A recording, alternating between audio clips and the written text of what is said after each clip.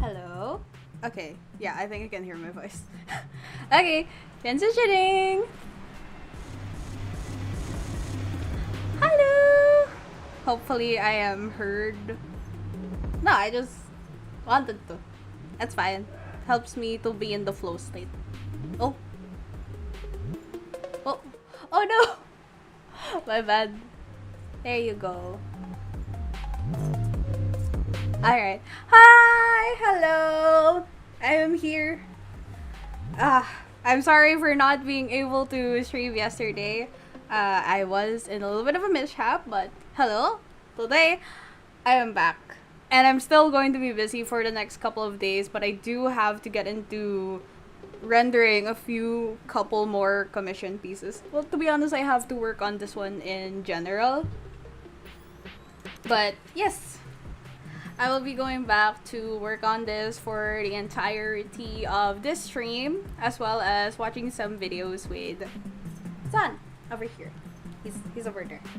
So yes, this is a commission piece that I have been doing for a while, and I still haven't fully completed it yet. As you can see, I've only put down the base colors and I've only really started rendering it, but it is probably the biggest piece that I have so much. Why am I so to the left? Oh, so I have room to move around.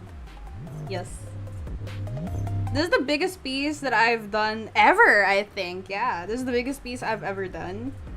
Well, it's not, of course, it doesn't show people's faces, but it is something. It is still something to deal with. Alright.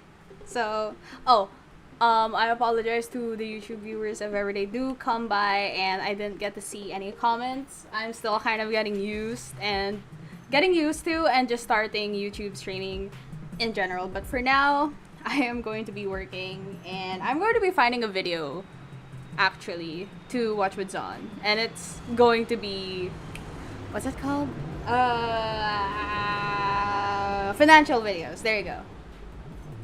So I will be working on that. Anyways, I will be saying hello to Zon now. Hello.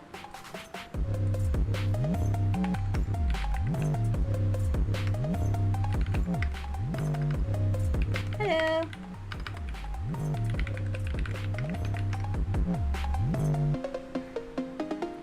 Why?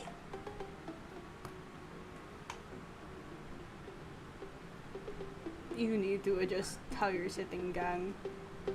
I was watching something earlier that I wanted to watch with you. Yeah. Hopefully it doesn't die. I'm gonna have to find it first and then I'll screen share it so I don't just screen share my entire screen out. Might die. It might die.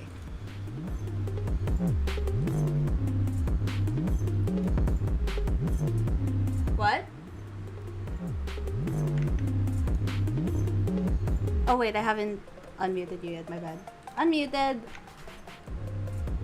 Not on stream. It was just delayed in Discord for me. Yep. Well done. I don't know, because I'm streaming.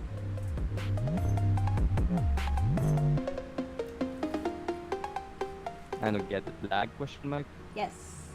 Okay. It's just lag. Oh, everything is laggy on my end too. It's very demanding on the PC Zone.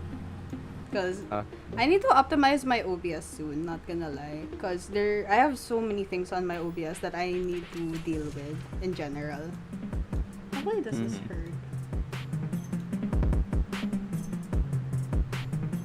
Yeah, I might like set up a new profile for OBS. Because I don't know if I'll need everything here. There you go. Okay. You watching a finance video? This is a finance video. Okay. Wait, why can I still... Oh my gosh. That's strange. Why did it do that? Okay. Didn't notice that. Alright, there you go. Fixed it on my YouTube as well. So this is not necessarily more of like financial explanation video. It's more so payday loan scams.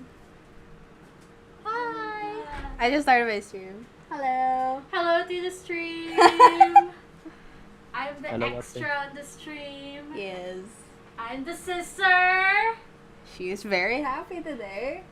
Thank you for the food. My sister made like tuna sisig earlier as well as Boston cream cake, and I had the best time eating dinner. It was great.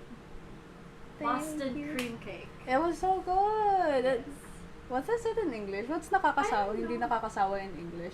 Uh, You don't get Yeah. sick of it easily. Yeah. There's not a proper word for it. you don't get sick of it easily. Yeah, also he's been waving too. Oh, hello. Hello. Hello. It's a really good dinner. It is. And dessert. Yeah. Best dessert. Bye. That was I my have two sister. questions. Yes. One, what was the dessert? You never told me. Boston cream cake.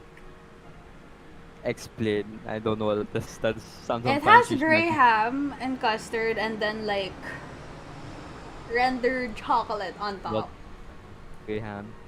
Grey ham, crackers, and she like grinded it Like, up and then she made Graham crackers? Yeah. Okay. And then she added custard there. It's kind of like mango. It's kind of like the mango graham cakes that we usually have, but it's a Boston cream cake apparently. Pretty sure they're using like a Boston thing in general. Yeah.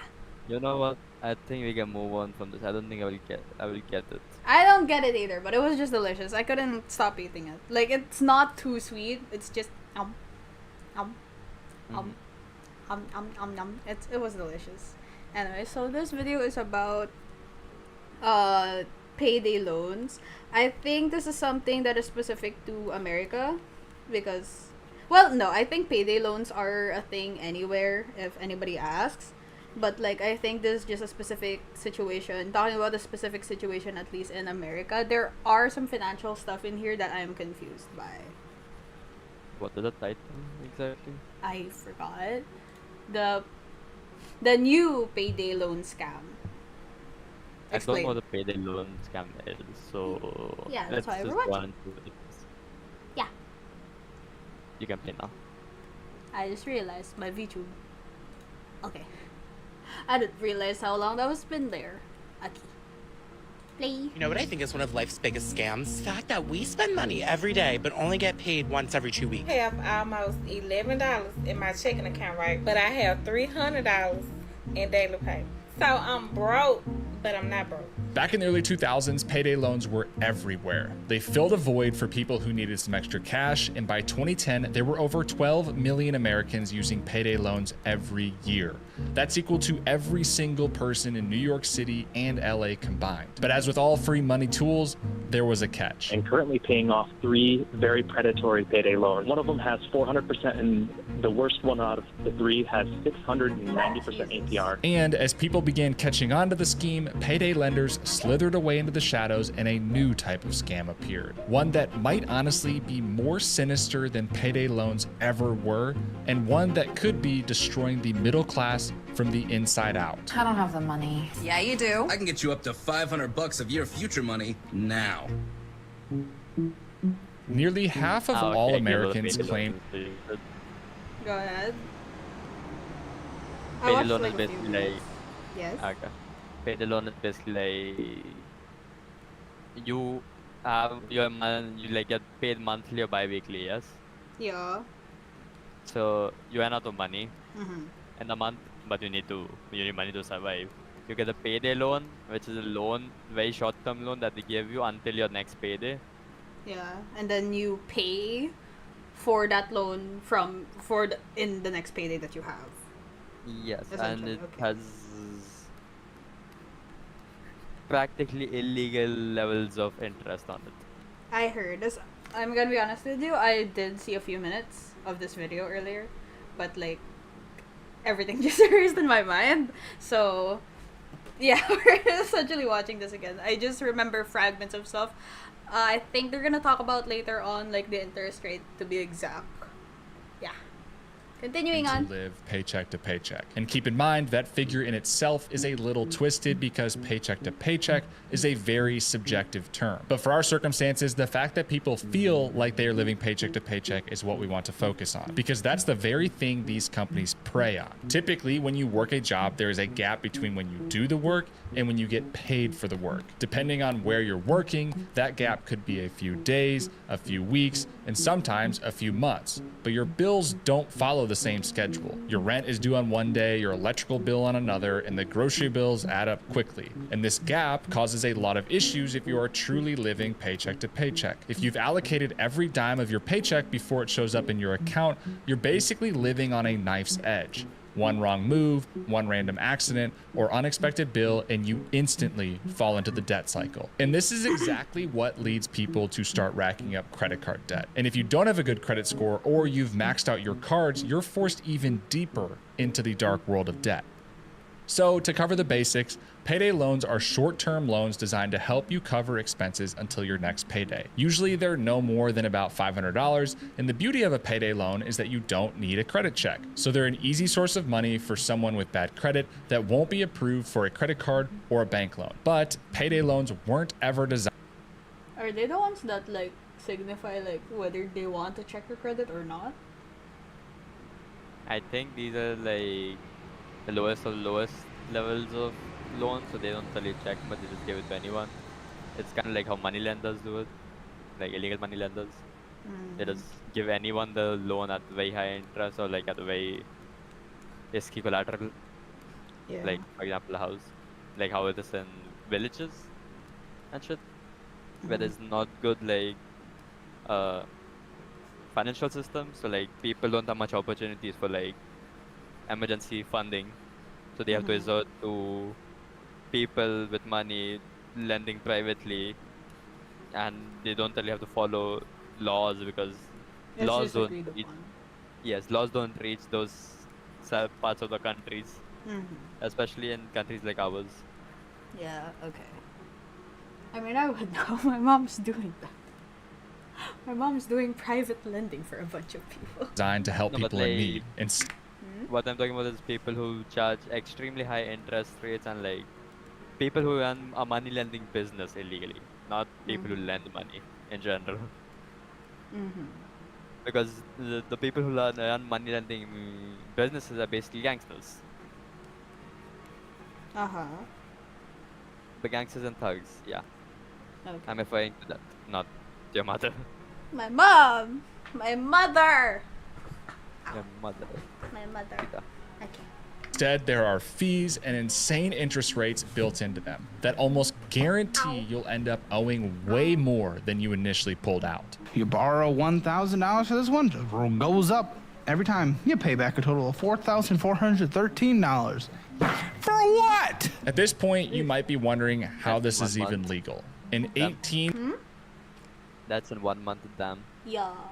of the US states would agree with you. They've all passed laws to cap the annual percentage rate, or APR, at 36% for small loans, which effectively eliminates the business model of a payday lender. You see, payday lenders make money by charging fees on the amount they lend to you, and that fee ranges anywhere from $10 to $30 per $100 borrowed, which doesn't sound like a lot, but when you annualize that $15 to find the true APR, you realize you're actually paying 400% interest on your loan, which is how the lenders make so much money on such small loans. Why wouldn't they lend you $300 for 14 days to make a profit of $45? But when the rate is capped at 36%, they're only gonna make about $4.15, which makes it much harder to stay in business. But if we return back to the map, you'll see that 400% APR is actually pretty small compared to some states like Texas and Idaho, who allow interest rates of 600+%. So you can only imagine how profitable these lenders are for loaning out money, doing basically nothing for 2 weeks, and then either collecting their fee or churning you into another loan because you couldn't pay off the first one. But for the most part, people have kind some of people are caught on to the commenting on tricks of YouTube, and I payday keep loans. forgetting to Don't get me check on wrong, that. My there are bad. still enough people falling for the trap to Hello. keep these lenders Thank in you for business, stopping but most by. of the younger millennials and Gen Z know to stay away from these sketchy buildings, which is great, but it's also led to a new type of trickery. Life doesn't happen bi-weekly. Neither should payday. It's money at the speed of you. Meet earned wage access. It sounds great on the outside. I've earned the wages, I just need them sooner than my paycheck allows. And just like the commercial says, once you hook up your bank account to the app, you get $25 to $250 instantly. But when you go to request some cash, you're prompted to leave a tip. Yes, you heard me right.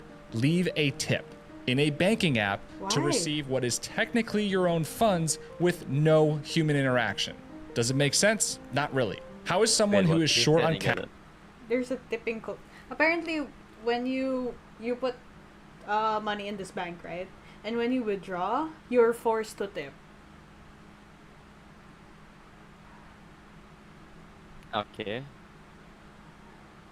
Tip. It's not a service fee. It's tips. Okay. For Like some... it goes to the banker, like the person who's doing To it. the... Like, what you No, call? the bank. No, it's a bank app. You tip the bank app. Okay. And that's strange Okay. because like that's not even a human person doing it. It's just the bank app. It's not a service fee. It's a tip. Cash to pay their own bills, And what's the supposed to difference between a service fee and a tip? Aren't they both the same thing? No. Except the tip goes to the waiter and service fee goes to an organization. No. The service fee is for like the actual labor that they do. The tip is essentially what the tip is supposed to be, because the tipping culture in our countries is very different from America. Tipping in general is just a compliment to those who served you. It's not supposed to be their paycheck. But in America, tipping culture is very prevalent because that's their livelihood. Because working a normal job without tips there is not enough. Like their paycheck there is not enough. They have to rely on tips to actually make an earning, which is bad. Because sure, you can say like, oh, the tipping culture in America is so generous. Like, yeah, it's generous because that's what they live off of. A tipping is just supposed to be the compliment to someone. That is what it is for the rest of the world. Oh, here's a little tip for you. It's a personal thing I give for you, but tipping in America is required. Yes? Terms tipping and service charges are interchangeable in my country. At least in the It's not. places I have been to. Because like, yeah, they just call it service charge and slap it on the bill and we have to be like, hey, take this off. We don't want to give you a tip, take this off. And then Yeah, they take it no. off. Yeah, no. Like, service charge, at least here in the Philippines, it's something that it is added in as usual. Like, it's just added. Specifically, I see it a lot in buffets. That's a tip. It goes to your server. You It can goes to the people that did it. No. It's not something else that's genuinely, like, a part of their paycheck in general. That's how things run. But, like, in restaurants, the service fee, I think, is usually in part of the total bill. Like, it's qualified with the food already. With the food you pay for. For me, it's just like you see the bill, yes, and you see like the addition of all the items. Mm-hmm. At the bottom, there's usually like 30%, 20%. Like I don't know what percentage usually, but like some percent service charge, Mm-hmm. and then you have to be like, yeah, the service charge, get rid of it. I don't think it happens much here in the Philippines. We only really see it on buffets. And I'm like, for the rest of us, or like in buffets or samgyeopsals, I think, it's just part. It's just part of their paycheck. But it isn't tipping for us. Because we do the tipping ourselves. We tip them ourselves. It's not Yeah, part I of think any you guys have receipts. a double tipping culture. Huh? I think you guys have a double tipping culture. Like you had this tip already included in the bill, that's the service charge, and then you guys tip yourselves. The service charge is just part of the bill in general for us. Yeah, okay. Like, that's just part of the bill in general. I don't know why it's called I don't know why service charge and tipping is different for you guys, but okay. I think some people do that. I'm not too sure. I don't know. But usually for the most of us, it's just part of the bill. Especially since it happens on like bigger restaurants only, where you do have people like serve you like independently, something like that. I don't know. Mm-hmm. Then again, I'm not too sure. I'm not too educated on this shit. It's just very vastly different for us. Tip the very bank offering them the short-term loan. Now the apps But will this say doesn't that make sense, like tipping for banks. Yes, that's why it's stupid.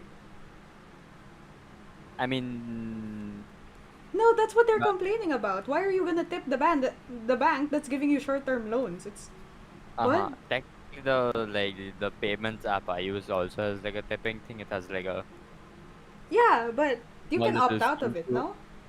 no, it's like a small little fee for every transaction because my app is like kind of a monopoly. It's made for like it's like a payments app for children, and no one else makes payments app for children, so they can charge higher than the market standard because it doesn't have competition. I don't know because my In that definition of market, I'm sorry. What? in that specific market, Uh-huh. it doesn't have any competition, so it can charge fees other than already paying for the subscription to. I mean, it's not a subscription. You pay once for a year.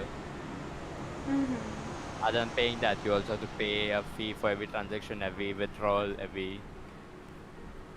It ex- But that's banking in general. It's just that it's like 10 times more with this specific app because it's technically a monopoly.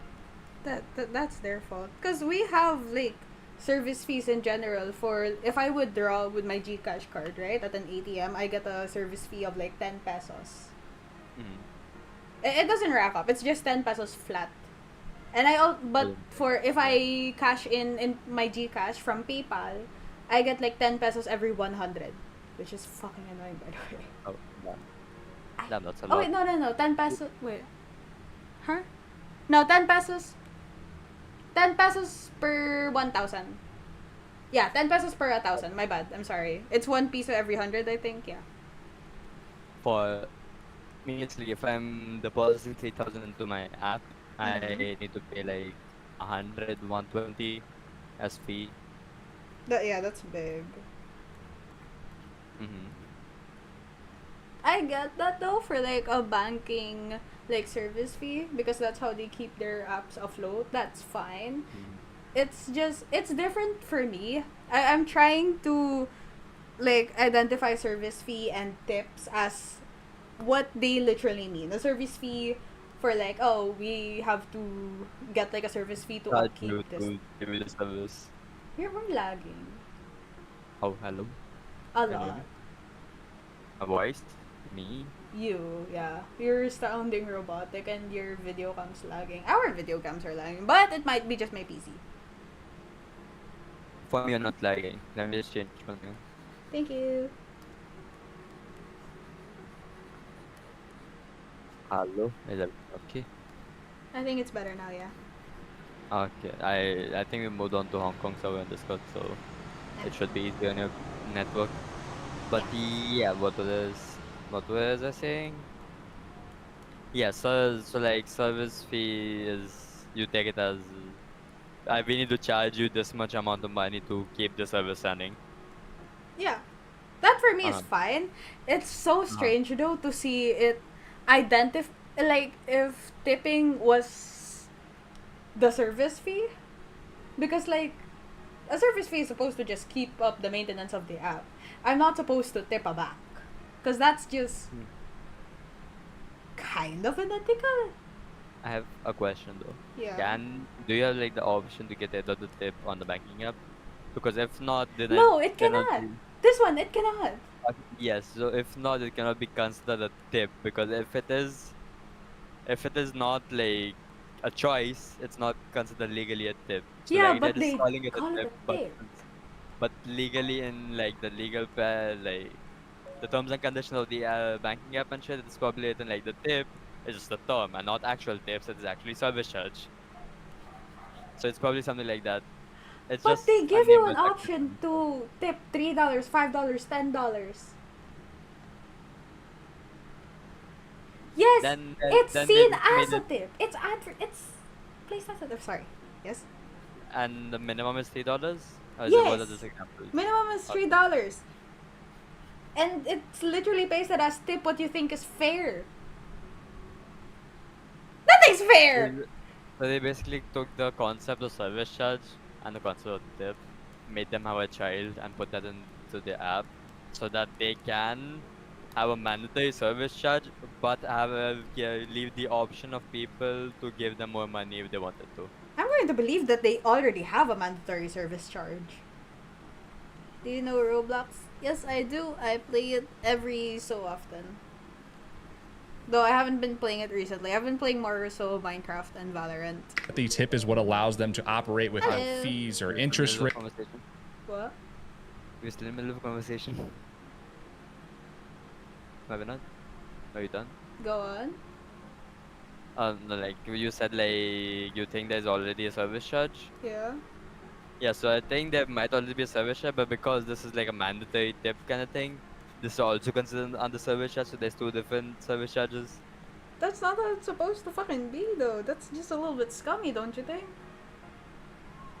I mean, it is, but that depends on like how much service charge it is, because like if it is lesser service charge than other competitors, then it is not more money they're charging. They're just charging money at two different spots, but it's the same amount of money.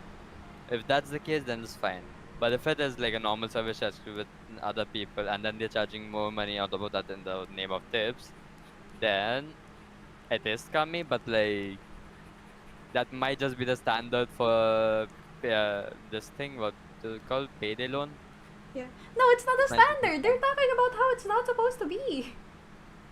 Is it just this one app, or is this like all We're not payday? done watching. Yes. Okay.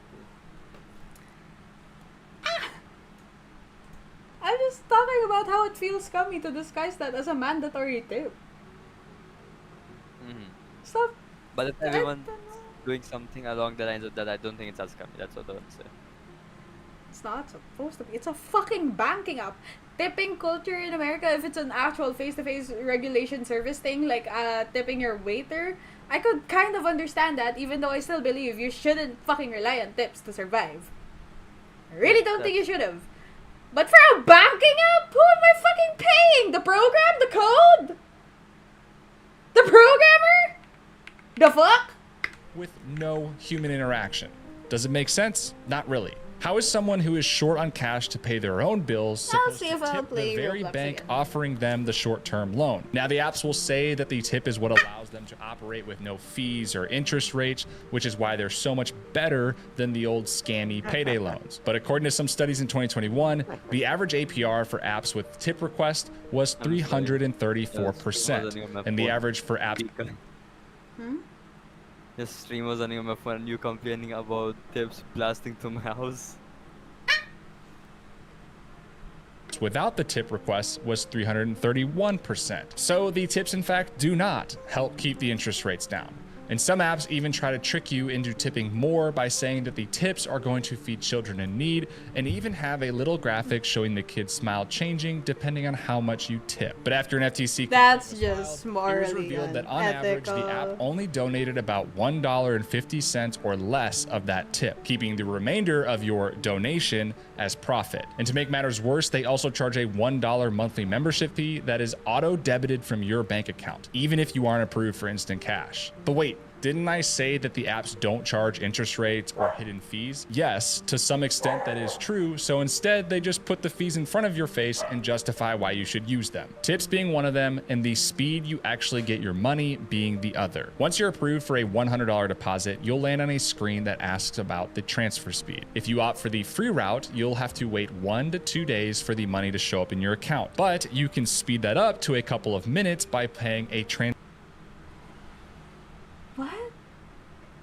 Why? Why are they monetizing this?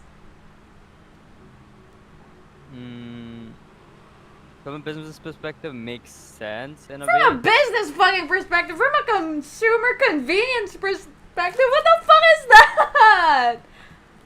What is this?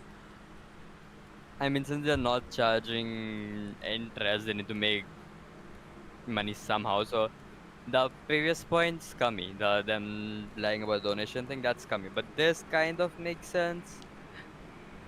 To keep it interest free, what the fuck is this?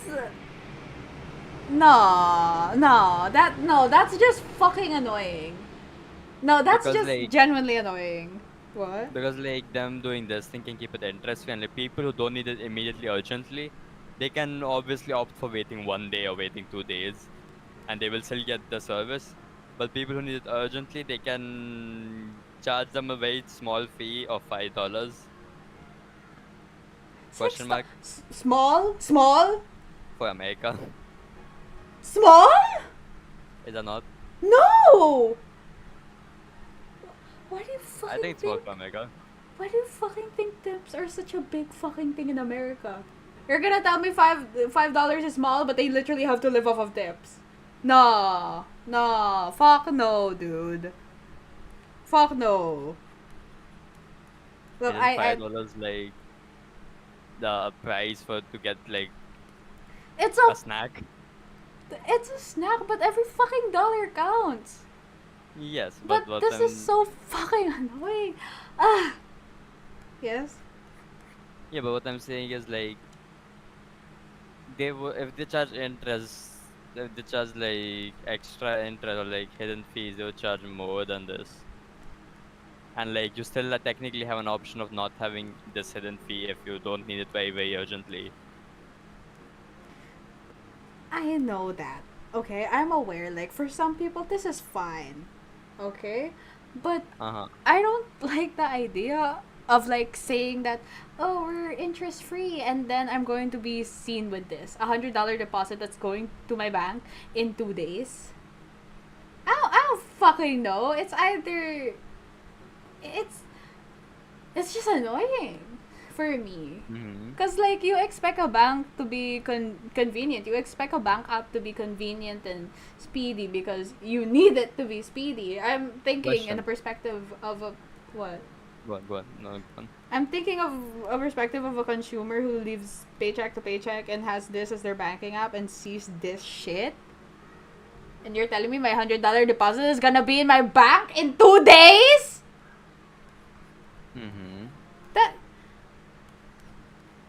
Zan, I get that you're a business student and everything looks like, well, it is a money done deal.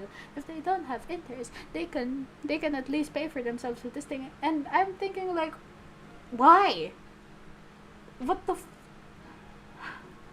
The business will go to business. That's my only point of view. I'm thinking of this in a consumer perspective, and this annoys the shit out of me. Yeah, but you also get that if they only do things for the benefit of the consumer, the business won't survive.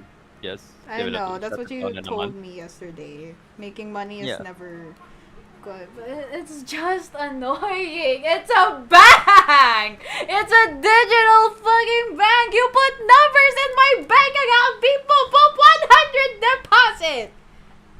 And you're gonna keep that away from me for money? I mean, to be honest, banks do take like a day sometimes to get you your money. But it's a fucking banking app! They're supposed to be quick! No, still, even banking apps take a day. My mom's banking app takes like, I mean, it's not just for 100, but like, it takes a few days to process. But I'm assuming in this situation, processing immediately is possible. That's why they're able to charge lightning speed thingy. I'm pretty sure it's possible. They're just monetizing it.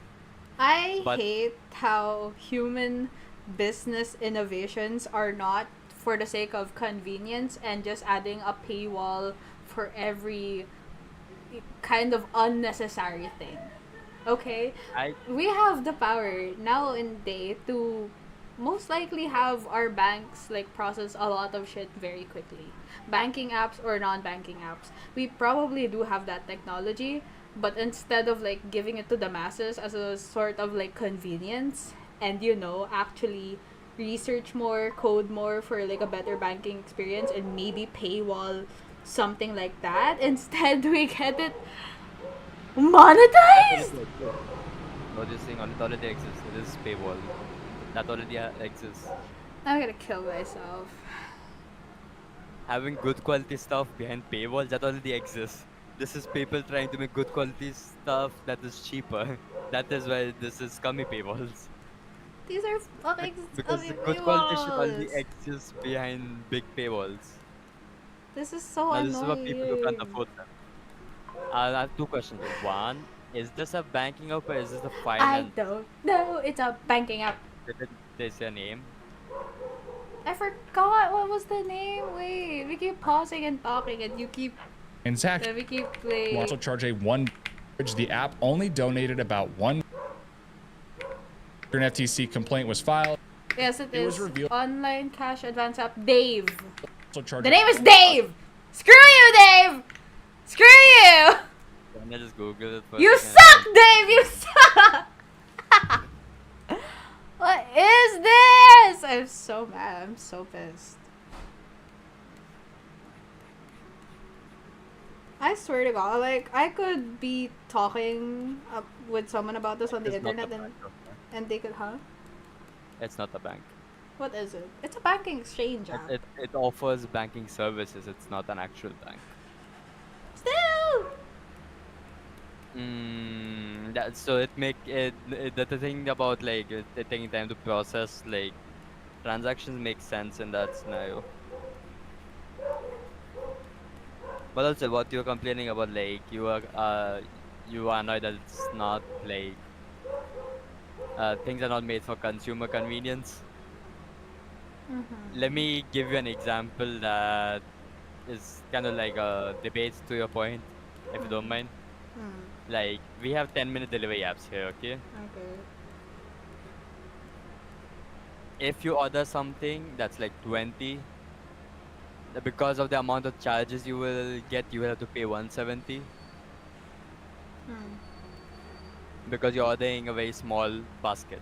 If you order something 200, it is almost zero charges. Okay?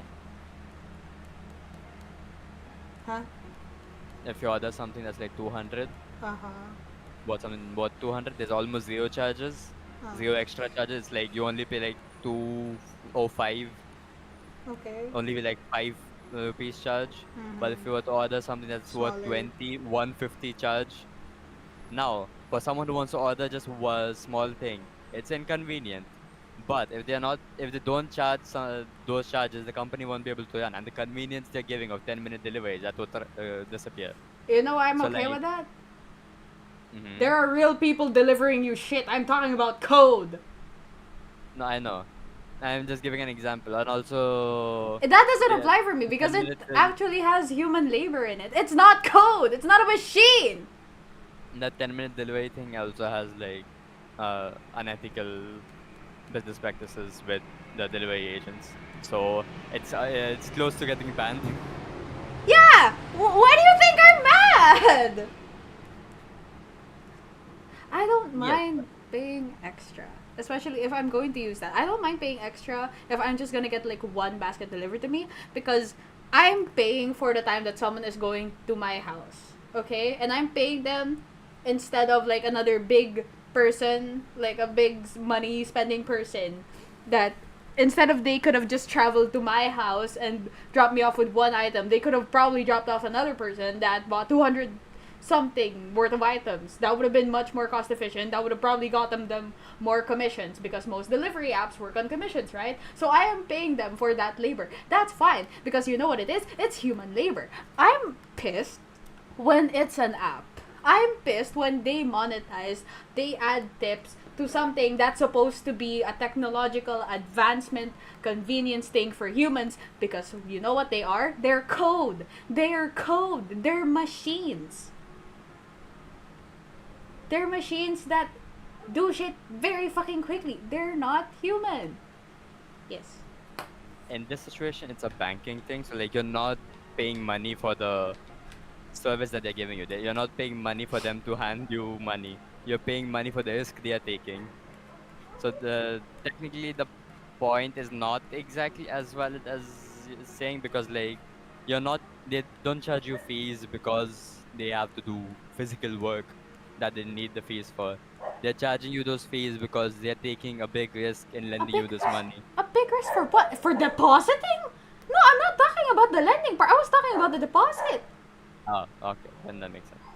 I was talking. I thought this was like No, I was talking about a fucking deposit, girl. I thought this was like taking a loan kind of shit. No, not yet. We're not in that part yet. We're barely there yet. We're just going through the explanations What of was the banks. lightning first thing? That was fucking deposit. Oh, Why do you think I was so pissed? That wasn't a loan. That was a fucking deposit to my own bank. Oh my god. once again, Did you I think think I was that talking about the loan since earlier? I'm gonna kill myself. no, because you also con the money you get from loans deposits sometimes in some situations. That's why I was confused. I My know bad. it was called like that, but what the Uh-huh. video meant is I'm gonna deposit my money into a bank account, not a loan. That was not a loan. Okay. Again, That's why it one.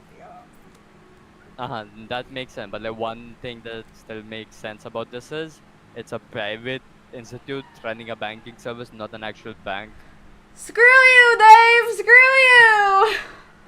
Yes. Okay. We can continue. I'm gonna kill everything. $1 monthly membership that is auto-debited from your bank account, that's even if okay. you aren't approved for instant I cash. don't. Also, just as a what's it called? Just as a disclaimer for everyone, I am not an economics student. I'm not a financial business student. And that's Zon actually. That's why he has a lot more shit to say about financing justifications more than I do. I am a consumer. I am somewhat of a cheap person in general, and I'm dumb. I would need things to be explained to me in layman terms, okay? Because I will not get shit if it's not in mostly layman terms. I can always ask what the actual terminologies are, but I just need that aid to me.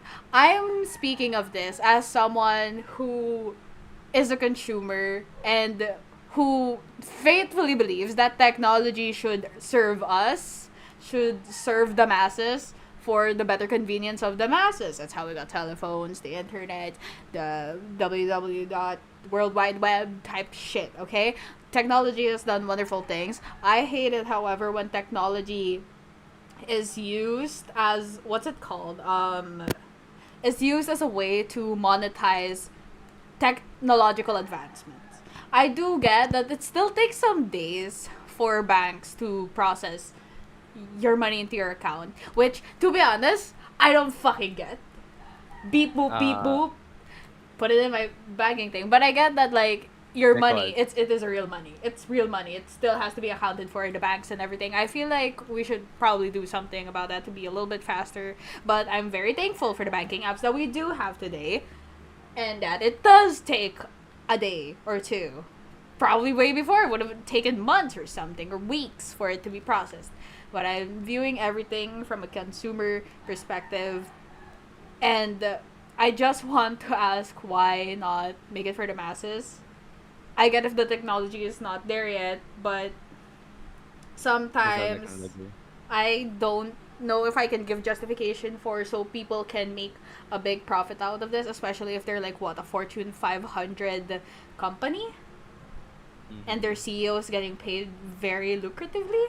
I don't think I can give my heart out to understand that. I understand that you need to make a revenue, you need to make a profit, you need to have something home. It's a job after all.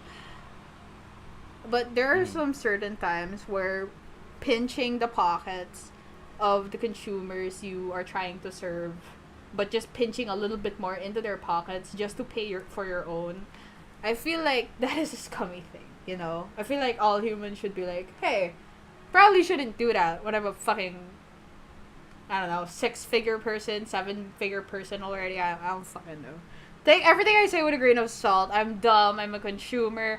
I just want to consume stuff in an ethical way. Of course, not everything is ethical or morally justified in the world, but I'm just trying to live by what I do. I'm so sorry for this disclaimer. So long. You're morally biased and you have consumer bias. Yep. There should be a balance. As all things should be. Ah! Ah! But yeah, it's not about like what did you say earlier? Said it's not about that. It's not about what? Money, people, technology. I didn't say anything about it's not about what. I mean, I believe that technology No, I should did. serve us. Yeah, Serve and us. and you said it's about something. I said it's not about that. Not about what? but I forgot what I said. But it's not about anything else but the maths. The maths doesn't make sense. For example, if your mother, she lends out money, yes. If she were to lend out to anyone without taking precautions, you all will end up on the streets, yes. You all will Yes, lose I all of your know. money. Yeah. Yes, that is the same with banking services. For loans, I can kind of get it because it is a fucking loan. You can default on a loan. You're entrusting someone. That's why credit scores exist. Yada yada yada do. But for like just traditional servicing of stuff, especially if it's made with technology, I don't think we should pay for that. Service fee, sure. Keeping up your servers, fine. Maintenance of the servers, fine. Integrating new things that are probably good things, okay? I would be happy to pay for service charges if they're actually integrating very useful shit. Or just the upkeep and proper maintenance for the app I'm using. I don't want to give a fucking tip! Unless, of course, it's a real person. That's all. Oh, we watch a video, now I keep ranting. No, it's fine. The point of finance videos is the variant. It makes it smarter. I'm not smart! Didn't I say that the apps Yes, don't that charge does make interest sense, rates huh? or hidden fees? Yes, to some extent that is true, so instead they just put the fees in front of your face and justify why you should use them. Tips being one of them, and the speed you actually get your money being the other. Once you're approved for a Yes, but $100 it was- deposit, you'll land on a That's why I thought it was like a loan, the speed at which you get your money. screen that asks about the transfer speed. If you opt for the And free for the route, deposit you'll also. Huh? He Maybe said I like, this is the speed at which you get your money, and then said $100 deposit. So I was like, okay, the deposit is the money you get from the loan. Okay, maybe it is about the loan. Maybe I was dumb. In which case, And that I would makes sense understand this because Have to probably. wait a non-banking company giving a loan, it usually takes a little bit. Okay, yeah, that one I'm okay with that. Mhm. My bad, chat. 1 to 2 days for the money to show up in your account. But you can speed that up to a couple of minutes by paying a transaction fee. And that's where the money is made. If you're already on an app to receive instant cash, you probably can't wait 1 to 2 days. You're probably in a situation where you need the money as soon as possible. So what do? You pay the fee. And as Huh? I think people will be able to wait 1 to 2 days at least. I think that much they can stretch it. I mean, if you're ano, kasi, if you're what? If you're living paycheck to paycheck, a difference between a day is all that could probably save you from more interest from other things. Maybe.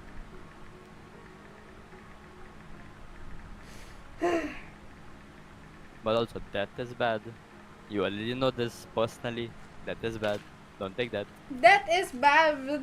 You're telling but me what I'm like talking the about- other day that big businesses have to take out loans so the IRS don't get them type shit because a loan is not an income that could be taxable. Are you telling me Yeah, that is because- not a debt? No, they take debt like within the amount of money they already have. Like they have, I'm gonna fucking explode. they already have the money, and that's why they can handle taking that much debt because they already have more money than the debt. Okay. If you take debt when you don't have money, that's when you're fucked I mean, yeah, obviously. because that's the debt trap. You know what fascinates me as well about like the financial world, especially when it comes to the idea of prestige, that you can use something as a collateral, especially if you're a celebrity, by the way. That you can use something as a collateral and say that that will pay for your thing.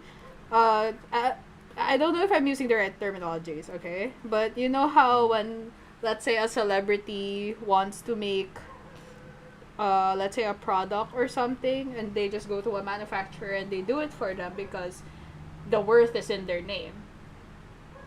Mm-hmm. That's something that always fascinates me as humans because you can, I get it, but at the same time it's just a very strange phenomena to know that your name alone is worth millions. Like your net worth or something, it's worth millions. It's enough to like start a brand because you put a you put a value to your brand type of thing. It's a very strange phenomena that I understand, but at the same time I don't. It's called being an influencer. You Ugh. influence people. Mm-hmm. Therefore, if you were to create a brand with your name on it, there's some guaranteed sales which a brand without your name on it wouldn't have. Yeah. So like the risk is reduced a lot. Mm-hmm. So that's why the company behind the like YouTubers or like celebrities, they're just like, yeah, we'll do it. Let's do it. Mm-hmm. So strange, so strange. Going on. Because those Soon- companies, Sorry. because those companies behind the celebrities don't want to make the best product ever. They don't care about that. They just care about making some profit, like 10% profit, and that's it. That's enough for them. And it's not like any of these brands, like, unless they genuinely make an exceptional product, it's not like any of these brands will excel past the 10% profit margin. Like, for example, Mr. Beast, Feastables, Prime. What else is there? Beast Burger. They all ran on a hype train for a little bit, then die down. Yeah. I mean, I genuinely still love it when celebrities actually use their name to promote a product or to make a product that's genuinely good for them. Like Rihanna's Fenty Beauty, Selena Gomez's Rare Beauty. I'm sorry, all I can think about are cosmetic companies. The other one that I can think of is, who is the husband of Blake Lively? I have no clue who you're talking about. Ryan? No, it's not. Fuck it. It's not Ryan Gosling. Ryan something. Just the husband of Blake Lively who owns Mint Mobile, which is a data plan thing in America that's like against AT&T, and apparently Mint Mobile has like really good charges, and sometimes like if you've been a loyal customer, they upgrade you for free. As compared to like some other of the mobile companies, which are a little bit I goofy on the think prices. that's the I think moment that's where fine. the influencer is not getting in with his name. He's getting in with his investment.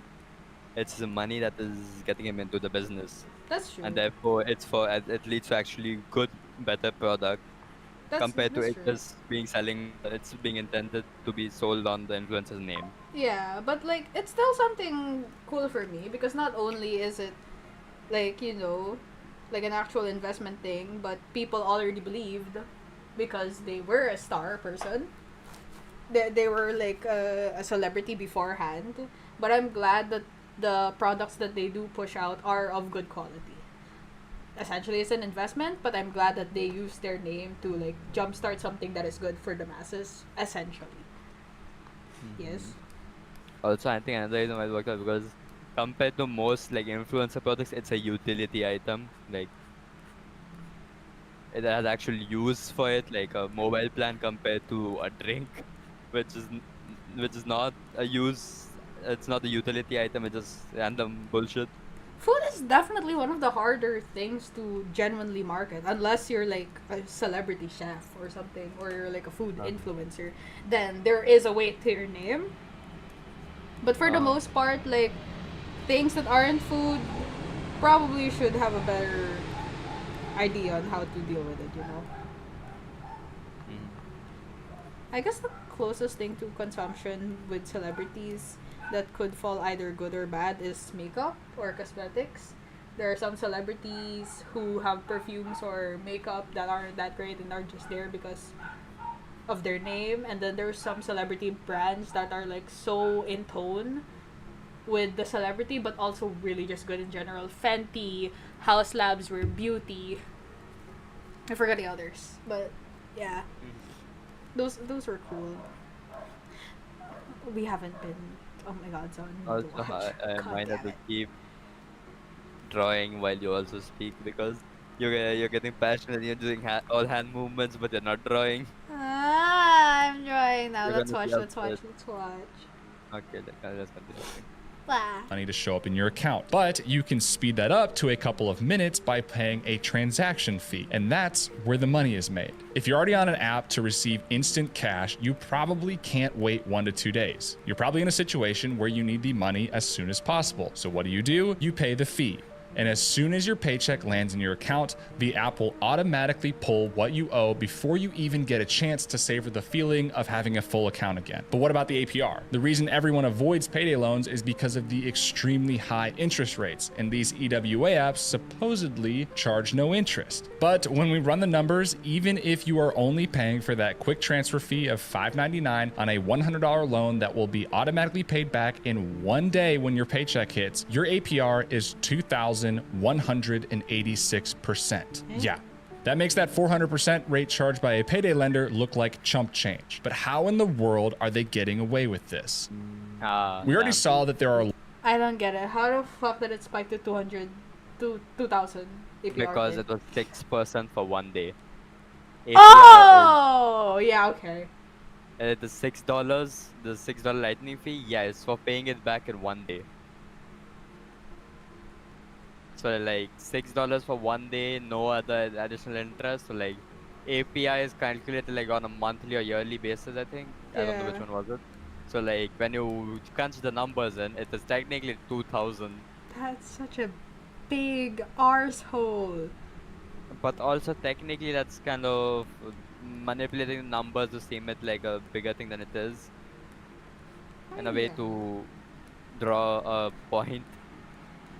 Because like... I mean, it's a point. If it's a point Yeah. and you hit the fucking target of that point, it's still a point. It's still not that invalid. I would say okay. But yes, continue. Laws against charging exorbitant rates on short-term loans. So why do these apps get to skate around charging whatever they want? Well, as with most legal issues, it all comes down to the wording of the law itself. In order for an interest rate to be regulated, it has to actually exist. And since these EWA apps are technically not loans, they technically don't have interest rates. And if you're not providing a loan and not charging an interest rate, you don't get regulated. It's as simple as that. EWA apps argue that they are simply advancing payment on a paycheck, not actually loaning out money. Okay, I guess that's one way to look at it, but it definitely doesn't make sense. At the most basic level, a loan is defined as money lent at interest. So I'm not really sure how they're justifying in their heads that they are not the ones loaning me money, but instead, I'm supposed to believe that I'm borrowing money from my future self. And the interest they're charging might not be called interest, but we all know what it really is. That said, the apps don't really care what you think because what they're doing is working. A banking app that's giving $200 interest-free cash advances. Jason Derulo, no! Not again! Jason! No! Through influencer marketing campaigns, these apps are convincing Gen Z that their budgeting failures are actually their employer's fault. And instead, they should be using the apps to get their money as soon as they finish their shift. That way, they're not waiting until payday for the cash to land in their bank account. But I'm sorry, bi-weekly pay isn't some crazy new concept that only Gen Z has had to deal with. It's been a thing since the 1940s and is arguably a great way to train yourself to live within your means. There's really no world in which you should I actually don't get like the idea, the quote, the video that was said earlier at the start of the video. That was like, what was it called? The math isn't mathing. Why do we get paid every few weeks when we spend shit every day? Sir, you're not supposed to be paid like a fixed amount of money every fucking day just because you spend every fucking day. Your salary is a fucking salary. That salary is supposed to be for the rest of your 2 weeks, the rest of your month, depending on how your salary is. If you get paid every day and then spend every day, you'll be living paycheck to paycheck your entire life. There's no way you're saving for anything. Yeah, and that's kind of dangerous to expect something like that because you're not going to learn proper money management if you're given a set amount of money every day. Because you're supposed to like keep track of your expenses and shit, and you won't realize how expensive things are until you see it in like a bigger picture, right? Like, sure, I can pay for this fucking 250 pesos fucking meal right now. But if I had that shit every day, and my income every day is what, 2,000 pesos? But like, of course, it's not the only thing I'm gonna buy every day. I'm gonna buy like groceries and shit. Yeah. That's not gonna be great. Ugh. Annoying. It's annoying. It's annoying. Everything's annoying. Everything financial always annoys me. I get that money is such an exciting fucking thing to deal with. Oh my god, I should do this with my best friend. Am I not your best friend? What the fuck? No. Oh, what are you talking about? Talk more about finances with other finances people, aka Nicole. You are a finance person. I'm literally watching this video with you. Now go do whatever you have to do. I want to continue watching this video with you. I've been on the... what's it called?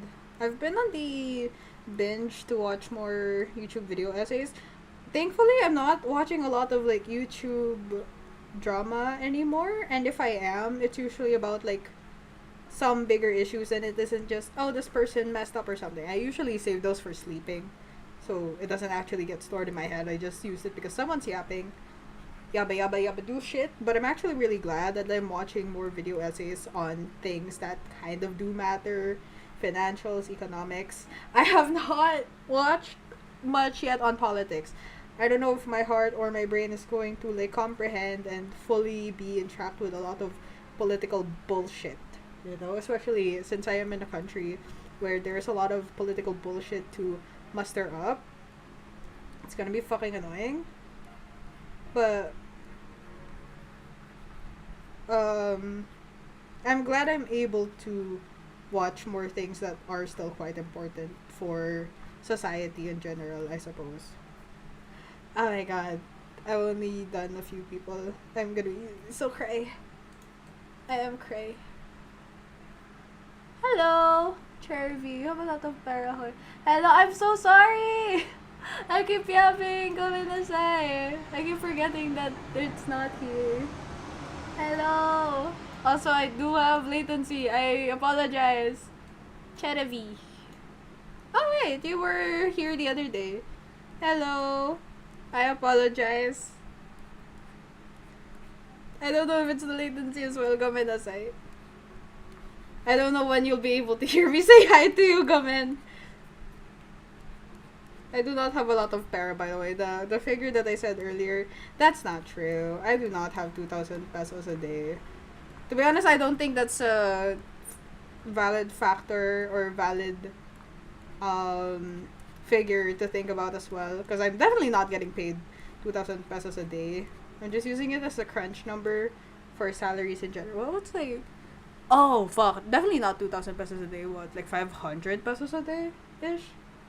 I think that one. Scary.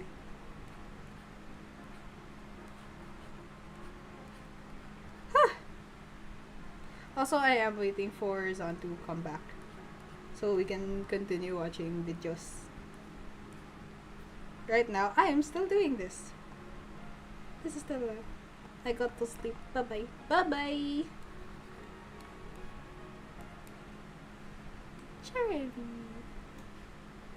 Sleep well.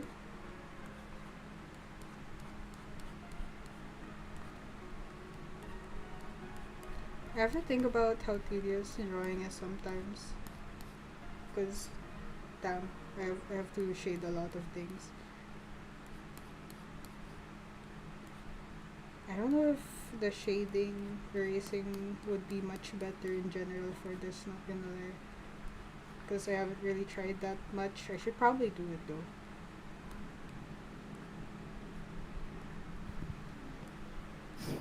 Hello. Hi. Welcome back. I'm back. He's back. Wanna continue watching?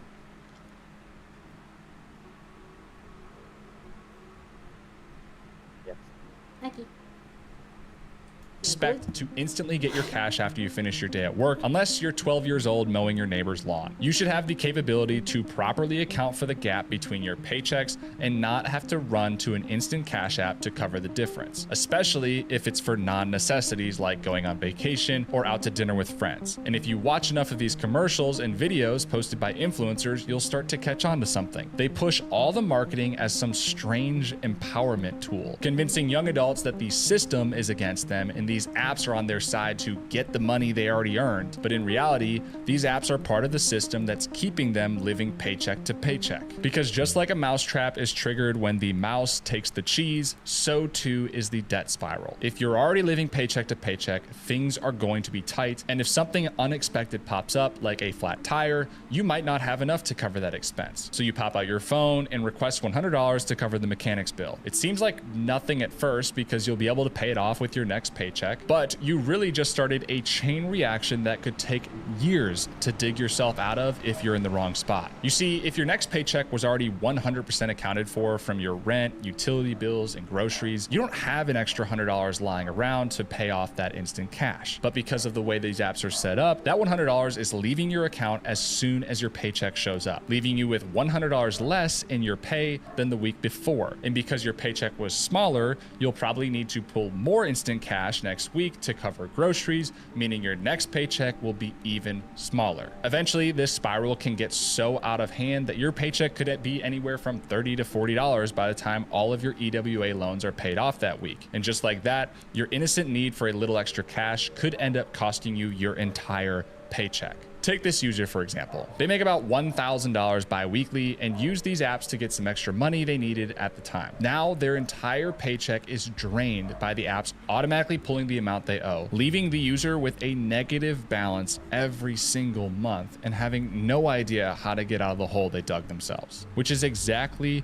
what the apps want. They design their websites, their marketing, and their user interfaces to feel clean and safe because they know that most of us understand that the yellow and black payday loan signs are scams. So they do the complete opposite, and they've convinced many young adults that this is your money and there's no fees or high interest payments that could get you stuck. It's just getting the money you earned when you earn it. But in reality, as we saw earlier, the implied interest rates on these not loans are way more than payday loans. And truthfully, you'd be better off getting into credit card debt than using these. Yes, credit cards would run you a crazy high 20 to 30% interest, but it's better than 1,000%. They're both bad options if you are in debt, and truthfully, the only good option is to make more money. If you're already living paycheck to paycheck, things are probably tight, and that's okay. Do your best to reduce any frivolous spending or wastefulness in your life, but most of all, find a way to pick up more hours at work, start a second job, or start a side hustle to bring in some extra cash. Focus on the highest interest debt first and start knocking out your loans as soon as possible. And a great way to make some extra cash is to start a business of your own with very low startup costs. But sometimes that's easier said than done. And that's why a site like Printful is so helpful. In fact, I used Printful when I was in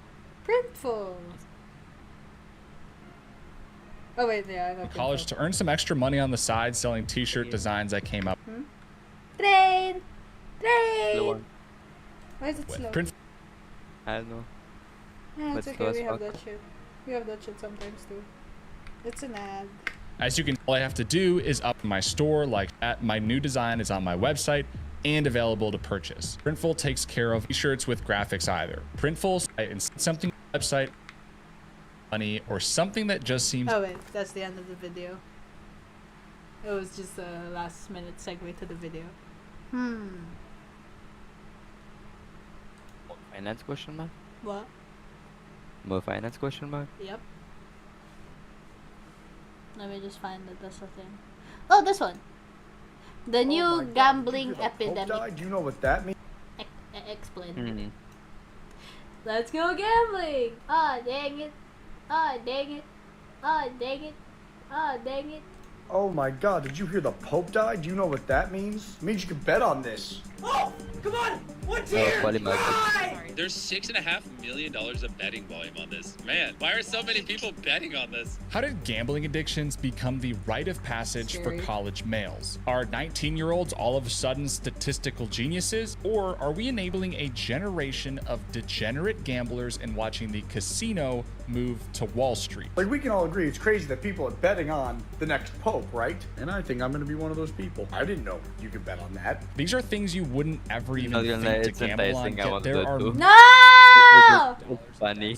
You can bet on this Trumple But first, I think it's important to understand what we're even getting ourselves into. Because technically speaking, this is anything but gambling. Betting or selecting. I guess I shouldn't phrase it as betting. That's probably not how it's supposed to be phrased. Instead, it's an algorithmic trading of event contingent derivative contracts. But what does that even mean?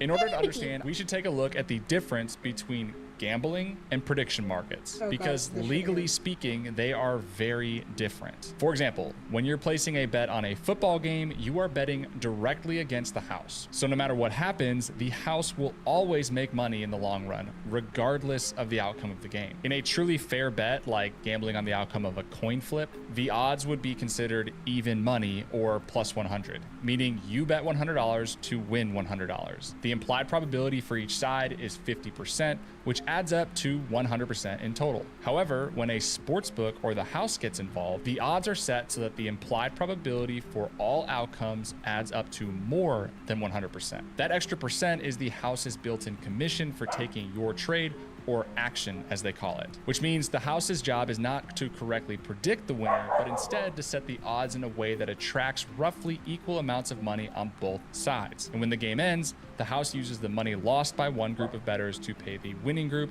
and they keep the VIG as their guaranteed profit on the total amount wagered. This can be a little difficult to understand, so let's break it down with some numbers. Say you and I are watching the Vikings versus the Chargers this week. Right now, the sportsbooks have the over-under on... What?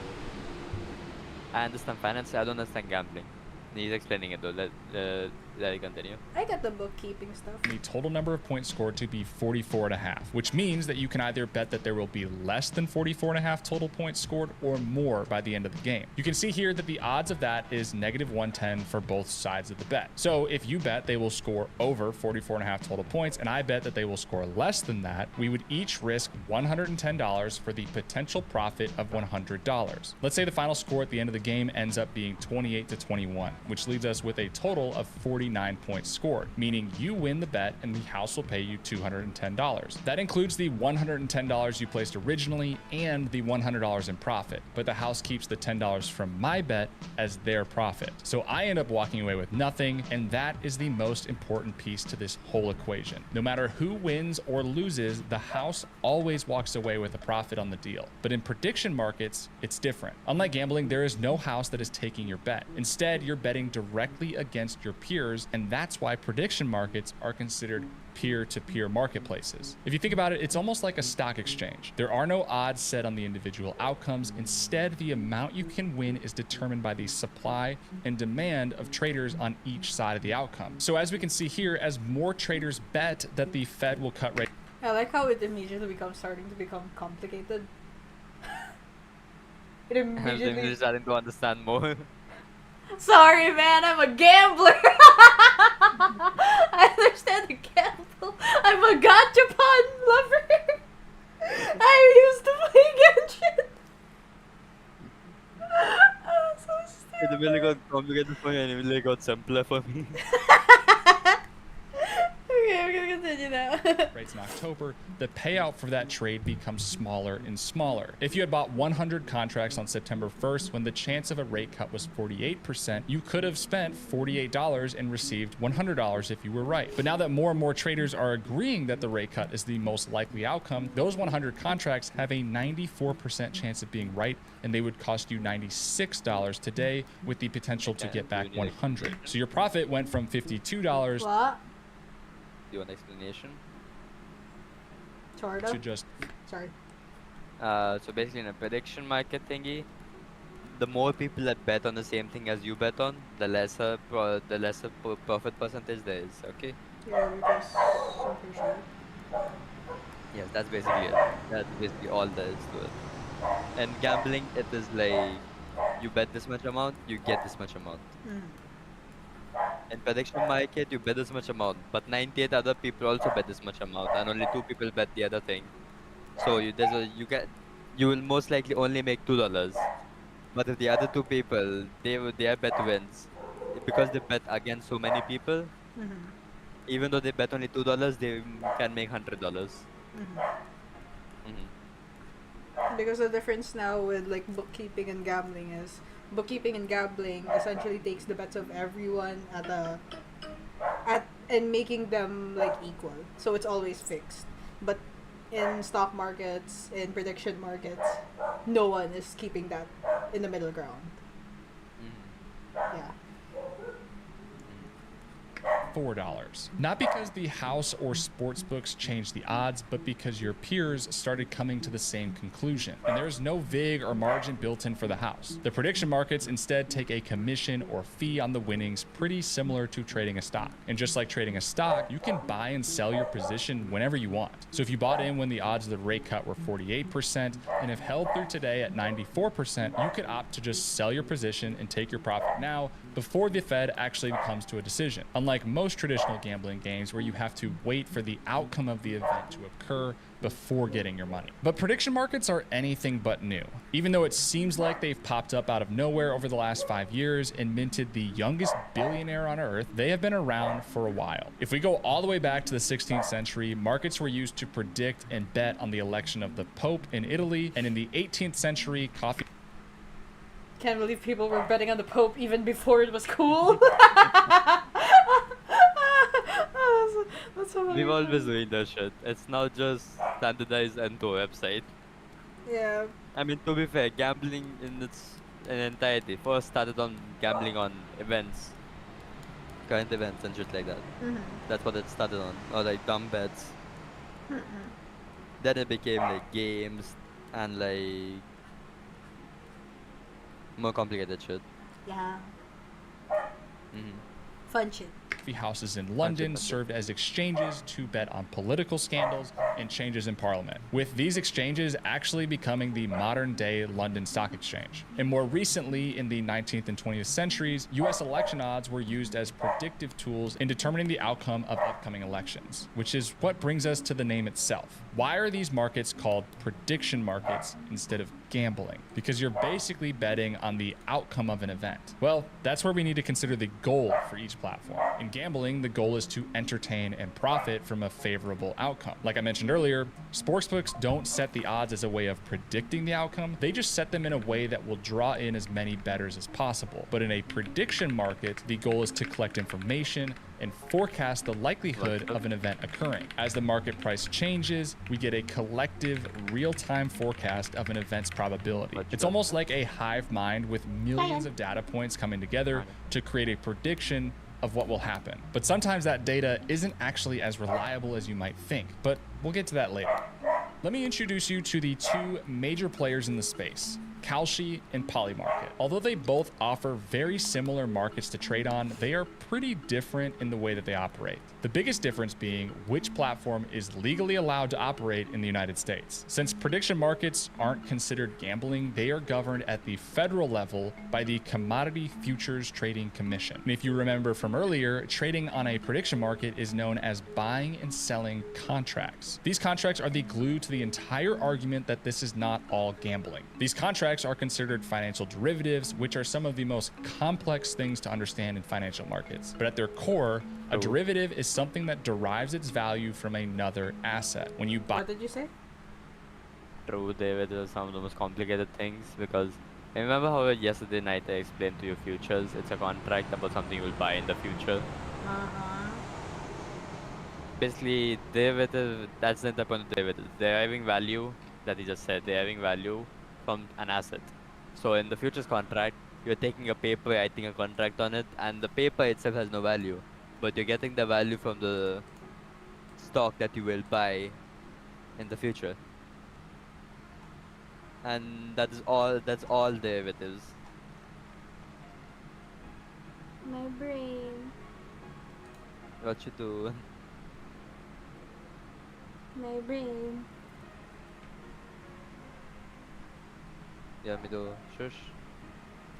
No, it's okay, but my brain. Uh-huh.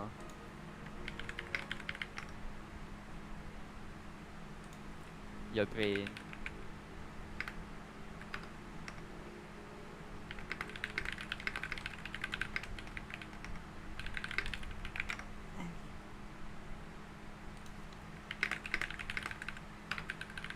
And also, if you remember what I told you yesterday, with this aren't that type of security.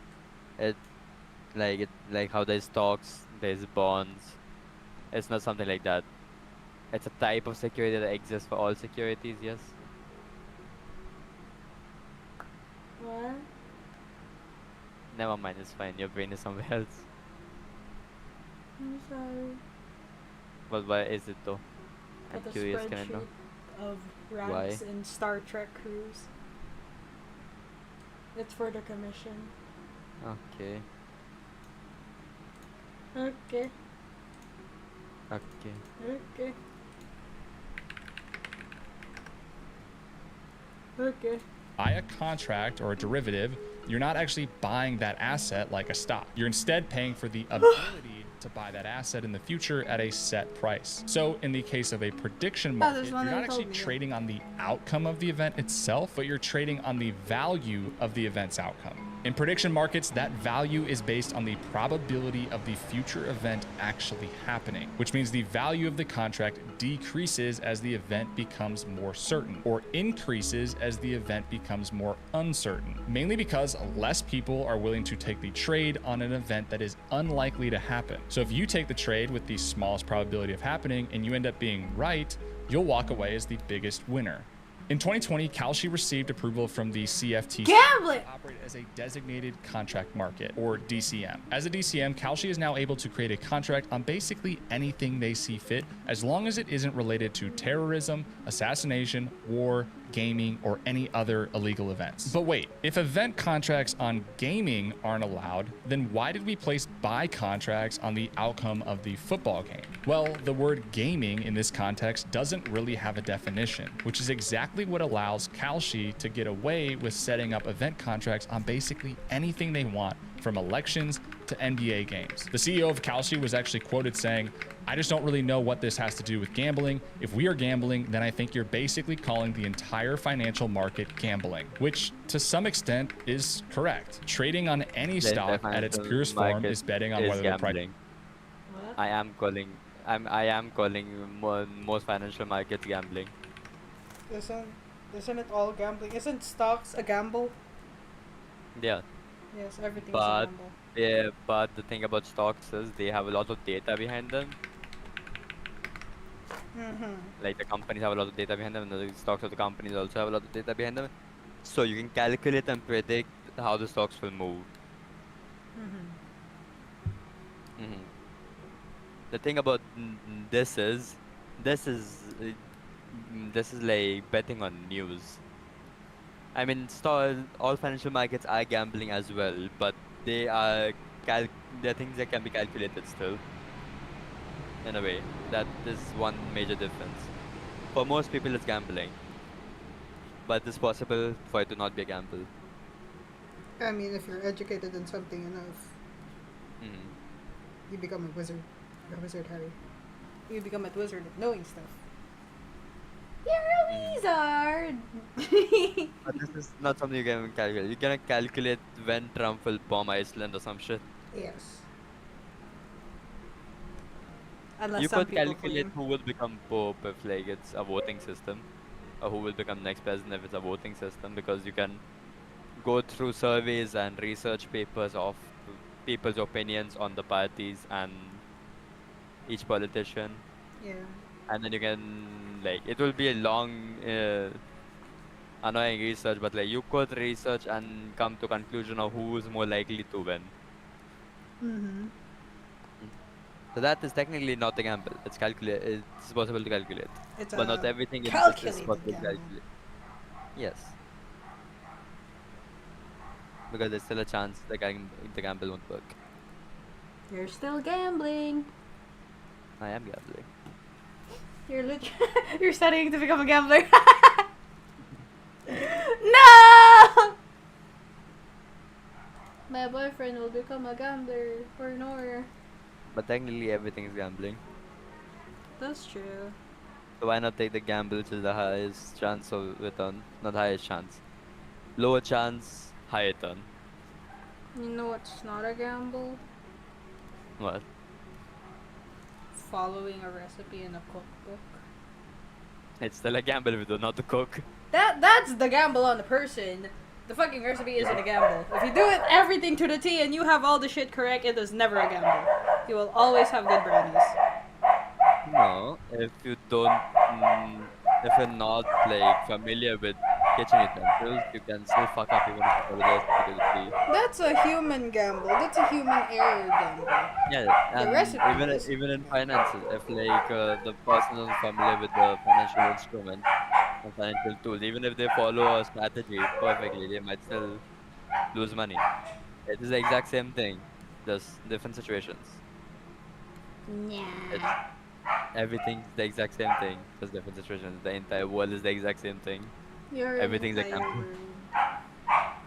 Yours? Yeah, ma. One second, do it. Stand up for 5 seconds.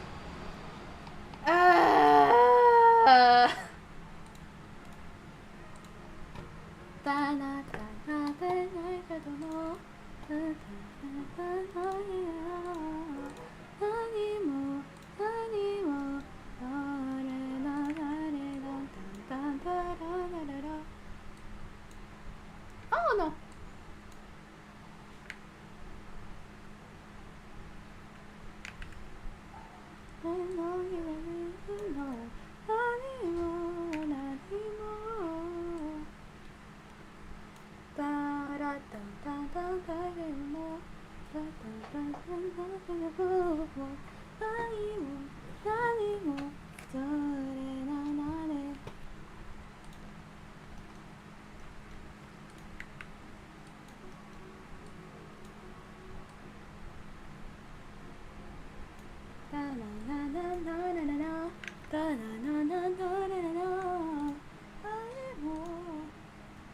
Oh gosh. Okay, I have to redo some things. Oh fuck! I should have gotten there first.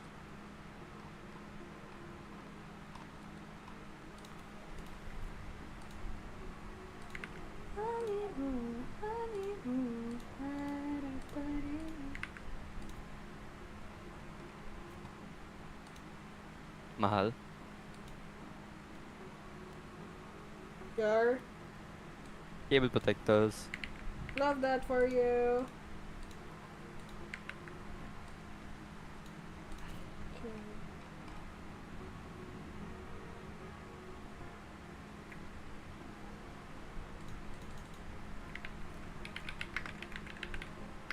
Now let's see if it works. Wrapping it around, it should.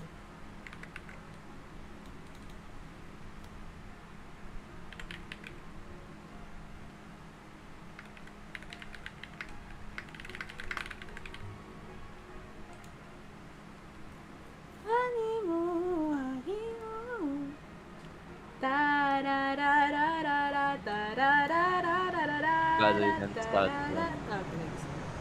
Because I've just been singing to fill the silence in my own head. Price will go up or down. So I kind of see the point he's trying to make, but the states and the casinos operating within them aren't as happy with that explanation, which we'll touch on in a bit.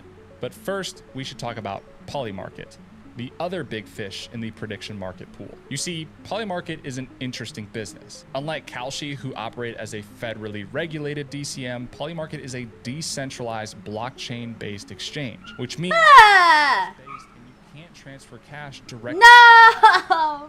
It's all based on crypto. With all that said, Polymarket has not been as successful in the judicial process as Kalshi. In 2022, the CFTC sued Polymarket for operating an illegal, unregistered derivatives trading platform in the US because they did not have the approval to operate as a DCM like Kalshi. That lawsuit was settled for $1.4 million, but the settlement required that Polymarket not allow US citizens to trade on the platform, which they didn't do too good of a job on. US users were just using VPNs to change their location locations and continued betting. So in 2024, the FBI ended up raiding the CEO's apartment. At the moment, Polymarket is still banned from the US market, but some things might be changing. So if casinos are bad and sports betting is their ugly cousin, what does that make prediction markets? Are they the hot new thing on the street, or are they truly degeneracy at its finest? It kind of depends on how you look at it and your opinion on financial markets as a whole. My problem with it lies in the fact that it makes gambling extremely easy and extremely accessible. Since these event contracts are governed under federal futures trading laws, you only have to be 18 years old to place a bet, unlike gambling, which is 21 in most states. Additionally, you can't argue that these platforms don't drive the desire to gamble through the roof. We already know how detrimental gambling addiction can be, and as these platforms become more and more popular, they become more and more desired by everybody. So if you can get someone in the door with a quick bet on the Sunday night football game, then tease them with a quick side bet on how long they think the government shutdown's gonna last, you can slowly drag new bettors into a lifetime of regret and leave them placing bets on anything and everything. Not to mention, this opens the door for an insane amount of insider trading. I mean, just think about it. Every time Trump does a speech or press conference, there's an event contract open to place bets on specific words he might say. How hard would it be for one of the scriptwriters to just slip in the word China into the speech and make a quick buck? Or during these company earnings calls, if you saw the talking points beforehand, you could easily place a bet and win. Yeah, I hope we answered your question on that. I was a little distracted because I was tracking the prediction market about what Coinbase will say on their next earnings call, and I just want to, add here the words Bitcoin, Ethereum, blockchain, staking, and Web3 to make sure we get those in before the end of the call. Now, I understand that to an extent, insider trading is that easy when you have insider information. But with these platforms, the enforcement is much harder because a lot of the times they're not required to inform regulators of system. No, he's well, technically poking fun at it, but also being like, hey, so like Polymarket has this bet running on us, so I'm gonna get these words through so that the bet goes through on the Polymarket. So basically he's manipulating the bet casually, and it's legal.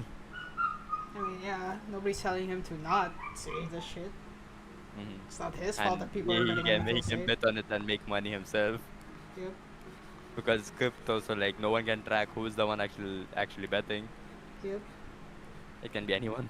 Can't believe they did this to my boy from Apex Legends. I still love you, Crypto from Apex Legends. That's his name! Yeah. The one with the drone, that's him. I think he came way later than and stopped actually caring about Apex. I think he came mid or early mid, something like that. Play. Suspicious trades. For example, Kalshi isn't required to report any suspicious trades to the NBA, which leaves everybody in the dark on whether there is some form of insider trading or gaming of the system. That said, these legal issues are changing in real time. In fact, since I started working on this video a few weeks ago, a lot of the rules have been adjusted and a lot of big news came out. The biggest of which being a $2 billion investment in Polymarket by the Intercontinental Exchange, who is the parent company of the New York Stock Exchange. Now, why would the New York Stock Exchange invest in a company that's not even allowed to operate in the United States? Well, if I were a betting man, I would probably venture to guess that Polymarket will be live in the US by the end of the year. Outside of Polymarket and Kalshi, we've also seen some huge moves from other platforms. Specifically, Robinhood is getting very involved and now offer a full suite of sports betting and prediction market events, as well as the traditional gambling sites like DraftKings and FanDuel, both of which have recently acquired CFTC-approved prediction markets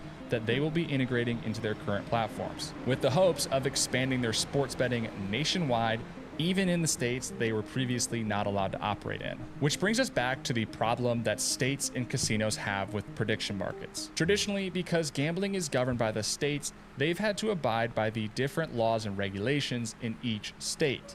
This includes paying taxes on gambling revenue and other specialty fees. But since prediction markets aren't gambling, they don't have to pay, which has led to countless lawsuits across the country led by state legislatures, gambling addiction funds, and Native American tribes, all alleging that these prediction markets are actually gambling companies and should be governed accordingly. But the prediction markets continue to argue that they are not sports betting or gambling websites. Yeah, I mean, I think that these prediction markets are qualitatively different than sports gambling for a couple of reasons. They feel that they are providing the public with a service by giving investors an increased view of public sentiment or allowing the public to get a better idea of future events. And allowing people to make money on them is just a side piece to the whole equation. They even argue that gambling on sports isn't even about the game itself. It's about the potential for economic opportunity if a given sports team wins. Because with a win, more people go to the next game, more people shop for jerseys, and the city will see an economic return. So your bet on the prediction is actually related to the economic outcome of the game, not the game itself. I'm not sure most of the people placing their bets see it that way, but if that's how they get around the regulations, so be it. This market is evolving faster than we can really keep up with, and things have changed drastically over the last couple weeks. The NHL just signed a deal with Polymarket and Kalshi. Sports parlays are now available on Kalshi. Robinhood continues to expand their sports betting offerings.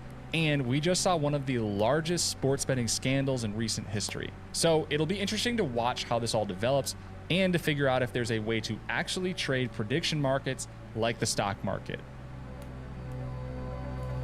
Subscribe. The thing about these apps, I don't think they're doing anything to get people addicted. And that is why people don't have much issues with them. Like, they are gambling sites, yes, but they're not going out of their way to get people addicted. Yeah. Which is what most gambling apps and casinos and shit like that do. They use strategies to get people addicted. Polymarket isn't doing that. Polymarket is just like making itself interesting enough that people are attracted to the idea of it.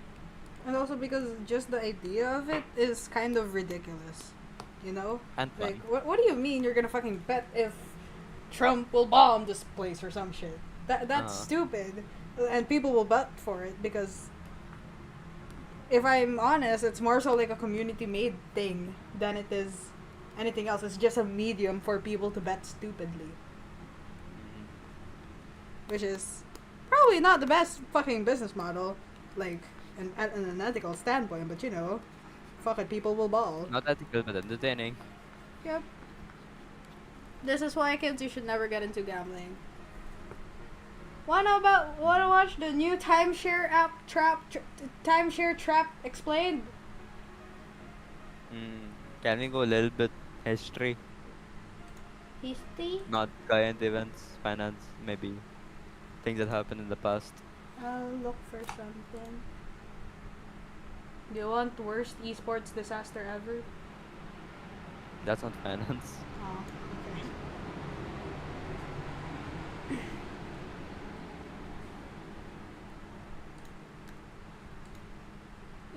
There's something about we still don't know how Epstein got so rich. A little bit of political issue as well.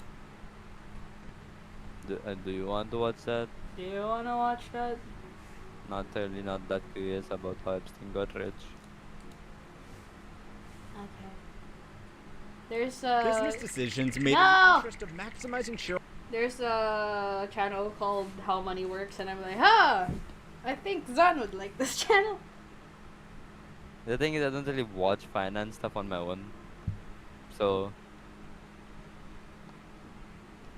fair. That's okay. watching shit with you gives me an opportunity to consume actually content that's good for me compared to be not. Yes. Thank you, Mingle2829. Thank you very much. I'm still working on it. I'm a little bit slow on it, but at least I'm enjoying it. I'm a distraction, I'm sorry. No, it's okay. I wanted to watch with you. Thank you! For context, by the way, I'm currently looking for a finance video to watch with my boyfriend because for some reason this is very interesting for me. I don't get why it's interesting for you. I don't know why I'm happy. either. I don't know why I'm interested in finance, especially when I hate it. Yes, precisely. I like the That's what I idea thought of I would money, but no, I hate the economics of it. That's insane. Hello, thank you. But like, I still have a lot to work with this. How can I show you guys the? This deserves so much more. Thank you so much. Don't worry. I am. This is a good commission. I've been paid what I asked for. Well, how can I show this poster? I don't know if I can actually show this poster very well. It's like a Star Trek top-down table view poster, but I'm still not done with it. Thank you. Oracle, do you wanna watch something about AI? It's not Fairynine's video. If not Bubble, why Bubble Shape? It's funny. Is it the AI bubble? Yeah. Can we watch you want it? to? Yeah. Okay. I like the title If so you ask much. anybody what they think about the investment. Okay, we're gonna watch a video about the AI bubble thing. If you are not a fan of that, don't worry. It's okay. You guys can lurk over. It's fine. No, I fucked it up. No. My bad. Okay. Don't worry. But I will more probably just rant about this video again. Because this is the best thing that I do. Feel free to stay by Mingle if you want to hear me up. Go ahead. Hopefully I can do more art so you can at least watch something. Okay. Well. Market surrounding AI, they are all going to say the same thing. Internet bubble. There will be a bubble. We are in an AI bubble. The only bubble I want are soap bubbles, bitch! And it's easy to see why they might think so. The entire market is being carried by a few firms speculating about the future of AI. They are all playing a game of say a bigger number every quarter. The products they are releasing are a long way from covering the cost they are incurring, and every day it just looks like this whole game is being held together by tech CEOs. The dude I see the F5 YouTube channel. No, he doesn't. Well, he has a YouTube and Twitch account, but he doesn't stream unless he wants to stream. Wait, what? And So, what? someone's asking you if you have a channel. Someone's No. asking. He doesn't. But he's fun to Ah, watch, to be with. I would Ah, ask him to do content with me in the future, though. He is the ground to my high. That's not great to say. I mean, but Bounce you. huh?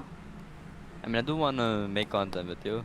Yeah. But like, I want you to like feel okay with making content again because you like have felt pressure about it. So like that's why I'm not really pushing for content together yet. But maybe in the future. Maybe in the Hopefully future when within I'm the not year. in my Hopefully in finals. 2026. Hopefully. His name is Zan, by the way. He is my boyfriend. He's not just a friend, he's a boyfriend. Thank you for stopping by the channel, though. He's usually here. If he's not here, he's probably mostly in chat. Right now, I'm just watching finance or topic videos with him. Passing around We've the been same ranting pile of for money like the to make past their hours. numbers look good. This is to say nothing of the outside geopolitical risks that could smother this whole industry. The more you look into the current state of the market, the less flattering it looks behind the scenes. But the most dangerous thing in the world My is friend. not Oh, wow. Hi, Mia. that simply ain't. Oh, wait. Oh, my God. I forgot to tell everyone. I am multi-streaming to YouTube and to Twitch. So if you don't hear any channels, I mean, if you don't see any text, it's probably because they are on a different platform. Also, hello, Mia. Welcome to the stream. Here's an SO for you. How are you? How are you? How are Yes, you? I am, but Also, oh my God. Thank you for ESO. You are welcome. You know, I'm not gonna say anything about it. Wait, But what? yes. I am shook for BF News. I've been with my boyfriend for a year now. I mean, yes. How are you? I'm doing well. More How than are you, me. Mia? Hmm? more than yeah, yes. Yes. You're right. I have been with him for more than a year. Do I not say it enough? I thought it was obvious. I don't think you say it enough. But also it should be obvious. But also I'm pretty sure people would just like to not assume. Fair. This is fine. How The is fuck? you, Mia? I hope you have been doing well. I've not been able to catch up on your streams. I've seen you live every couple times, but I'm not able to like drop in to say a hello. I usually lurk and then do my stuff. I am just possessive friend already. we can share. Live, laugh, love, Mia. We are currently going to watch a video while I'm doing artwork. I hope you have been doing well. Hehe. We've been ranting for the past hour about like finance stuff. We're moving to like the AI bubble now. The video is called If Not Bubble, Why Bubble Shaped. I have been sicky, but I'm alive. Why? Oh my god, why have people been getting sick? It's January, it's supposed to be warming up. Why? Is it cold for you, son? Kinda, not much. Damn. Fuck the AI indeed. We're Do not watching. fuck the AI, Don't actually. Screw the concept. Fuck generative AI. Yes. Not functional AI. WP. Is delayed going to the doctor for months? Ma'am, why? Why? Why have you delayed, my dear? Why have you delayed that long? Oh no. Yes, we hate it. There are some specific use cases for the technicalities of AI, but generative AI, fuck off. We're gonna watch a video about like the bubble pop of AI. Can't wait for it to pop and be not as ridiculous as it is. Because busy. Okay, that is true. I have also been quite busy in general. Ah!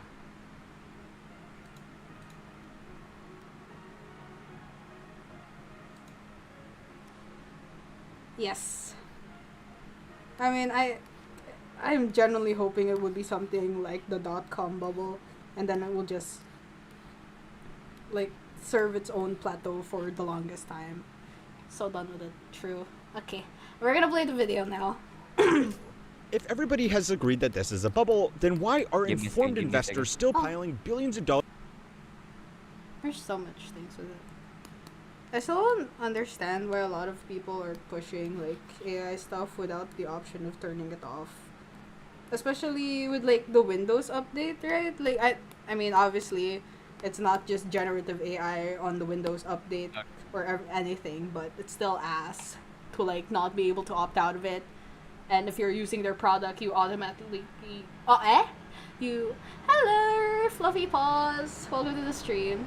We're talking about the AI bubble right now and we hate it. We're watching a video about it. What was I saying? I don't know. There's not a lot of generative AI, of course. It's supposed to be helping you with the technicalities, but I don't like that you can't opt out of it whenever you use a single product. Is there using your finger to draw? Oh, heavens no. I have a tablet with a stylus pen. I'm using the Xiaomi Pad 6. With the, what's it called? Xiaomi Smart Pen 2, I think. I'm using a stylus. I don't think I have enough patience for finger painting. Finger painting. Genuinely. There are so many good like artists though drawing with their fingers and I'm like, what the fuck? Is it actually called finger painting though? No, you just use your finger. But you know, it's fun to say it as a finger painting. It's fun. Into it every month. Are they dumber than us, or do they see something that regular people don't? Now, I want to say that, for the record, I think this whole thing is absolutely cooked. However, the best way to really understand something is to not seek out information that confirms your beliefs, but instead those that challenge them. So, to play devil's advocate, how is it possible that this whole thing is not just speculative mania? We as a country need these investments if we're going to be the leader in AI technology. NVIDIA is making a $100 billion investment in OpenAI. The world's top tech companies are pouring billions into building new data centers in the U.S. It'll be a world of incredible material abundance. It'll be a world where individual ability, impact, whatever, is just so far beyond what a person can do today. But the economic impact of these deals, it turns out, is indistinct. Patrick Boyle, my boy! Now, the thing about bubbles is that usually they take some kind of outside force to pop them. The .com collapse was kicked off with a combination of factors. It's a YouTuber that has a very monotone and sarcastic talking style. That's very... his videos are more so about the financial... Oh my god, we can watch him! We can watch him after this. Finger artist indeed. Now, Microsoft being sued for violation of antitrust laws. I'm sorry, what did you say, Zon? I'm sad they didn't give me a straw. For what, baby? You don't have one. Drink. It's okay, just got it. Slurp, slurp, One slurp. thing. I will get straw. But eat well. Zon got this McDonald's. I've tried like finger painting before, or becoming a finger artist before on my phone, on like my Android phone. Gang, it was, I couldn't. My finger was starting to burn up within the first few minutes of it, and I'm like, how do they do this? Like, that's crazy. Back. He is back again. MicroStrategy doing a massive revising of their financial results, causing their stock to fall 60% in a single day and getting them into hot water with the SEC, and a single article that pointed out the unviable business model that a lot of .com companies were running on. A few years later, the housing bubble was popped by the subprime mortgage crisis, which itself was kicked off by rate resets and loan originators filing for bankruptcy.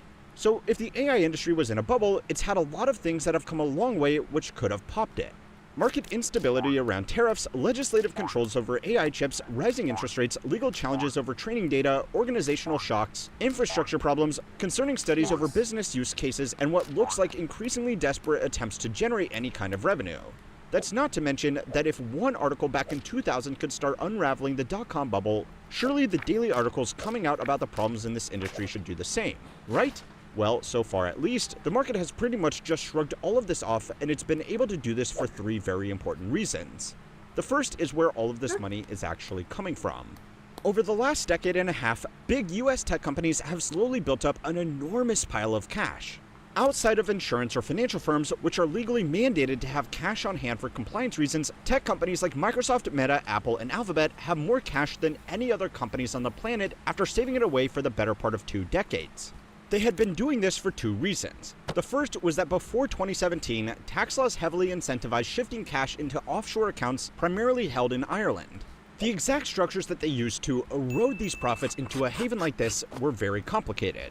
But once the cash was there, they couldn't really touch it unless they wanted to pay tax on it. This means that they just slowly accumulated cash waiting for something to use it on. However, in 2017, these companies were offered a one-time deal to bring back these offshore savings into America for a small tax concession, which gave them all a lot of dry powder to make some big local investments. Now, they have used a lot of that money to do share buybacks, and they have kept a lot of it abroad to fund their international operations, but they also earmarked billions for future capital expenditures. Now, the second reason they built such huge cash reserves was because for a while, these companies were actually struggling to find projects worth investing in. They had become so dominant in their respective markets that spending a lot of money on development was seen as an unnecessary expense that wasn't really worth the risk. Today, that has obviously changed, and the big companies that are driving most of the expenditure on data centers are almost making up for a lost decade where they were arguably not investing enough money into new projects. This also applies to all of the money they are introducing into the system to support less established firms like OpenAI. Sure, the money is getting passed around a lot once it's in the system, but the initial source of these funds is largely coming from piles of cash these companies had sitting on the sidelines. This means compared to something like the house. So you're telling me they just started to splurge when the tax thing of the US is like, okay, fine, you can get back your money for a small tax, and they just had it, and now that they have too much money, they decided, oh my god, I think AI might be the new thing. Right? Is that it? You know, if I put it that way, they kind of sound like teenagers who are working on impulses, and technically that's what the stock market is. This is why you shouldn't gamble. This is the worst way to try to entice people not to do dumb shit. Nom nom. Wait, Yes. let me just chew first. Eat well, my dear, my beloved. Okay, yes, what I was saying. The other 2 things will happen with the AI bubble. Either it will like pop like a balloon. So, you know when like balloon has a hole in it and it slowly... Yeah. Yes, one of those 2 things can happen because right now AI doesn't have much purpose. Either it slowly builds that purpose and like develops into something worth having, or it pops. So the only way it doesn't pop is that it becomes actually useful. Mm-hmm. Mm-hmm. Because I can't see a thing about AI right now other than like the technical thing that we discussed like the other day, where AI as a technology should just be used for the technicality standpoint basis instead of generative AI, because still don't see a fucking point in generative AI if you have people who do art in general, who do artistic creative shit. AI should have always been for checking your grammar or seeing if you made a typo. Obviously, more things than that, more technical things about that. It could probably help people with coding. You know, if it wasn't so wrong all the time. If it could have done basic math, maybe I would have had a little bit more faith in it. I mean, it isn't really bad for coding. You know the thing called vibe coding? No, that that's I told you about? fine. That's fine. I'm talking about like the general sphere of AI right now being like, especially with like things like ChatGPT, because they learn from the people interacting with them, right? So if they get fed vibe coding the T app, imagine. So, but like if they, what was I saying? If ChatGPT can't do basic PEMDAS or something, how can I trust it to do proper coding? Because people can just feed jack shit into it, and ChatGPT, at least as far as I know right now, is just more inclined to say, oh yes, you're so right, I'm so sorry, that was my fault and everything. And I'm like, no girl, stand up for yourself, I'm wrong, I'm lying to you, I'm not nice about it, I'm lying. Learns it. I would love it. But like, the thing about using it for coding is there's specific coding apps that like specific AI apps for coding. So there's like specialization in the AI, and like ChatGPT is kind of like generalized. That's why it's not that great. But if you go deeper into AI, where you guys find those specialized apps, they can actually be used for technical stuff pretty good. That's why I put. I mean, yeah, if they, I know a lot of people that also use ChatGPT to, what's it called, to create a foundational basis for ideas. It's just people abuse that system so much and rely on it that they don't like recheck it themselves. Like, it's not only because of ChatGPT being a people pleaser and also not being the most reliable person, it's because people also abuse the fuck out of it and they trust it.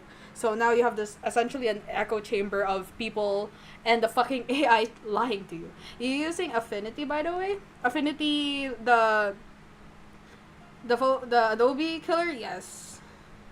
This one, I'm not. This one, what I'm using right now, no, I'm not. I'm using Ibis Paint. Affinity, the Adobe killer? Yes, I am gonna try to use that. I'm gonna continue the video. Housing bubble, which was propped up on a lot of debt and rigid derivatives, these companies are at least building atop a solid fiscal foundation. Now, of course, having a strong foundation does not guarantee that the house you build on top of it will also be good. Similarly, just because these companies happen to be holding on to trillions of dollars doesn't necessarily mean that setting it all on fire to chase one single bet is a good idea. It also doesn't mean that regular investors won't get burned if this money suddenly gets yoinked back off the table. So it's time to learn how money works to find out what else could possibly explain this all not being a bubble. This week's video is sponsored by Cape, the privacy mobile carrier that's I'm not getting paid for this. Track record of data breach automatically G-Core out to me is recovery. You can add pro trusted by one of the most off your first that is developed of Cape. That's cape.co/get Cape. One of the most concerning trends that has developed in this space is the circular dealing between all of the companies involved in different areas of this industry. We first covered this about 2 months ago when Oracle's stock price spiked after reporting a huge data center rental commitment from OpenAI, who had raised billions of dollars from Nvidia, who made that money in the first place by selling graphics cards to companies like Oracle. Since then, the deals have only gotten bigger, and reporters have done a really good job piecing together just how far and wide this web of financial fuckery goes. Now, most commentary has rightfully called this out as companies pulling themselves up by their own bootstraps. They are making their revenue look better than they really are by investing in their own customers. Not exactly a sustainable business model. Yeah, no. However, to play devil's advocate again, there is something to be said about this strategy from a risk mitigation perspective. When people look back with the benefit of hindsight at the dot-com bubble, they all say the same thing. Yeah, the market was dumb, But after a major correction, there were still some big winners that emerged. Some of them being the same tech companies involved in the AI market right now. Nvidia investing into a company like OpenAI right now looks a little bit suspicious, but had a company like AOL invested in Amazon back in 1999, we would probably be a little less critical. By investing up and down the supply chain, if you could call it that, these companies are in theory maximizing the chance that they will capture the value eventually generated through AI. There is also one other really important detail that a lot of people gloss over when exposing this financial circle jerk. It's easy to look at this and conclude that this whole market is just a Ponzi scheme popped up by investor hype. The only problem with that deduction, though, is that they aren't really taking investors' money. Netted out, the major players in this industry are paying out far more money through dividends and stock buybacks than they are taking in through stock issuance or borrowing. When compared again to the dot-com bubble, the story was very different. Hyped companies were dependent on bringing in a continuous stream of investor money. That's the only thing that makes the AI bubble not the bubble. All the investment is cold hard cash.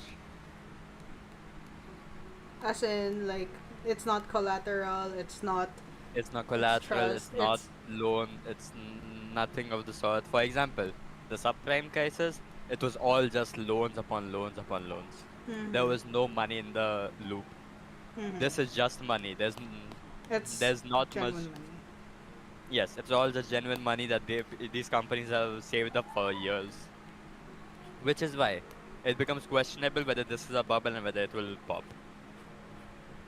Because it's real money. It's not it's not gonna pop easily because of the money backing behind it. But it may pop because of like the purpose of AI in general.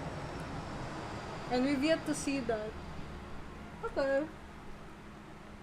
To keep the lights It on won't in pop businesses the same way that that other bubbles have popped in the past, but it will like pop in a way like the loop that's going on right now will just stop. From one single thing will stop the entire loop. I mean, because isn't AI also a lot of costs in general? That's why a lot of people pay for it. It just genuinely costs a lot. Didn't I read somewhere that it costed like $1 to generate something with Grok?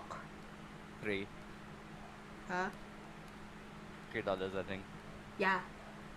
And they're losing a lot of money on that. I think I saw a CEO, I think it was of OpenAI, saying that they're losing, at least in their first year or the first early years, that they were losing a lot of money because people were using it too much. That's what I remember. It was OpenAI, yes, you're right. You remember right. It was Sam Altman, yes. Oh my god, I'm a nerd. I hate this. I hate that I know this. Alright, moving on. No profit, and often didn't even make any revenue. A company like OpenAI is also in this position, where if they don't keep on bringing in new investors, they won't be able to continue operating. But they are not raising money from regular investors. They are primarily getting it off companies that have plenty of cash to invest. Now, I am not exactly going to say I feel bad for big tech companies, but nothing they do with their money right now is going to be popular. If they make capital investments into data centers, people will say they are blowing their money on chips that will be obsolete in 2 years' time. If they buy their own shares, people will call them out for driving up demand on an already overvalued stock. And if they buy shares in other companies, people will call them out for circular dealing. Yeah, I know. I am sure they are truly devastated. Now, with all of that said, that doesn't mean that these companies and the wider economy are completely safe. Share prices are clearly elevated on the expectation that AI products and services will eventually bring in trillions of dollars to major participants in this industry. If this doesn't pan out, then those prices could be reconsidered very quickly. The major incumbent players aren't at immediate risk of collapse, because they still have far more cash than debt, and they still have functional parts of the business to fall back on. Their biggest risk is that if this does go tits up, then they will have to explain to their investors why they thought it was better to spend hundreds of billions of dollars on redundant data centers instead of just paying out that money to them. Now, nobody can truly predict what the future of AI will look like, and even the CEOs themselves have admitted that, but they are framing it like this. They are betting $500 billion on a dice roll. If it comes up 6, they will make $10 trillion. It's a risky bet, but that doesn't necessarily mean it's a bad bet. Oh, and it takes the sting off knowing that the government will probably be there to comp them some chips if they just keep the game going. But we don't say that part out loud. Now, if you are still not convinced, don't worry. I'm not convinced either. But go and watch this video next to find out why our opinions are absolutely meaningless anyway, economically speaking. And don't forget to like and subscribe to keep on learning how money works. Nice. Wait, I'm actually rethinking if you want to watch Patrick Boyle now, because he's usually just talking and there's just some images. There's not a lot of editing. I want editing. It's funner that way. You're funner. Thank you. And also, it would be easier for you to explain shit. I mean, to explain your shit. Because there's visuals. graphics. Graphics! You wanna watch Wall Street Millennial? Why do I know this channel? I don't know. I hate myself. You wanna watch about... What have we watched about before? Okay, no, that's a lot of... Let's go back to how money works. How money works.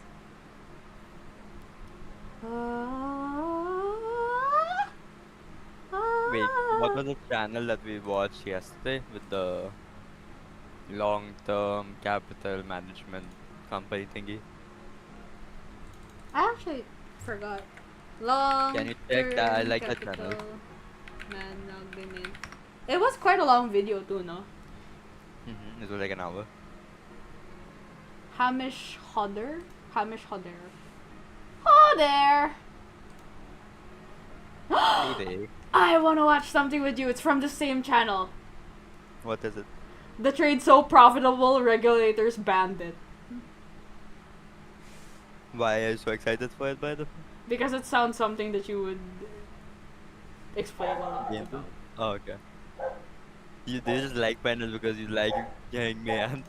No, but it's also like interesting. Like I mean, I get it. I'm It's happy if that's the reason. It is, but it's also like the title is super enticing. Like the earlier title, if not bubble, why bubble shaped? And then this one is the trade is so profitable, regulators banned it. Like that shit's interesting. I think my boyfriend would love this. He hears the word profitable, banned, trade. Oh my god! Ding ding ding! Oh, that's all up his alley. Ding ding ding! Bingo card. Okay, I'm gonna start. It's 20 minutes. The title is "The Trade So Profitable, Regulators Banned It" by Hamish Hodder. It's from the channel from yesterday? Yes, same guy. Okay, Also, happy 300,000 to him. I don't know how long he's had that, but he has 300,000 subscribers right now. Good job, guys. In the 1970s, two brothers orchestrated a commodities trade so lucrative that regulators literally changed the rules specifically to stop it. A metal whose price has fluctuated wildly over the past year. As the hunts bought more and more, the price skyrocketed. Fun fact. They acquired... Yes, maybe? In 2025, silver's price has shot up so much, it has become the second most valuable commodity in the world. Next to Just after gold? Yeah. Yeah. Because you told me this before, because it's used in a lot of tech stuff. Yes, that's one thing, but that was more long term. I actually told you about silver's price shooting up a few months ago. If I was adult and I actually put some money in it, I would have made like 400%. But unfortunately, I cannot invest right now. Yet. When can you invest? When mom stops being lazy. Okay. Because I have everything ready. She just needs to talk on phone for a bit because yes, she's the one who knows the bank people. I don't know the bank people. Demand. Also, I'm gonna play now. Yes, okay. Acquired more than 200 million ounces of silver, and when its price surged from $2 an ounce to a peak of $50, the Hunt stockpile was worth nearly $10 billion. That's a lot for the 80s, then. Just 2 years later, the Hunt brothers were being sued by the CFTC and SEC for market manipulation, and they both declared personal bankruptcy with about $1 billion of debt they were unable to pay. They changed the trading rules several times until the Hunts were forced to sell and almost nobody else was allowed to buy. Bit by bit, the true story is beginning to emerge. This story has so many interesting layers that I genuinely had a hard time figuring out which parts to tease in the introduction. The strategies they used, the caged elephant that almost brought down a plane carrying tons of silver bars to Switzerland, or the corrupt regulators who profited from their very own unprecedented rule changes. Panic that brought the West's financial system within a hair's breadth of a crash like 1929. The game starts, the rules are changed, and finally when you get to the last quarter, the referee says only the other side can have the ball. I make these videos all by myself, and that wouldn't be possible without today's video sponsor, investing.com. I religiously use their Investing Pro subscription for accessing the best real-time data in financial markets, as well as the suite of investing tools to find trades others can't. You can track your stock investments with expert valuation estimates, browse the Ideas tab for seeing notable investor trades the second they're reported, stock screeners, pro picks, and Warren AI, the ChatGPT of investing that will save you a ton. Yes. Are you okay? I accidentally muted my mic on stream. My bad. For how long? A few minutes, I think. Okay. Of time. And of course, I have an enormous New Year's discount for you. My discount code Hamish gives you 15% off Investing Pro, and you can combine it with any other promotion available on the website, like the New Year's sale for a whopping 70% off. This is an insanely good deal, and with the new year upon us, now is your chance to set yourself up with all the tools you need for success in 2026. So take your portfolio to the next level and try Investing Pro by clicking the link in the description below. This insane series of events is centered around the Hunt family. Haraldson L. Hunt built one of America's largest oil fortunes in the early 20th century. Haraldson Lafayette Hunt is the biggest of them all, the richest man in America. He fathered 15 children, 2 of whom were Nelson Bunker Hunt and William Herbert Hunt. Both continued to expand the family's oil empire for decades, maintaining a very close relationship as they worked side by side in Dallas, Texas. They had a deep distrust of the government's fiscal and monetary policy. Their father had instilled in them a sort of hard money ideology, that paper money would not hold its value, so they should protect their wealth by acquiring tangible assets. Bunker chose land, buying millions of acres of ranch land. They're genuinely not wrong. Especially since their dad went through like World War I, World War II, the Great Depression. Also, damn, they got land estate as their wealth. No fucking shit, Sherlock. That fucking wealth will last forever. Australia. He also invested in thoroughbred racehorses, with One He Bred being the first female horse to hit $1 million in earnings. But it's Dahlia who's hit the front again. The 1973 winner's going to win it in 1974. It's Dahlia going clear again. But the catalyst for this entire saga came in 1971. I have directed Secretary Connolly to suspend temporarily the convertibility of the dollar into gold or other reserve assets, except in amounts and conditions determined to be in... What? Post-Blackwood period. I don't know what that means.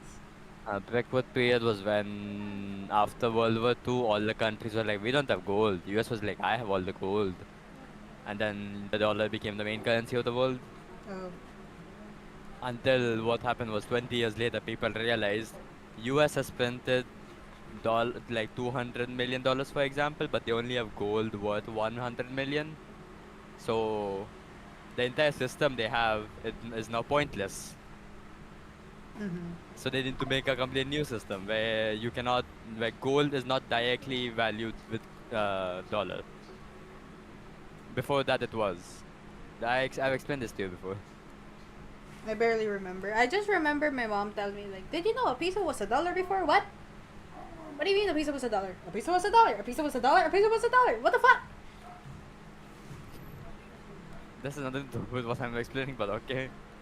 Yeah, I know, but it's a fun memory. Okay. You could have gotten $90 for a piso.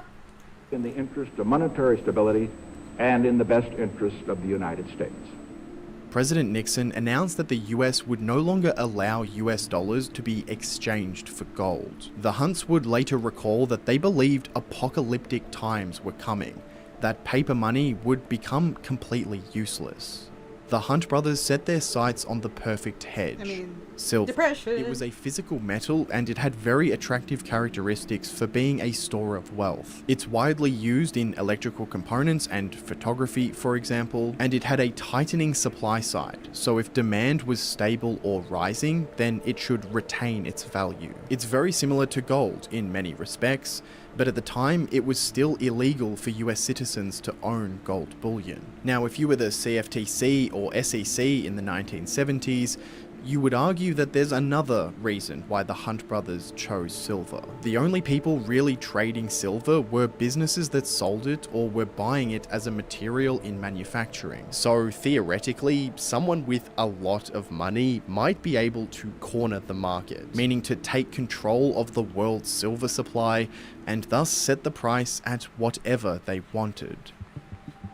The price of silver began 1973 at around $2 an ounce, and with inflation rising and devaluing the dollar at an accelerating rate, the Hunt brothers begin buying. They use the New York Commodities Exchange, or COMEX for short, to buy silver futures contracts. It's a legal agreement that mandates the purchase or sale of 5,000 ounces of silver on a specific date in the future. If you want to bet that the price of silver will go up, you buy a long...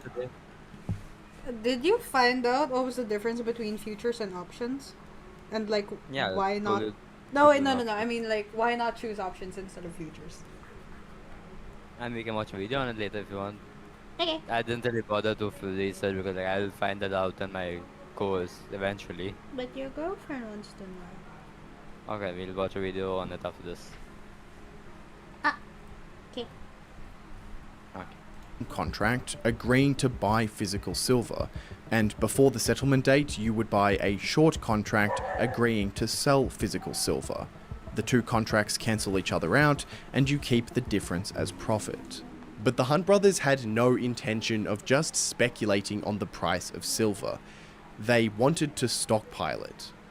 They bought long contracts that represented about 35 million ounces of silver, and then took delivery of it. As 1974 rolled around, the brothers' aggressive buying helped push the price of silver higher and higher, and this was a huge problem for those on the other side of the trade. In particular, Dr. Henry Jarecki of Makata Metals. He was buying lots of short silver contracts that would compel him to sell silver on the settlement date. The only problem was he didn't have enough silver to meet those obligations. The Hunt brothers had the silver market in a chokehold. They could have easily just closed their bets and made a huge profit, but by insisting they would take delivery of the physical silver when they knew there wasn't enough available for sale, sellers like Jarecki would be forced to close their positions by acquiring long contracts, ultimately squeezing the price of silver even higher.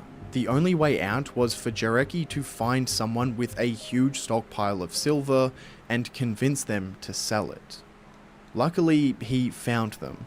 The Bank of Mexico. They had about 50 million ounces of silver that they'd bought for less than $2 an ounce. Jarecki told them about how the Hunt brothers were choking the market with their buy orders, that the current $6 an ounce price was completely artificial, so now was the best time to sell and take a profit. Surprisingly, the Bank of Mexico agreed and dumped it all, pushing the price back down to $4 an ounce. The Hunt brothers now owned an estimated 55 million ounces of silver, which was almost 10% of the world's annual silver production. Fearing the government might ban its ownership like they did with gold, the brothers began shipping it across the Atlantic.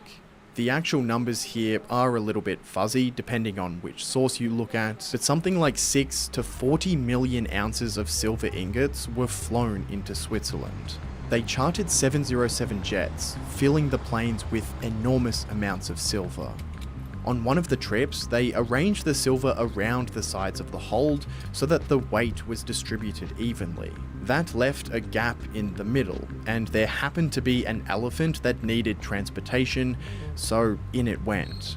Another one of the Hunt brothers, Lamar, was accompanying the silver during the flight, when suddenly the plane entered a nosedive. Then the plane jerked upwards, pitching vertically into the sky. Lamar rushed back to the hold, and what he saw was an elephant with its trunk sticking out of the cage, messing with the wires that controlled the aircraft's flaps. He distracted the Wait, I'm gonna check something. Is it related to this, or just send something at them? It is related to this. Whether this is a real story? No. Oh.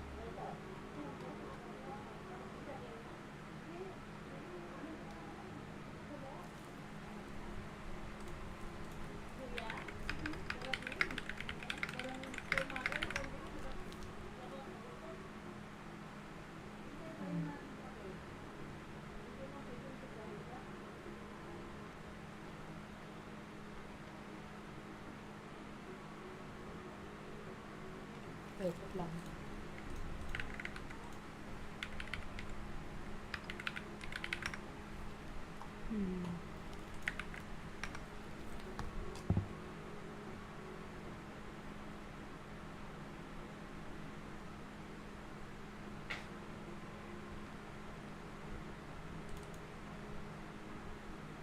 I'm sorry, Zon. Do you mind giving me a bit?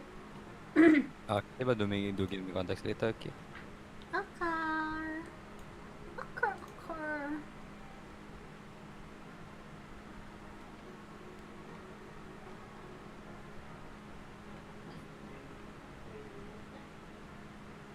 One second.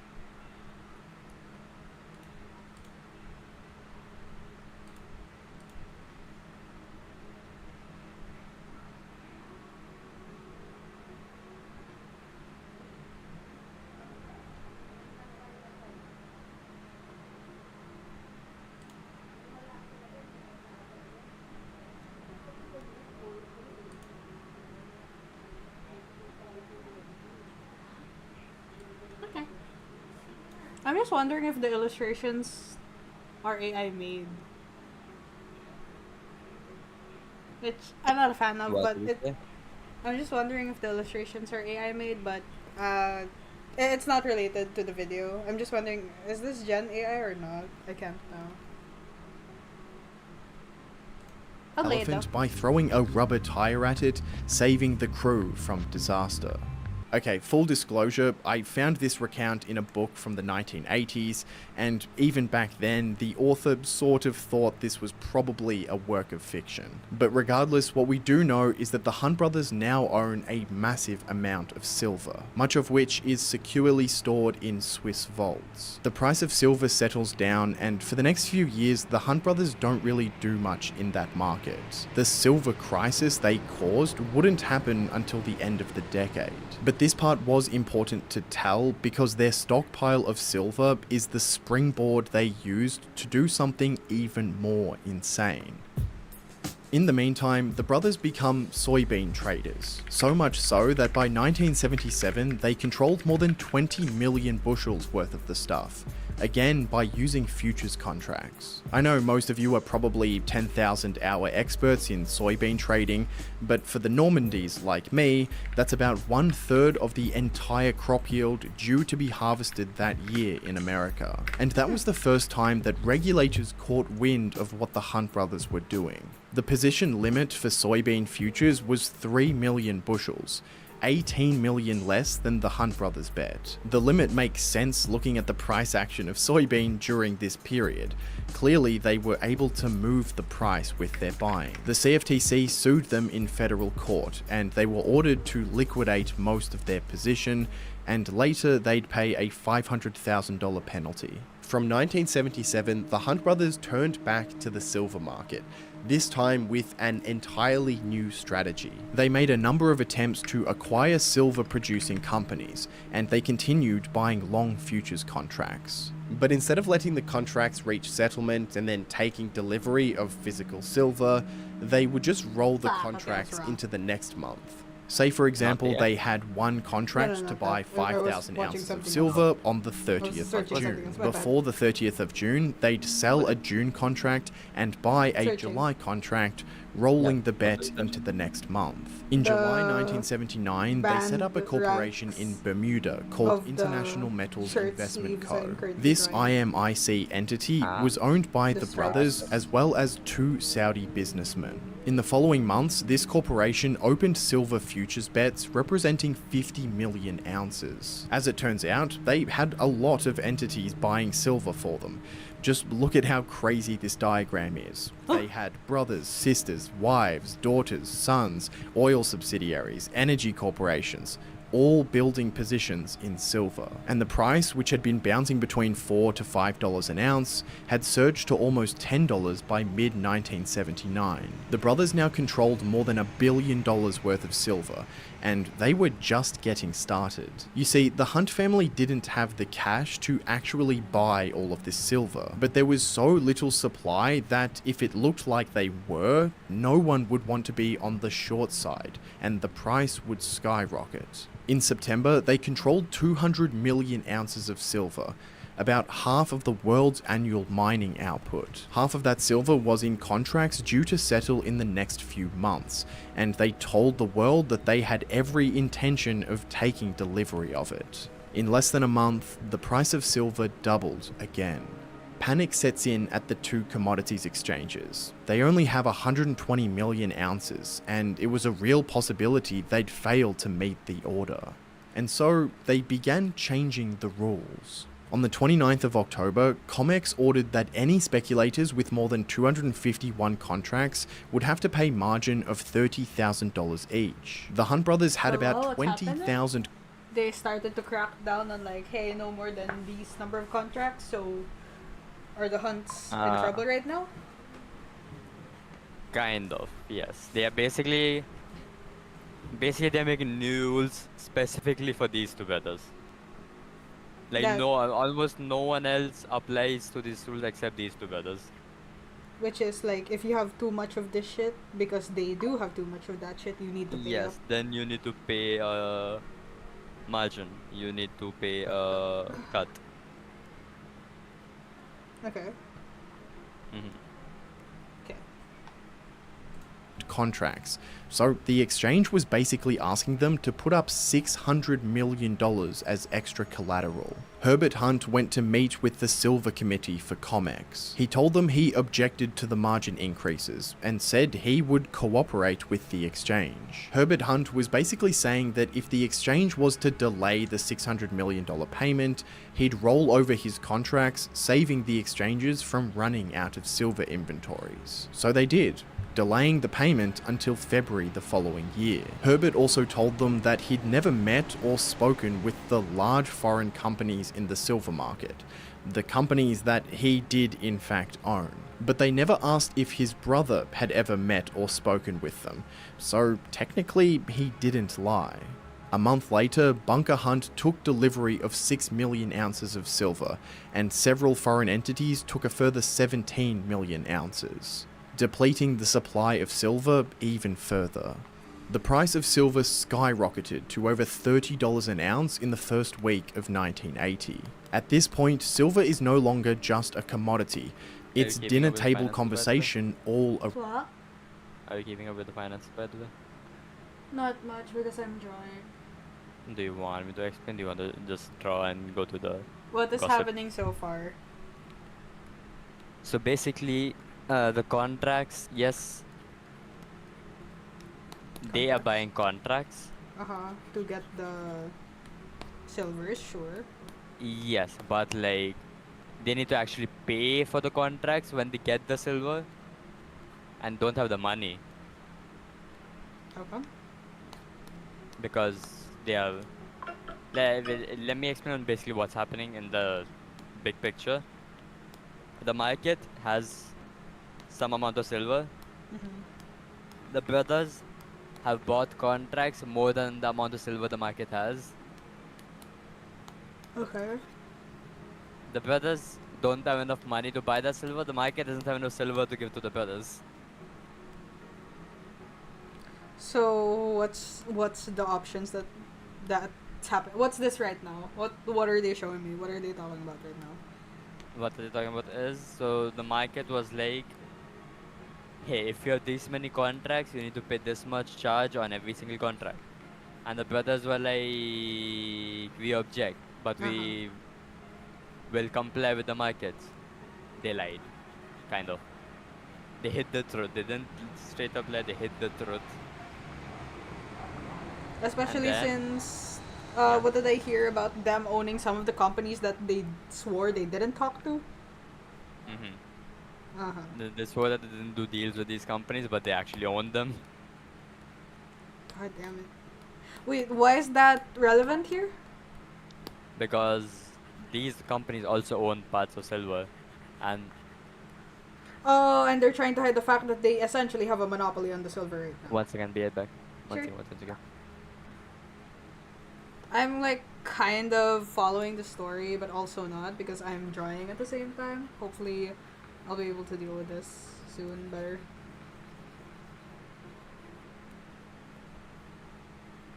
There you go. Shoot, Rega is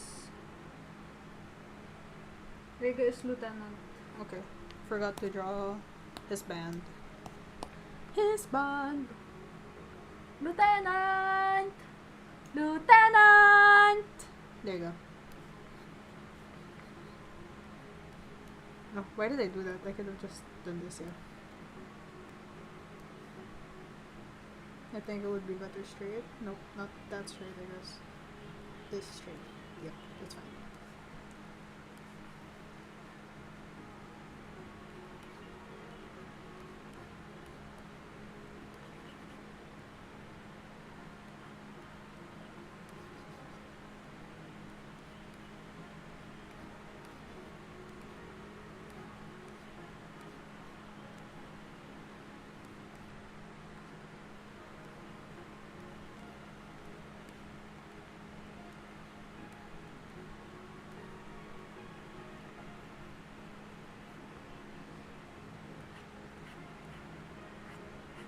Hi, so yes, basically where was I? They're trying to hide the fact that they are monopolizing the silver. Yeah, well, it's not a monopoly because like there's other people too, but like they are not declaring how much Silver control they have Yeah. over the market. They are not completely declaring that, which I'm pretty sure is illegal. It definitely is illegal. Like I mean, it's illegal now. I don't know if it was illegal in 1970s. They didn't realize Because, like, it yet, maybe. Yeah, maybe because laws are built over time. Mhm. But yeah, they did that. His brother had dealings with foreign investors, which they claimed, which the guy claimed he hadn't interacted with them, which he didn't lie about. But his brother did interact with them, and his brother and him are technically one entity in terms of because they are a company. Mhm. I think they were a company unless they were. Yeah, they were working together. Yeah, so like that's the thing, and basically a bigger picture that I was trying to explain earlier is the long and short thing I explained to you short selling yesterday. Do you remember? Yeah, long and short. Yep. Long is normal trading that you know of, like you just buy with the intention to sell in the future. Mhm. Short is selling first, buying later. Okay. So they bought long contracts, like in this much months we will buy this much silver from you at this price, but don't have the money. So they keep on getting more and more contracts because don't have the money. Because how that works is How? they keep on How getting though? more contracts. Uh-huh. Market runs out of silver. Mhm. The market cannot give them silver. They don't need to pay the money, but they still get ownership of everything they can pay for, and no one can stop them. Hello, Tamiko. Welcome to the stream. I'm getting mansplained. Not really. I'm getting explained question mark by my boyfriend. I'm Wait, offended. I'm so sorry. Hello. We're talking about financial stuff. Wait. So, how though? Like, how can they just keep getting away with buying more and more shorts? I mean, getting more and more contracts if they don't have the money for it in the first place. Are they just waiting for shit to run out and they're like, well, there goes our contract. Guess it's ours now. How? How is that not illegal? Pretty sure it is. I don't know if it was back then. I'm pretty sure now you need to have that much money to be able, in the first place, to be able to do that. But before. So now you need to have collaterals or cash money to actually. Yes. Before it was just like when the contract comes, we'll deal with the dealing then. But since they are, and that wouldn't have been an issue, but like they dealt with such high volumes of this stuff that they can change the course of the entire market. Wait, no, I'm sorry. What contracts did they have, short or long? Long. Wait, long is what? Long is I will buy the silver in these many months. Okay, so how did that extend? Like how? Like how did they just get that away? Because they keep getting more and more contracts. They had 2,000 contracts, yes. Wait, okay, so you're telling me like I get a contract. I'm gonna buy silver in 1 month. 1 month comes around. Hey, I'm actually gonna buy more silver in another month. No.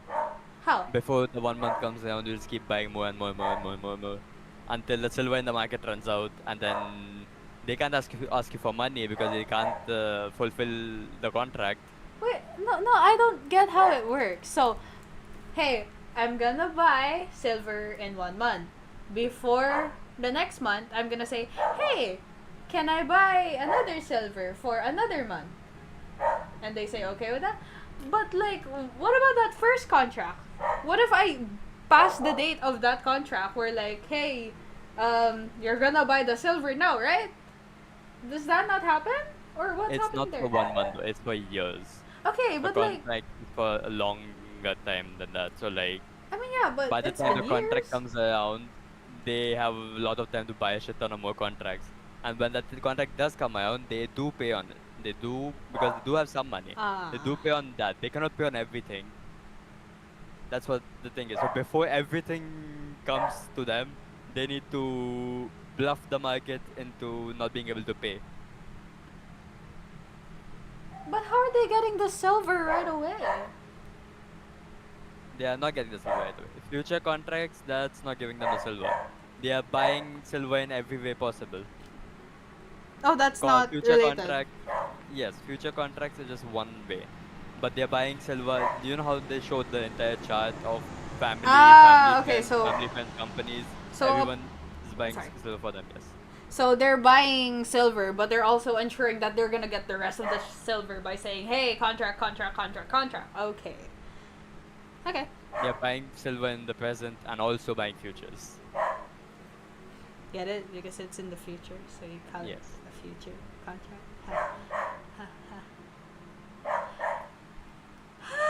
Okay. Wanna continue the video now? Also, I hope you've been well, Tamiko. Sorry for the finance knowledge if it gave you a headache. As I soon as came like to it. stream. No, I'm talking about the chat. The person just came into stream and we were just continuously talking about finance. I hope they didn't get a headache. Our bad, chat, our bad. around the world. I hope you didn't A get that teaspoon guy, made of silver might weigh about 1 ounce. So a tiny spoon worth $1 is suddenly worth $33. Oh! I used to collect Australian 50-cent pieces, and the 1966 vintage has about 1/3 of an ounce of silver in it. If you had exchanged $1,000 into 50-cent pieces that year, you would have $20,000 worth of silver just 14 years later. The silver rush had every man and their dog gathering up silver items around the house and selling it at coin and jewelry stores. This newspaper ad in particular caught my attention. No gimmicks. Take advantage of the unusually high silver market and put your money to work. It should double again in approximately 7 years at today's interest rates. Funnily enough, that interest rate point is a crucial part of the disaster that was about to unfold for the Hunt brothers. When you buy a silver's futures contract and the value of silver goes up, the exchange immediately credits your account with the cash profit. This isn't actually cash because you haven't closed the position yet, but it allows you to use it as collateral against a loan. Ah, damn. I didn't know about that. That's dangerous. No? That's dangerous. Hey, I'm gonna get a future, sure. Alright, we're gonna put money into we're gonna put credit profit into your thing now. Oh, nice. I'm gonna use this as collateral for a loan, even though it doesn't technically supposed to accept yet. That's dangerous. Why did they think that was a good thing? Why? I think it might still be around donors. Why? Oh my god. Huh. Okay. What are we looking at? It's so blurry.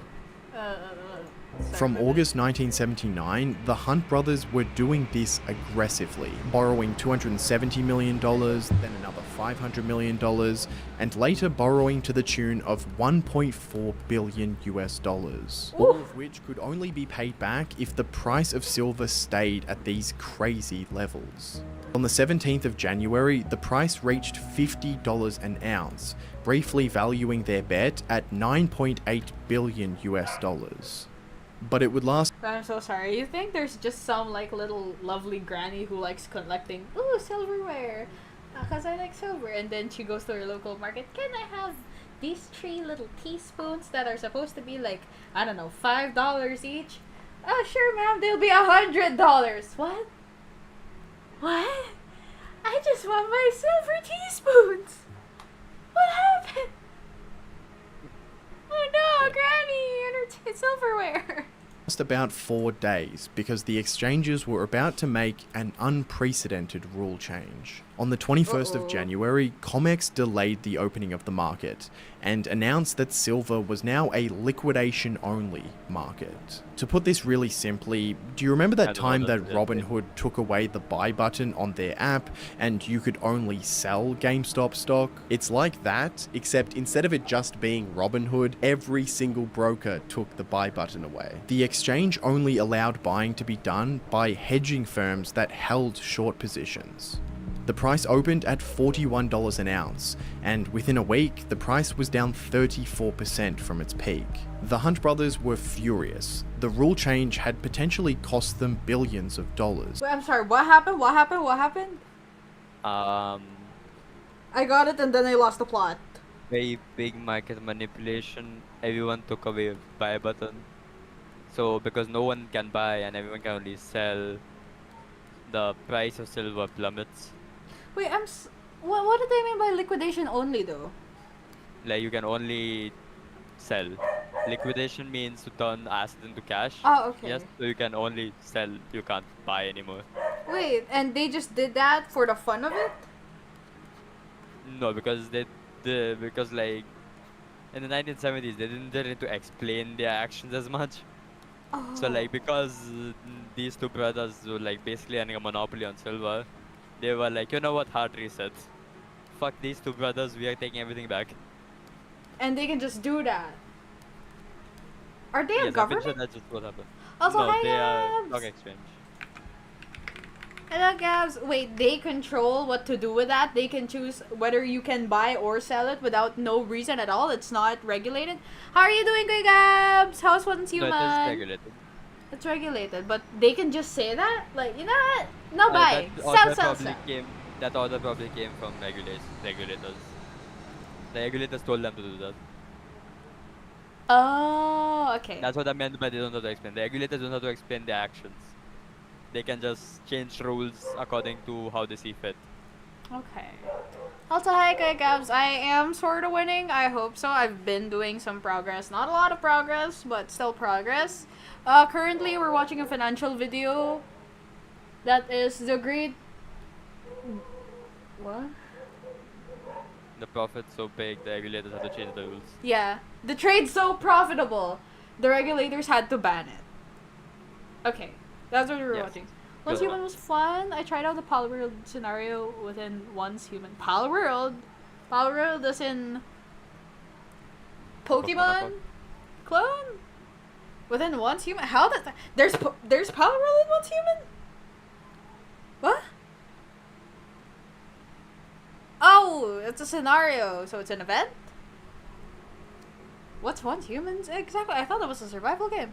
Oh, profit, yep. We're watching a video about the most profitable trade that they had to ban it. I've been watching for a few hours now with Zon, and I'm having him, like, explain shit to me in regards to financial stuff. Feel free to stop by if you'd like, by the way. Also, I thought wait. I'm sorry, my brain, I'm curious about Once Human. I thought Once Human was it's a survival game. Once Human. It's a video game. Yeah, it's a post-apocalyptic third-person open-world multiplayer survival game. Once Human have now a Palworld section, making Palworld go on sale. Losing players versus a free game. What? Oh, isn't Palworld something like Pokemon? So now Once Human has Palworld? It has monster taming mechanics now? That's new. That's strange. Okay. Damn. Sucks for Palworld. I don't know, was Palworld even like going well? I didn't know. I just saw it once and I'm like, Pokemon? It's kind of like Pokemon.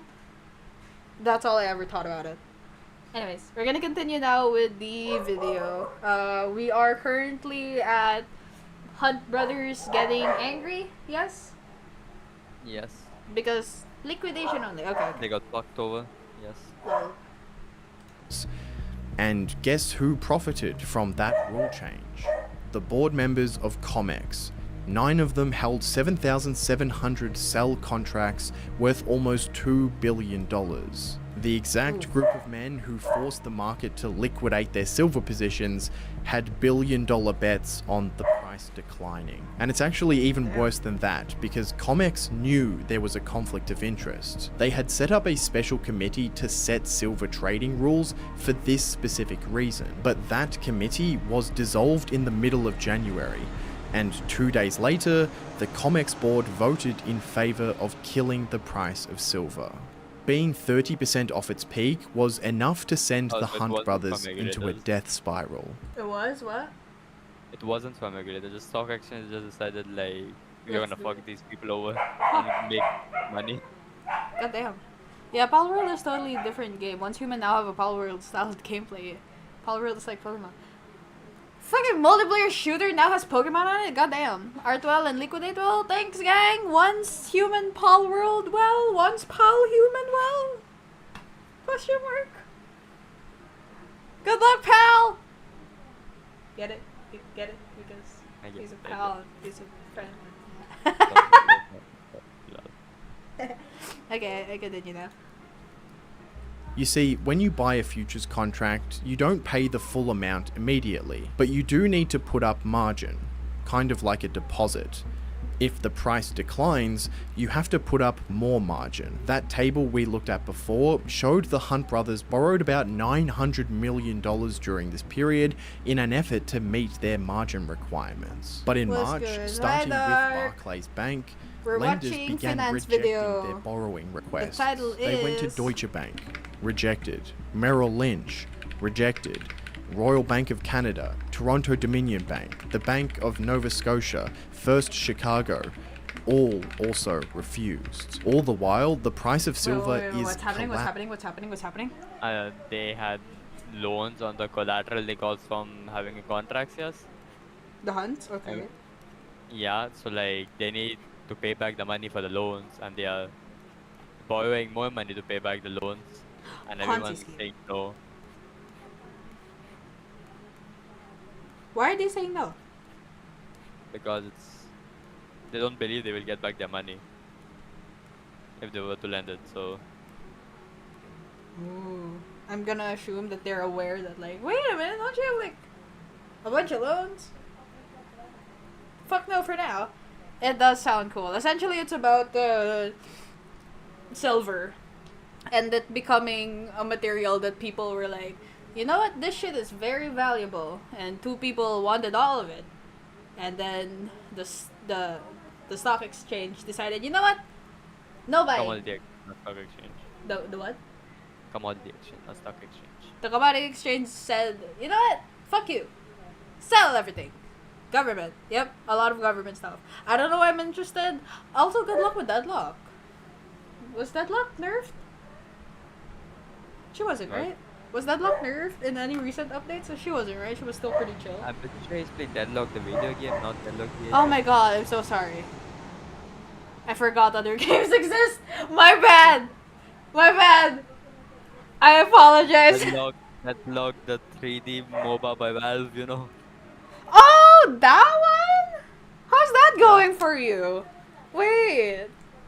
It's a MOBA? Well, I don't know if it's classified as a MOBA, but it's like basically the lanes, the towers, same shit. Oh my god, Smite Killer? Holy shit. Might try it out then. I used to play a bit of Smite, but I'm not great at it. It's a what? What can you describe it? Marvel Rivals was what the fuck? Sounds almost like Smite. I might try it out. Is it it's not free, no? It is, I think. Okay, I might try that. I don't know if it's free right now. I remember playing it, so I think it is free. The lanes and minions and shit are the same. I might play that.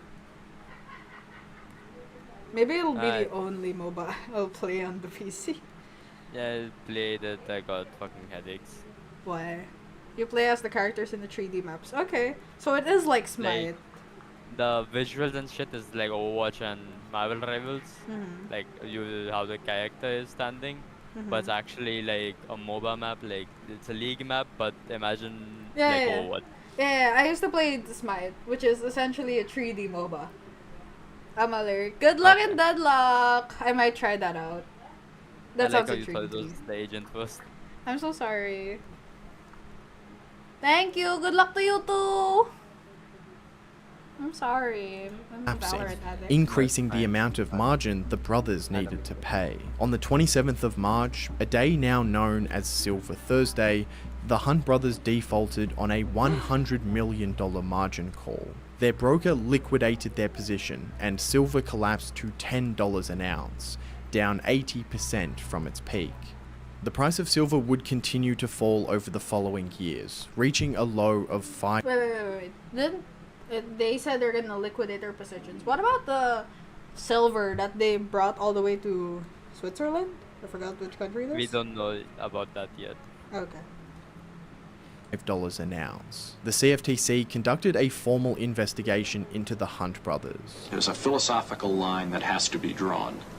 The CFTC is here to protect small customers and commercial users of the commodities markets, Concluding in 1985 that they had engaged in market manipulation by attempting to control the silver market and dictate its price. They argued that because the accumulation of silver was excessive and coordinated through a web of foreign entities, that the brothers' motive was to artificially boost the price. The ruling created a domino effect of lawsuits from anyone who could prove losses from the silver crisis. And in September 1988, Bunker and Herbert Hunt each filed for personal bankruptcy.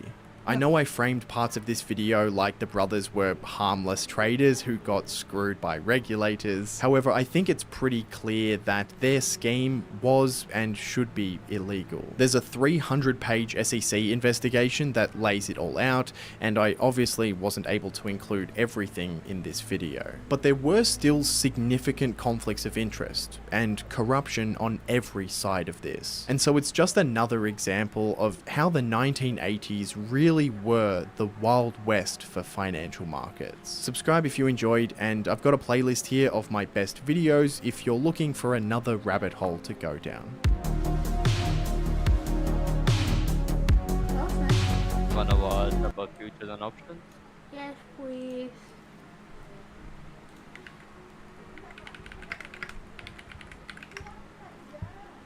I think one reason you like finance is like keeps your brain active. Yeah, but like, doesn't everything? No, yeah, but this is like keeps your brain running because it's like new information that's like not boring enough for you to like want to give up on getting the new information, but also not complicated enough like physics or math or something like that, and it's like relevant to your life in a way, some way or another. I think I also like it because I do have like consumer commentary about stuff. And I'm trying to stray away from drama videos, right? Because I don't want to keep thinking about like how shitty people are. So I think watching finance videos actually kind of helps me still have a consumer commentary mindset. Kind of think how some people are assholes. But for the most part, it's like the better portion of the entire economic balance shit. And I do like money. Just not the economics of it for the most part. I found a video. There's two videos. One is Futures Market Explained by Harvard. It has 1 million views. I know that's important to you. And there's Futures versus Options, which is just 50K. Go futures versus options. Star copies all. Go ahead. Message to Observer Alpha. 3 rounds, AT delay in effect, 3 guns. Bravo, 2 rounds, 2 guns, smoke on effect. Where the fuck is there war in the financial? Hey y'all, what's going on? Thanks for watching another video from the Options Millionaire community. I'm Andrew, host of the OM Discord server, YouTube channel, and Making Millionaires podcast on Spotify. Appreciate you taking the time to watch this video. Today I'm going to be answering a question I get all the time. We have many different types of traders in our community. We have credit spread traders, long options, futures, stock traders, long-term investors, dividend traders, and everything in between. Probably the most common question I get is, what's better to trade, futures or options? And that's exactly what we're going to be answering today. Let's get started. So I'm not going to get into what is a future and what is an options trade. I've got YouTube videos on my educational channel that I've made in the past. Go take a look at those. Here is the thumbnail to the futures video, but what I am going to do is compare the two, the pros and cons of each.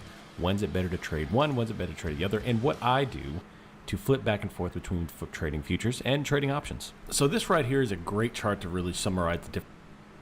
Go back. No, I'm saying like get out this video. Videos are not good for our needs and our situation. I found one. Both futures and options. Oh wait, they have a sentence. They have 2 sentences right here that is directly it. But we're still gonna watch this video. It's only a minute. This is an Indian bank, by the way.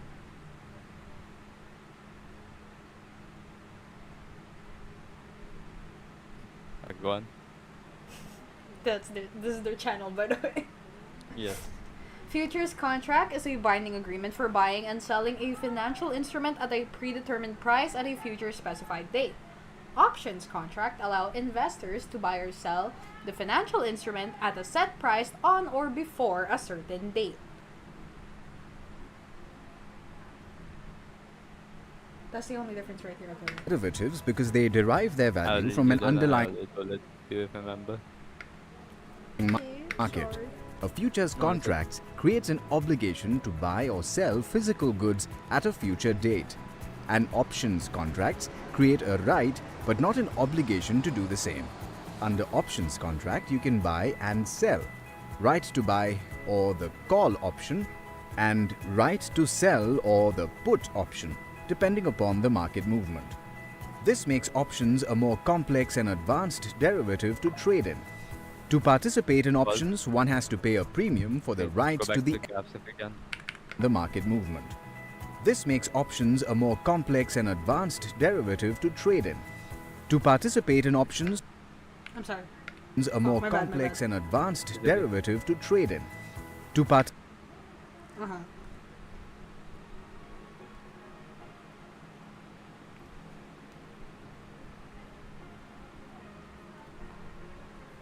Okay, never mind.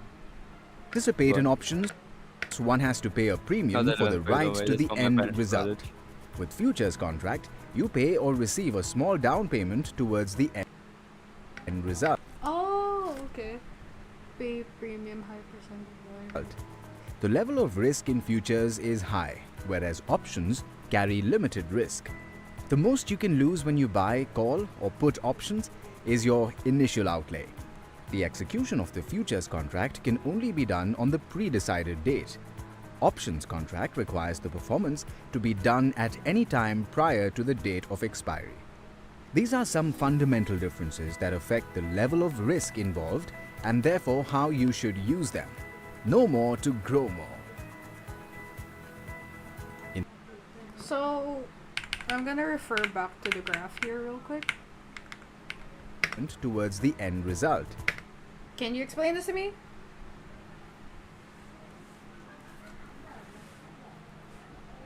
Okay, so to enter into options, you pay a good percentage, a good chunk of the amount of money you need to pay. To enter into future, you just pay a small percentage of money, and like the small percentage of money, it's not like the money of the trade, it's just extra money. Oh, okay. So, options, while you do have the choice to buy or sell, you're still gonna pay up something really big. And you're still going to hope that it still goes big. Because if not, then you might just sell. But for futures, it's a smaller thing because, okay, this exact date, whatever you do at that time, it just has to be in this time. You have to buy it or sell it, whatever your contract is. Okay, maybe So that's like more. future is like less risk because like the person kind of forced to buy it, yes? Not really less risk. It is more risk because you don't know what's in the future. It's No, less I mean money. for the seller, for the person who's selling it, Okay. getting into future is less risky because the buyer is forced to buy it. That's why you only get a small margin. In option, the buyer can choose to not buy it. That's why you get a big chunk in advance. You pay up your okay. Okay. I guess that's the difference. If you have less money to start with, you go into future. If you have big amount of money that you can risk paying as a premium, then you go for options. So are bigger corporations still talking more? Because I hear a lot more futures than options. Are they still just going for the easier way in? Because at that point, if you are a big entity, you probably have a lot of people to research if it's going to be really good to buy or sell at the specific date. So they're just opting for futures because it's also technically a lower margin of entry. I think that's one thing, and also another thing is like futures are just is just better for some instruments. For something, futures are better. For something, options are better because of how the market is of those things. Can you explain to me? I cannot. For example, I can give you an example, kind of though. Stocks, options are better. Commodities, futures are better. I cannot explain why. Still, derivatives is still a little bit out of my syllabus. Do you want to watch the other video then? No, it's fine. I'll learn about it in my second year. I have a subject called derivatives in my second year. I think my brain is starting to fry now. Okay, you wanna move on outside of finance to something else? Yes. BBS? Question mark? No. Schedule one? Oh, no, man. No.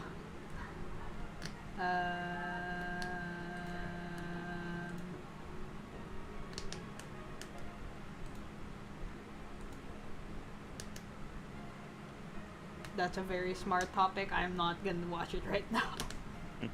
Why I left quantum computing research, and the thumbnail is quantum computing as mostly hype. Everything they teach you at Goldman Sachs in 36 minutes. I'll put that in my watch later. Scarface, the true story that killed its author. There was a brilliant scam and I can prove it. Why 95% find trading impossible and the 5% find it obvious. I'm gonna put that in my watch later. I'm getting so many trading videos. Get out! Okay, fine. I'll watch the worst Bible ever created. The year is 2009, and a middle-aged man named Brian Simmons claims to have been visited by Jesus in his bedroom. During this visitation, Brian says that Jesus commissioned him to author a new translation of the Bible, one that's more efficient and better translated. Jesus Christ came into my room. He breathed on me, and he commissioned me. The Spirit of the Lord came upon me. I told you I had a visitation from the one I love. He walked through my wall and breathed on me and released me to do this translation project. Brian claims that Jesus... You want to know what I find fascinating about a lot of religious preachers? They have a specific accent. The Lord has cometh upon me and breathed unto me and told me of this great thing. Like, it's not motivational speaking. It's not public speaking. It's not like news reporting, mass communication speaking. It's the Lord has cometh down to me and he has given me this. There's a specific tone in it. If I were to say that as like, I don't know, a public speaker, like the Lord has come to me and he has breathed to me. Like I'm trying to talk normally, but the preaching, especially religious preaching, sounds so cultic. May the Lord... It sounds authoritarian. I don't know what's the right word. It does sound authoritarian in the religious aspect. I mean, I guess that's how priests also kind of talk. Like, yes. May the Lord be blessed upon you. Something like that. Mm-hmm. But I hate it. I don't know. I'll never believe people who just say, Jesus has cometh down to me and told me to tell you guys of this very big misinformation thing that you should definitely believe for me because now I am the second coming of Jesus Christ. Sir, you have schizophrenia. Sit down.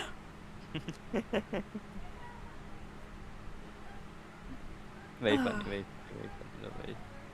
I apologize to any actual schizophrenics out there. At least you are not preaching misinformation. We love that for you. I hope you get better. Jesus gave him divine revelation by breathing on him, and despite having no prior linguistic experience, he would now possess the secret knowledge concerning the original languages of the Bible. Brian says it was like he received a chip into his head, and immediately downloads just came to him. Yep. You heard that right. The God of the universe visited a man named Brian while he was probably relaxing in his footy pajamas watching reruns of Everybody Loves Raymond, and while no one else was looking, God told him to fix the Bible and then uploaded stuff to his brain. He actually said that God touched his head and supernaturally expanded the capacity of his brain, and then confirmed it with a top brain mapping scientist. He came again. It was in a dream. He came and touched my forehead right here and said, I'm increasing your capacity to know me. And then I woke up. The top brain mapping person in the world. I asked her, if God touched you right here at the hairline, right there, what would that do to your brain? And she said, no, you don't understand. It would enlarge the capacity. There's a reason why scientists have to keep religion away from science, okay? Also, if she was a major brain scientist person, I reckon she should have put a scan on you before telling you that your brain has expanded. Just a little bit of reckoning, you know. I reckon a little bit that she probably should have definitely scanned you. On an unrelated note, I'd highly recommend getting a carbon monoxide tester. It just sounds like a good idea, so I'll leave a link in the description. Anyway, at some point in time, Brian also saw an angel and was told by God that its name was Passion, which sounds more like a nightclub dancer to me, but who am I to judge? According to an interview he did with Sid Roth, this is where he got the name for his new Bible. The Passion Translation.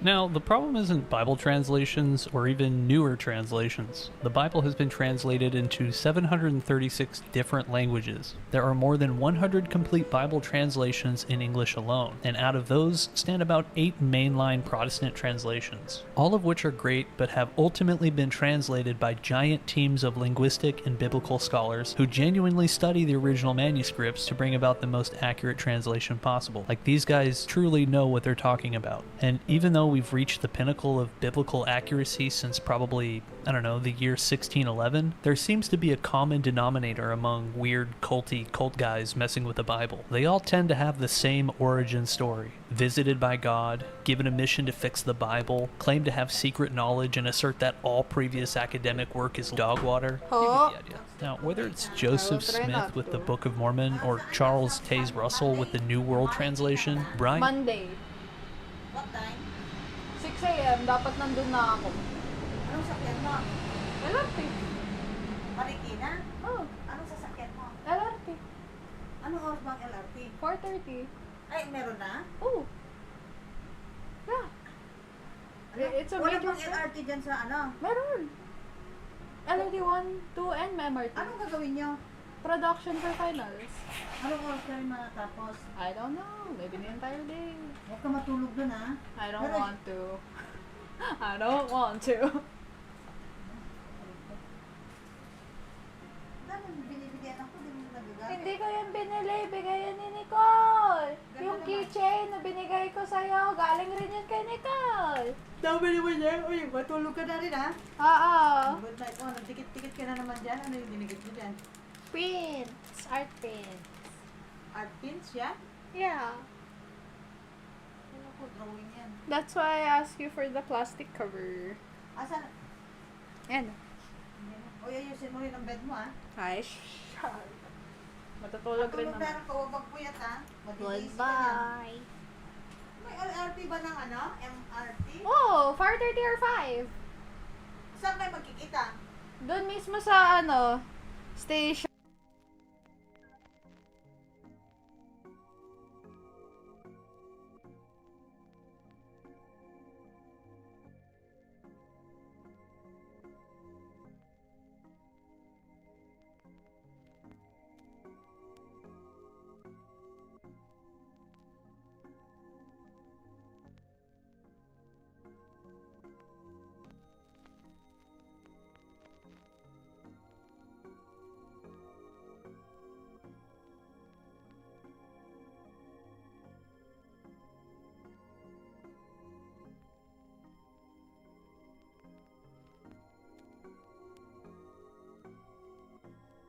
Yeah, hello, I'm back. I was talking to my mom.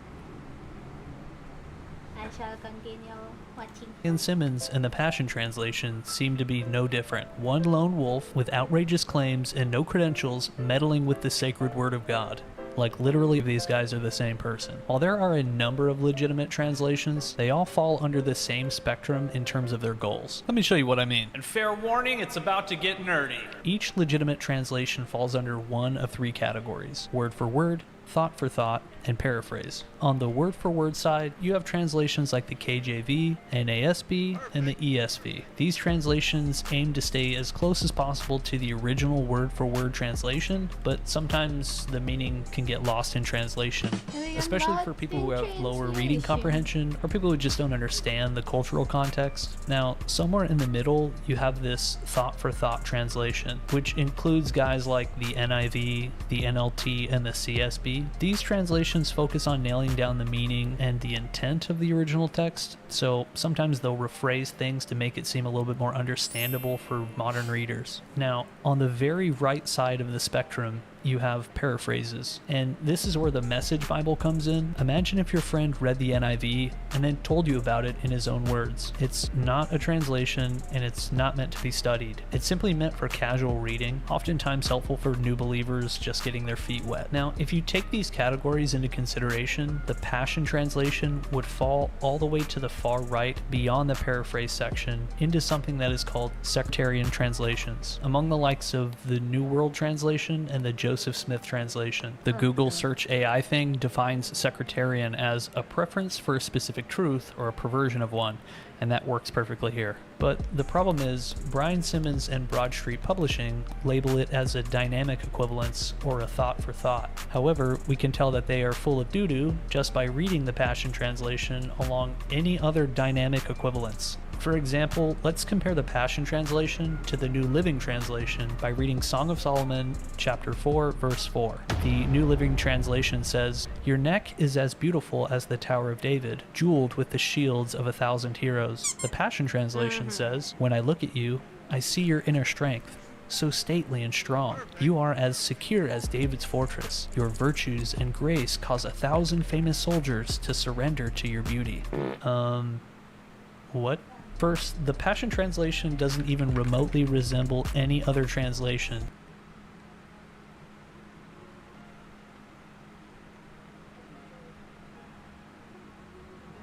And you put the words of King Solomon in red as if it were Jesus speaking. Even if these were allegorical to Jesus and the church, you still took it upon yourself to present them as words Jesus literally spoke. Not only are the words wildly different, there's a lot more of them too. The NLT is simply 17 words long, while the Passion Translation is double the length at a whopping 35 words long. To put this into perspective, imagine if you were speaking to someone using a translator. You get up and say, "Hi, I'm Dizzy," and then the translator randomly goes on to this giant monologue where he appears to be telling his life story. You'd rightfully suspect that the translator is not saying what you're saying.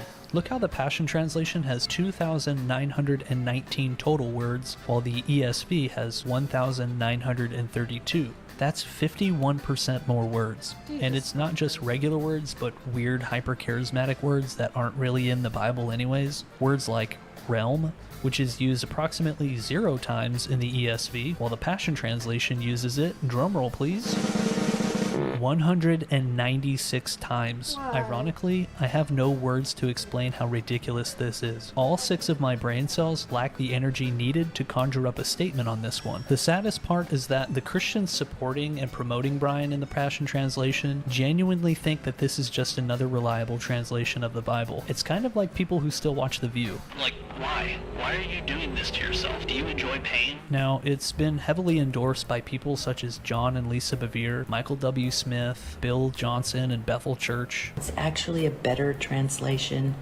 than the King James. Sorry. A new translation that's out there that is just so amazing. It's called the Passion Translation. Banning Liebscher, Bobby Houston, and I've even seen a number of Christian artists such as Lauren Daigle reading it on Instagram Live. It's in Romans 8, the Passion Translation, for the passionate ones. Okay, let's just stop there. It's safe to say that the Passion Translation has reached mainstream notoriety. It's even on the YouVersion Bible app with like millions of daily users. All this despite countless scholars offering legitimate concerns. I mean, Bible Gateway even removed it from their platform altogether, which makes perfect sense after hearing some of the bizarre things that Brian Simmons has publicly stated. And look, listing them all off could easily be its own video, so instead, I'll just highlight some of my favorites. Also, I have no idea what to use for B-roll here, so I'm just gonna feed all these into AI and see what it spits out, because why not? Number 1, he's gone to heaven, grabbed 2 books from the Library of Heaven, and brought them back to Earth. Number 2, his wife is levitated off the ground twice and has 7 dreams from God every night. Number 3, he went on a long ride on a fiery chariot through the northeast area of the US and watched the sunrise with a, quote, prophet whose name you would know. Number 4, Brian will one day have so much glory on him that people within a 50-mile radius will feel it. Number 5, fire once shot out of his head and caught a church. I'm so sorry. I just can't. Fire once shot out of his head and caught a church on fire. They had to call the fire department and replace the sound system. Number 6, he once went to the store to get milk, and the glory of God was so powerfully on him that everyone he passed by just fell over. He first thought they were all having heart attacks, but then realized it was the glory. Number 7, he identifies the Holy Spirit through she/her pronouns and relates him to a mother. That's so dumb. He literally calls himself he, like in the Bible. Okay, in conclusion, the Passion Translation is awful. It's like microwaving Kool-Aid and trying to pass it off as if it's fruity tea or something. Right. Brian Simmons should have written a fantasy novel instead, because honestly, his imagination is next level, and that would have been way better than any of this. And if you're still not convinced, I'd suggest watching the entire Passion series by Mike Winger. Passion Translation is a bad translation. It is not even proper to call it a translation. It has more issues than I can count. It pushes sectarian theology and puts ideas into the Bible that just aren't there to start with. He interviews like 6 different Bible scholars who give their strong insight into how dangerous the Passion Translation truly is. But just know that you'll need like 3 years of your life to finish it, because it's like a kajillion hours long. Okay, bye. Love that. Hated it so much, bro.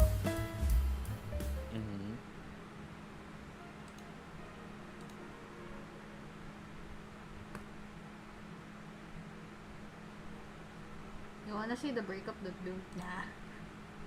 What? The breakup that doomed humanity.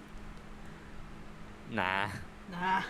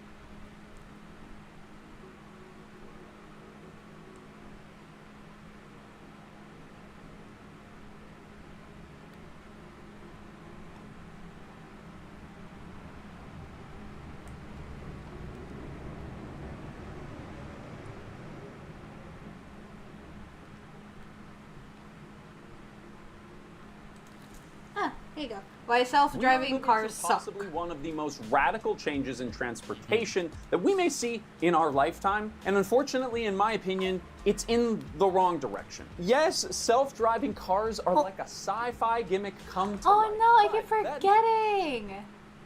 What? I keep forgetting that my pet. My pet, I'm so sorry. I will refund refund that back to you, Ava. Hi, Abang! How are you?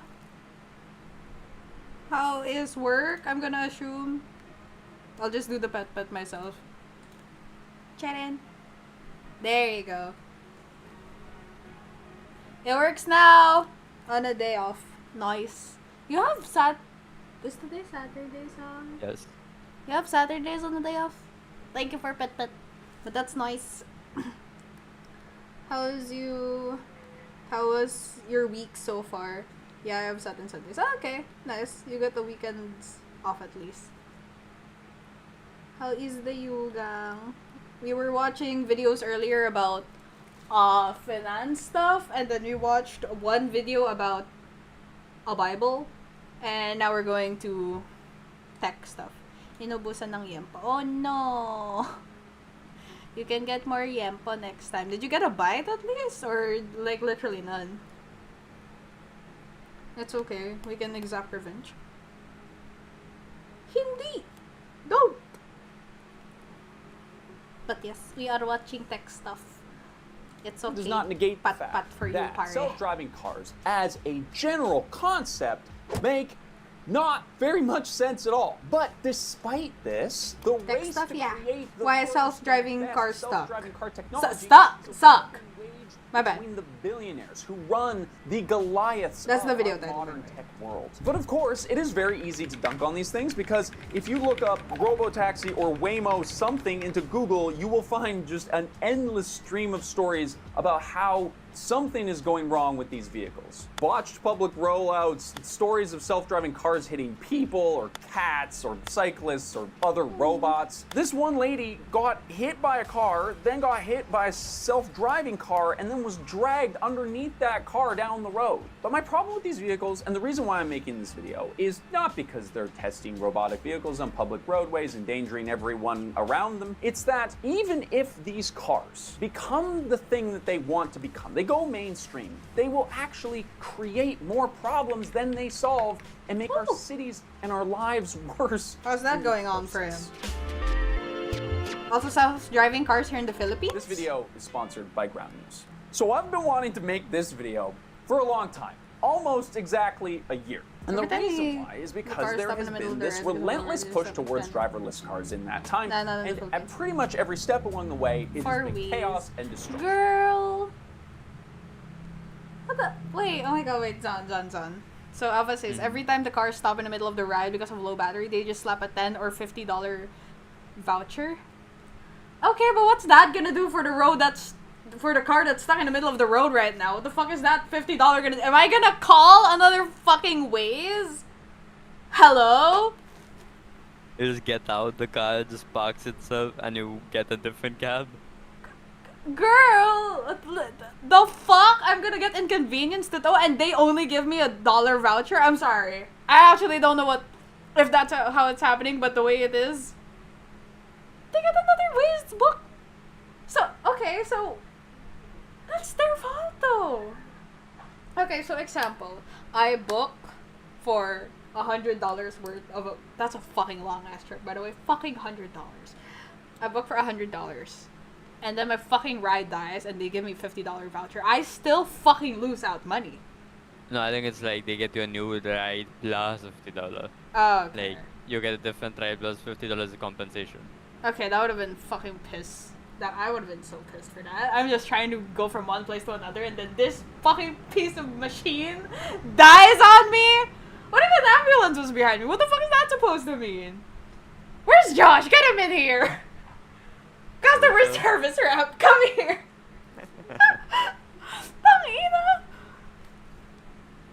He at work, god damn it, right. He's graveyard if he's working for another country. Customer service sucks, indeed. I don't know if I'll ever have patience for customer service, even for BPO stuff. I feel like if someone just yells at me through a call center, I would just say, fuck you, dude. I don't think I can actually control myself. Lose his job immediately. Okay, bitch, you're Just being an idiot. Sit the fuck a down. It pays well, that's true. I mean, I've worked front desk ticketing. That's a customer service in a way. For PGDX. Oh, yeah, PGDX. Yeah, for CBZX. I enjoyed that. I enjoyed that part. But you know what I don't enjoy? When people yell at me. When people fucking yell at me to like, hey, something's not happening in the fucking thing. What the fuck is happening? I'm like, shut the fuck up. I don't know either. I'm just as confused as you are. Our computer, I'm not too sure. I remember that. Yeah, PGDX. I didn't get to the 2025 one, sadly. There was a 2025 one. I think it's a yearly thing.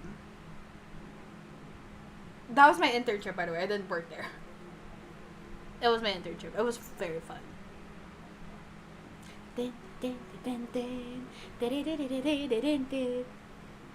Oh, I actually kind of want to go to PGDX as a person. And not as a staff. Go and as a make or something. What are you talking about? I'm sorry. Apparently, I'm alien when I'm a staff. Fun ass shit. I'm sorry. Okay, we're gonna get into the video now. My bad. Now, for clarity, I have a geography degree with a focus on environmental sustainability and urban planning, and I would love to nerd the fuck out about how. In another life, I probably would have gotten the same course he had. Geography? Specifically urban planning. Okay. I know it's gonna take a lot of geography, political shit to deal with, but like, oh my god, pretty benches alongside the sidewalks that are so finally fucking walkable here in the Philippines? Holy shit! That's like the major reason. Like, oh my god, I can put cute little sidewalks, you know, that I can walk on. And I don't have to haphazardly step over the fucking lamppost that's taking up the entire width of the fucking sidewalk. I get piss me the fuck out, dude. How awful cars are generally as a transportation type. But Jason from Not Just Bikes released a hour-long film about self-driving cars almost a year ago, and he pretty much just nailed it. Because here's the thing. Self-driving cars are not just a transportation solution. They represent a massive cultural shift that we are in the middle of right now, and that we don't really know the outcome of. And in my opinion, it's probably not going to be great. The future is dark and dismal, where it's not a future you want to be in. So one of the biggest red flags about the whole self-driving revolution is how it's being rolled out. Like, even if we ignore the whole run people over first and tweak the settings later kind of mentality that these tech companies have been rolling with, the whole thing feels forced. Like I mentioned in the intro, that there's just been an endless series of disaster stories about these vehicles. Well, the only self-driving cars for the most part is what stock you should be buying to get ahead of the curve. Like, they're saying literally, hey, ignore those headlines about how fucked up this all is. Buy the dip, dude. You gotta buy low and sell high. Elon Musk specifically keeps telling people to use this technology even though it's definitely not ready yet. And despite very little public interest and a track record that should be redacted like the fucking Epstein list, we're getting them anyway. We've talked about the innovation adoption curve a number of times on this channel. It's a pretty basic concept, and there is always a process of resistance in a population when a new technology is trying to make the leap from startup to mainstream adoption. And there is this part right here, which is the gap that they all have to make it across. Now, the reason why so many technologies fail to make it to the holy land of broad-reaching appeal is because it is very hard to do. To create something that is genuinely unique, practical, but price competitive, and profitable to keep shareholders happy, especially when we have a whole market of competitors to deal with. We're not going to get into the fact that right now there's not a lot of competitors and that the market is sort of rigged because there's a bunch of massive players and whatnot. Bear with me here though. My sort of bleak outlook here is that sadly it doesn't matter what we think of it at this point. We are going Your to get opinions don't matter on our streets because the money has been spent, and it has become a race between all of the biggest and most powerful tech companies on earth to try and get there first. But before we get into all that, let's just get this out of the way first. Cars, self-driving or not, are not a good form of transportation. All right, so look, that's true. This could be the entire video on. I will tell you right They now. are not Yes. economic, they are not good for environment, but they're convenient. That's the only thing they sell for. They're convenient. You can have your own thing. You just have to pay for gas. You can have air conditioning. Yes. But it's not the best thing for transportation. It's just a personal convenience. I would reckon a motorcycle is much better as a personal convenience and good transportation thing as compared to a car. Less emissions, smaller vehicle, faster speed. However, it is much more dangerous. But it is a better transport thing. I would reckon even a fucking bike is better. The ones that you use your two little footsies to pedal. Oh, okay. Not a motorbike, just a regular old bike that you pedal with your own bare foot. Don't actually do that. That shit's gonna hurt. We call them cycles. Huh? We call bikes cycles, by the way. It's the same thing. Bike cycles. Bicycles. Bike-icles. It's okay. I call them bikes. Bicycles. Very fun. Its own, because this should be enough of a reason for this technology to not exist, because even if you're only remotely tuned in to the urbanism conversation online, you would know that cars are just like the least efficient way to get people around, especially in urban areas. And self-driving cars are only going to, at best, make them marginally less awful. The idea that self-driving cars are going to eliminate congestion is just kind of laughable, because unless every single other car on the road is a Waymo, these cars are going to be stuck in traffic with regular cars. Traffic that will actually become worse because there will actually be more vehicles on the road because self-driving makes driving easier. It's called induced demand. Actually, recently, Waymo had to suspend all driverless cars in San Francisco because the cars were stalling in the middle of the road after power outages. How was that for eliminating congestion? We found this story on Ground News. They are an app and a website that we have partnered with time and time again because they allow us to keep up with our favorite topics through diverse perspectives, since they bring all articles covering a topic into a single feed to compare the coverage for yourself. This is an amazing tool that we use all the time. We keep working with them because we love their platform and we think that you will too. So go and check them out at ground.news/LH.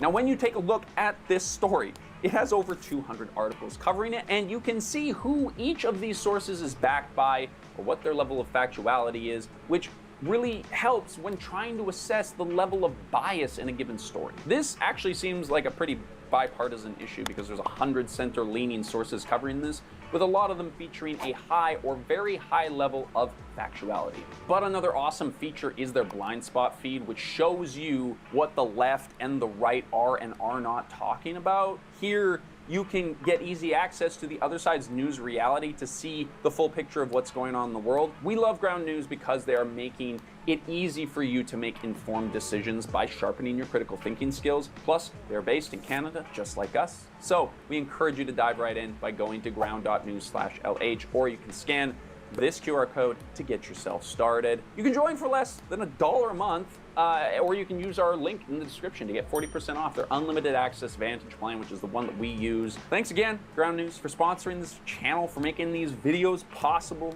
and for creating the service that we love. Now, let's get back into the video. And what I find mind-boggling is how these companies talk about driverless cars as a safety measure, because they're supposed to be safer than a human driver, and apparently statistically they are. But I would argue that putting a bunch of monkeys in giant steel machines that they drive around in a city with very close proximity to each other at very high speeds was not really a good, safe way of getting people around in the first place, right? Like, the truth is, the cars are the problem, not the kind of intelligence that is driving it. Like, in this situation, the only difference is that Waymo is giving you the opportunity to get hit by a vehicle that doesn't have a driver in it. And then the ethical and legal side of that is just baffling to me. Like, we're doing the trolley problem in real life with self-driving cars. I found this TEDx video from 10 years ago that captures what we are dealing with today on a daily basis, which is, what does a human-designed computer do in a dilemma where it must choose between one life and another? You can go down the fucking rabbit hole with this one. But for a second, I want you to also just step back and consider the broader implications of self-driving technology versus what we traditionally use to transport people in mass numbers around, which is public transportation. The fucking greatest thing ever. Levi's super biased. Yeah, I am. Get over it. I think self-driving cars are most disappointing to me because it's like that joke where like men will do anything but go to therapy. You know, like there's memes about it. Like cold plunging is like way easier for men to wrap their heads around than going and talking to somebody about their problems. Like Americans will do anything but build high-speed rail lines or a public transit system that doesn't suck. And the reason why is all to do with individualism. So in an effort to round out my bias a little bit, I watched a video that Shelby Church made about self-driving cars because, you know, I was curious to see what a rich blonde woman in LA has to say about these things. I came into it with very low expectations, and I was surprised, y'all. Honestly, there is this one point in the video where she's describing the experience of getting a Waymo and why she likes it. And she talks about, you know, it's nice, private, there's no one to talk to, I can control all of the settings, it's more relaxing. right? And this perfectly captures the individualist experience. It's a great experience from an individualistic standpoint. The whole Waymo thing is just all about you. She also talks about the safety aspects of riding in a Waymo versus, you know, something like an Uber where there's a person in it. But if you look at public transit on the other side of this coin, it puts groups of people together in one place, which is seen as a disadvantage by North Americans, and for everyone else, it's just normal life. Now, from a safety standpoint, I've seen... That's the one thing that I hate as like seeing into American like perspectives, right? They value so much of personal freedom and personal independence where it doesn't matter if it's overcrowded as long as you are you. It doesn't matter if it's oversaturated. Being that as a concept in a person, don't care, be yourself, doesn't matter if it's oversaturated. Being that in an urban location where you have to, you know, drive and hopefully not congest the road, that's not congest the road, or like buying multiple Stanleys or aqua flasks, or buying multiple fast fashion clothes just to ditch them. It's a very individualistic experience, and a lot of Americans, at least in my belief, are mistaking the individualism for binging stuff, for buying things, for retail therapy, for the sake of individualism. There's only really so much you can do as like as an individual, and I would reckon for Americans that they're just trying to prove themselves, like, oh, I have this personal thing because I have this personal unnecessary thing because I want to show the world how my self-expression is. And I'm like, sure, but other than the fact that you know, wanted this thing, did you really need it? Something like that? I don't know what's a good model or anagram? Anagram? No, not anagram. Analogy. I don't know what's a good analogy to place it, but a lot of Americans buy unnecessary purchases just to make themselves feel very individualistic. Which I will not lie, I also do that a lot. I buy a lot of accessories. I buy a lot of like plushies and stuff. I'm very materialistic in that way too, and I'm trying to control it. It's just a matter of like when can you control it and when it becomes too much, and when does it become a problem. There's a train behind you. Sorry. Train. Anyways, yeah. There's a lot of good things in individual expression. There's a lot of bad things when it starts to become a problem in the real world, when it starts to become congested, where it becomes fast fashion, where it becomes congested cars because there's too many cars on the goddamn fucking road, and people just won't, like, you know, community or what's it called, just places where there's many people, you know, public transportation, buses, trains, I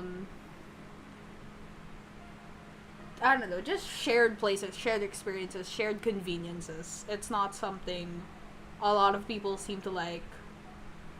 I would reckon that I would also fit under that bubble because I'm an introvert for the most part. Me too. But I like trains. I like going on trains. I like going on public transportation. She likes choo-choos. I like choo-choos. She's a little girl. Oh! Okay, we'll continue the video now. It pointed out that driverless cars actually make riders very vulnerable because you're alone in a vehicle that can be stopped by a person with a traffic cone. Whereas the public in public transit creates a group. Oh my god, wait, yeah, that's a really good concern. Someone with a fucking random cone can just throw it in front of you and it'll stop. Because it then has to reroute how to get around that thing, right? Because it's not, it's smooth. Yeah, oh shit, that's dangerous. That's very dangerous. What more if you don't know how to drive? Because I'm going to assume that Waymo at least has the option of like letting you drive it if ever. But like a few sec. They have to. Why would there be a wheel? What, I for don't. the aesthetics? I think it's possible for someone to drive it. I don't think it will give control for the passenger to drive it. No. It Because- has to. It's a safety thing. You can't No, yes. have a I fully think that's self-driving not car.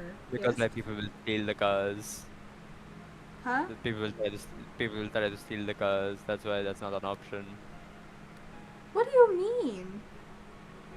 If they give all the safety feature of like you can drive the car, people might try to steal the car. No. That's why you put a safety feature there. Are you the owner of this car or something? Yeah, they are not the owner. What do you mean? No, These like for a cabs. driverless car. Yeah, these are cabs. These are not things you own. I mean, yeah, but there's maybe something in their app or something. Yeah, no, I'm saying driving it is possible. They just won't give that control to the customers. Maybe it has to be accessed by whoever the owner is, or if customer support. Customer support probably, yes. Customer support, they'll give you like the thing, and then they're gonna tell you like, okay, we're just gonna let you know that you are now liable for any accidents that will happen with this car under your control. That will probably happen. It has to be. It has to be a safety feature. Why else would they put wheels? And I think I saw pedals in there, because No, I don't think it's. I never said like. I think it's not drivable. I think it's drivable. I don't know if they will like move to manual driving mode for a customer. It will only be like people servicing the car that get to drive it. And shit like that. yeah, and also if they do give what's it called permission to the customer. I'm sure they have their own policies against that as well, like against theft. But that would be Yes. so dangerous in general. Like, think about it. Like, the car is gonna reroute how to get around the traffic cone. They probably already have more than enough time to shatter the glass. That's scary. Okay, I'll continue the video now. A lot of these things are a lot less likely to happen because there's a bunch of fucking people watching you. However, beyond the individual experience of the thing, transit systems benefit the built environment of a city, whereas self-driving cars take away from it. Hub terminals end up being some of the most iconic buildings in a city, or plazas, or public parks in a neighborhood. They become a vibrant cultural center because that's where all the people are going. So that's where all the shops want to be. So that's where all the businesses want to be. That's where all the houses want to be. But if every single person is in their own individual self-driving cars going all the way out to the suburbs at the end of the day, they're not even going to see the view passing by because they're going to be sitting in the back seat looking at their phone instead. Now, I don't want to talk about Shelby too much, but in her video, she actually visited a park that was previously a parking lot. And in her video, she's sort of using this park as a way to illustrate, hey, we might not need as much parking when we have self-driving cars. And look, this parking lot could actually become a park, and look at how great that is. But in the video, she actually also mentions that part of the reason why the park is so enjoyable is because it's connected to mass transit. Like, it is a part of the transit system. Color me surprised, but Shelby Church is actually low-key an urbanist nerd. Wouldn't have pegged her for it. My instinctual reaction was like, what the fuck does Shelby Church know about self-driving cars and urbanism? Yeah, how dare a woman speak on men issues? We are the nerdy bros of urbanist land planning. We do not allow girls in the clubhouse. But now, imagine this further layer. Misogyny! In a self-driving car, you are probably willing to sit through more traffic because you can sit there in comfort. You can game on your phone, you can get some work done, you can do whatever. So now you have a bunch of other people who are actually even more capable of tolerating traffic, which is going to lead to more traffic. And look, there is 100 other aspects of this that I could get into here. Like, for example, these are pods owned by nobody and being used by people in somewhat privacy, which would definitely lead to a ton of vandalism and abuse, which would make ridership go down or be curtailed to higher income areas of major cities, which is sort of the opposite of what mass transit is all about. And this is the last urbanist thing I'm going to say about it. If we had taken all of the billions of dollars that we have invested into these robot cars and we had instead put it into our cities, we might have walkable, bikeable, and viable public transit in where we live. Like, we could have just done that instead. But there is actually a whole other side to this story that I think is really important for us to talk about. So in reality, the self-driving car trend is not about creating a transportation solution for people to get around cities. It is a bailout plan for a failing automobile industry. Boom, mic drop, end of the video, but not quite, because I'm going to share you my reasons why. I'm going to share you my reasons why right now. Tesla, Waymo, and all these other self-driving car companies are trying to create a future in which you don't need to own a car at all, which does sound counterintuitive because we're bailing out the automobile industry, right? But bear with me. This is a part of a future world vision that these tech companies are creating, where we, as consumers, in a service-based economy, literally own nothing. You've probably heard the phrase, "you will own nothing and be happy." This is a phrase that has originally was coined by the World Economic Forum. There was a big paper that was written that argued that basically people will be happier if they just didn't have the responsibility of owning things. And obviously it's not that simple. And honestly, the idea almost makes sense if you read it. It's kind of about sustainability and like a person's personhood rather than being identified with the things that they own. Like, it's kind of an anti-consumerist manifesto in some ways. But this idea is kind of based in a utopian future world where tech billionaires aren't the ones in control. And that is not a reality. It's a lot of the same ideas are being pitched from the World Economic Forum and the sort of private techno overlords, just with different profit motives in like different places that the money's going to. What the World Economic Forum doesn't understand, and what most global international organizations don't understand about Americans, is that if you say, hey, we have a chance one day to live in a moneyless society, the Americans are going to think, what, you're trying to take all my money away? You want me to be broke? You have to pitch it as, like, you're gonna have 1 trillion Elon coins, and you're gonna be able to redeem them in your flying car that you don't have to have a garage for. This is the craziest thing about the self-driving cars thing too, is like how is this gonna work from a branding standpoint? Like, Americans are so fucking dick hard about having their own vehicle. Like, their whole culture is like, I have my car and my car is my identity. And then alright, I think that's like one of it's a thing, right? In every other aspect of the world, in all aspects of the world, that owning a car is a beautiful luxury. It always just seems to be Americans that are like, oh, you own like a really old Honda, sucks to be you. I got a Bugatti, I got a Lamborghini, I got a Jaguar type shit. Like, damn, dude, I'm happy I even have gas. The fuck? Calm down, girlie. Calm down. Yes. Americans are the ones that always seem to flash it the most, aside from some maybe select European countries that also have that very bougie culture, because a car in itself is a luxurious thing, but other countries also have like higher profit margins or higher economic for their people, so they're able to get cars and they're able to use cars as the luxury symbol, especially if they have the higher brand end ones. It just seems, I always just see Americans, especially like a lot of like those finance bros saying like, I got this car at 19 years old by trading, and I'm gonna sell you my course so you can learn how to trade like me and get your own Bugatti that I definitely didn't rent for this video and a couple more. Okay, sit down, daddy's money boy. Calm down. It's okay. Go home. Go play your video games. Then the tech bros are like, wait. What if you don't have a car? and you all get transported around in these little pods. Like, it's hard to imagine a worse pitch for the land of the free. I don't really see it being rolled out ever in suburbia. I do think that it is appealing to the like uber wealthy city dweller who is finding it very inconvenient to own a vehicle for a plethora of reasons. And they see everybody around them who doesn't own one, and there is a sense of jealousy, but it's also unattainable because it's also inconvenient to use public transport because that means I have to sit in the same place as poor people.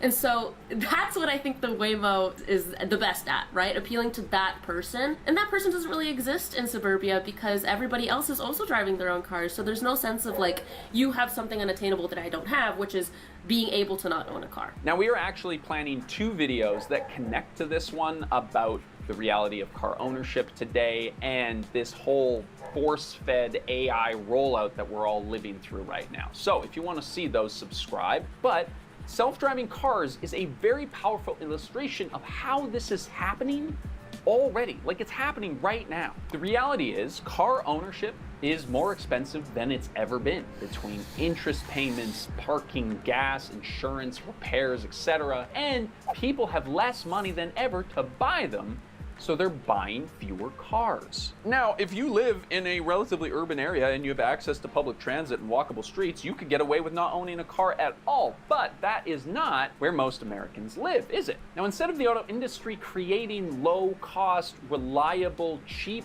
vehicles that low-income people could afford. It also doesn't help that Americans are used to 8-hour drives. And they do have a lot of states where it's just pure land, just pure roads. So that makes it even more of a big reason why you should own your personal car. I'm just very perplexed that they should probably have a more extensive public transportation that connects a lot of states, you know? The same way, was it London? Was it London or what is it, England, that had like a really extensive train thing, as well as Tokyo, as well as Japan. Yes. UK, yes. Yes, the UK and Japan, they have a very extensive train shit. So there is like a lot of problems with Japan overcrowding and shit. But I think that's why we bought our fucking train cards from them, because they are innovating on that a lot better than a lot of other things. We also want a bullet train from Japan. Right? Bullet trains from Japan are so fun. Shinkansen. Yeah. Yeah. Yeah. Yeah. Yeah. Or they're making self-driving cars for poor people and lower class people, and they're making luxury vehicles like trucks and SUVs that offer higher profit margins for them for rich people. This is already happening. This is happening right now. And what we're seeing is that they're creating the economic circumstances where people might just not have a choice. Already, for some people, it might be cheaper to just use Waymo and Uber instead of using and owning a car with all the various costs that go along with it. And this is the long-term goal. They are creating the environment where self-driving cars are your best option. And so yes, they are going to make a bunch of money producing and maintaining a fleet of vehicles that they get to constantly be leasing out to us one ride at a time. But there's another layer to this still, because these are tech companies that are running this technology. And so now we have our transportation networks woven into the data of our online world. These companies know where you go, how long you stay there, what routes you take, because they choose the routes that you take, and who knows what other kinds of data they can get off of you while you're in one of their cars. This is just another layer of control and surveillance in a country that is getting more and more authoritarian by the day. All of these tech executives are working with Trump, and you're telling me that this whole self-driving cars thing is not a part of the plan? And we have these companies trying to sell the idea that having these generic robot cars drive you around is the future. It just seems like such a hard sell to me. But if there's anything that we've learned over the years, it's that whatever America thinks it is very far from what it actually is. Thank you so much for watching. Stay safe out there. And if you are subscribed, you'll see us every single week for another upload. And so we will see you then, friends. Not sure what this is. Not sure why I did that.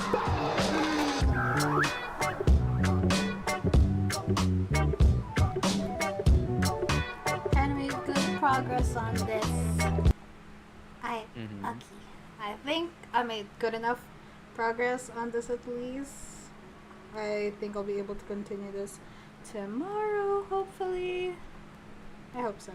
Okay, so I think I'll be ending my stream tonight here. In the meantime, yeah. Yeah, I will. Alright. That was a good run. I just got here. Ma'am, I have to sleep. I have plans tomorrow. I'm so sorry.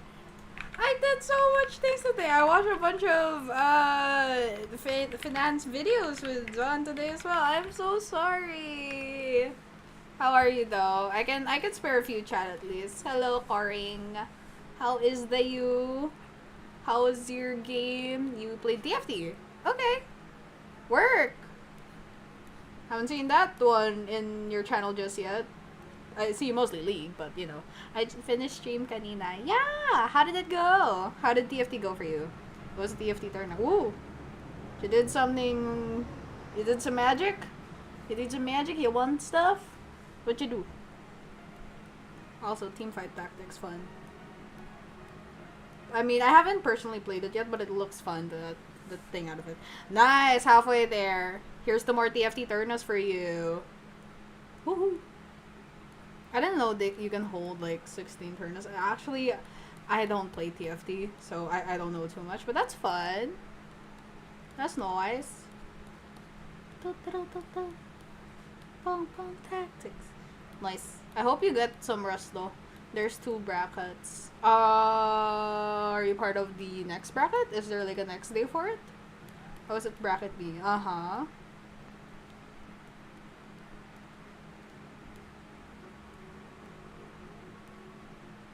Is there like another day for the brackets? You gonna continue playing?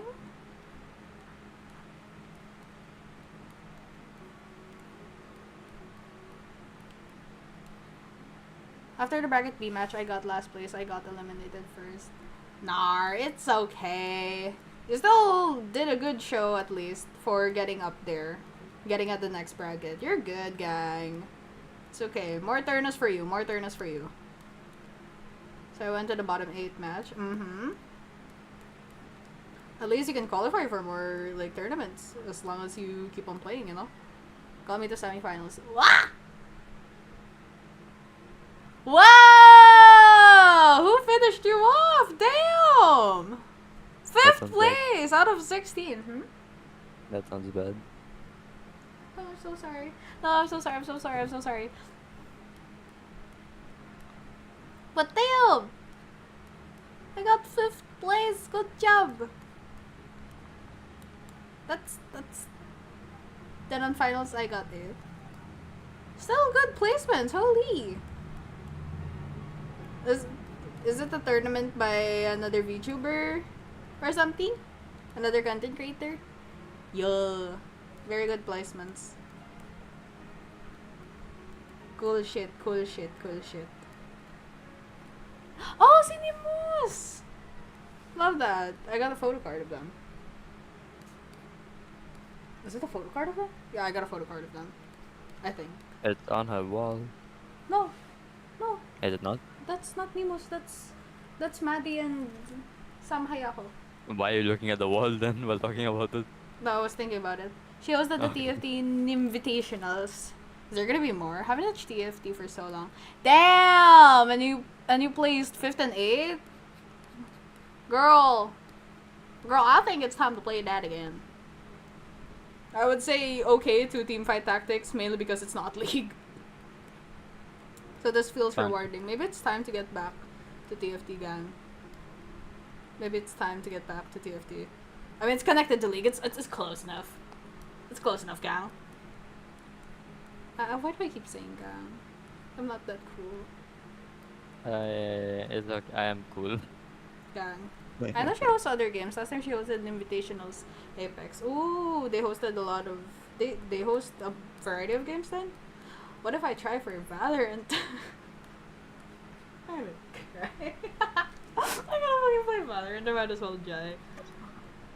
I like how Koi mentioned Apex, but you have Valorant in your head. Because I'm not good at Apex. I'm not good at Apex. I enjoy it. Valorant addict, admit it. Doesn't help that you're good at Valorant. I'll play with you. I'll compete with you. Yeah, see? I don't mind playing on 100 ping. I can play with you. I need to be a certain condition for me to play TFT. What do you mean certain condition?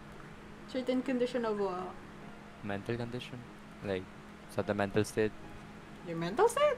Mental? That one's the state. What did you say? State?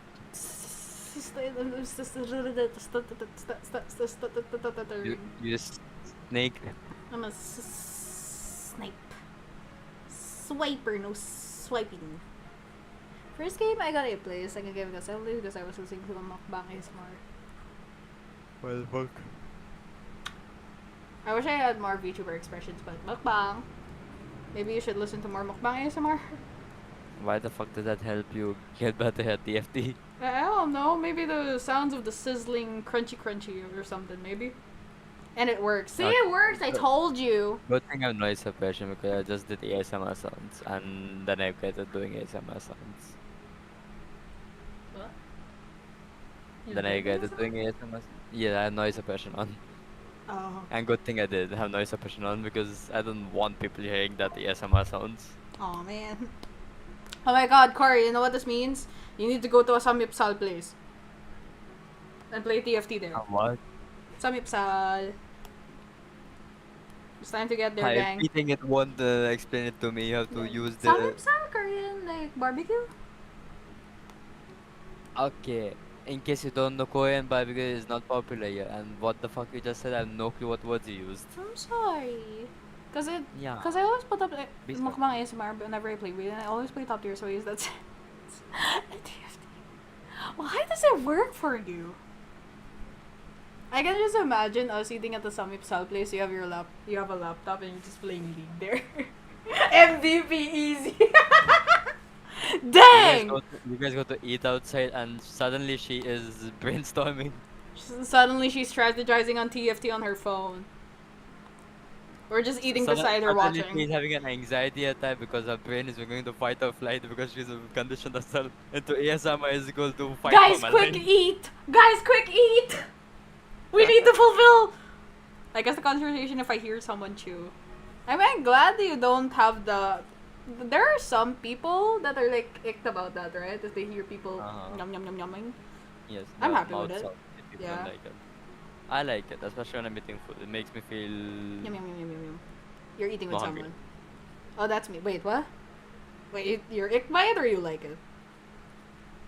I'm more so in the cooking side aspect.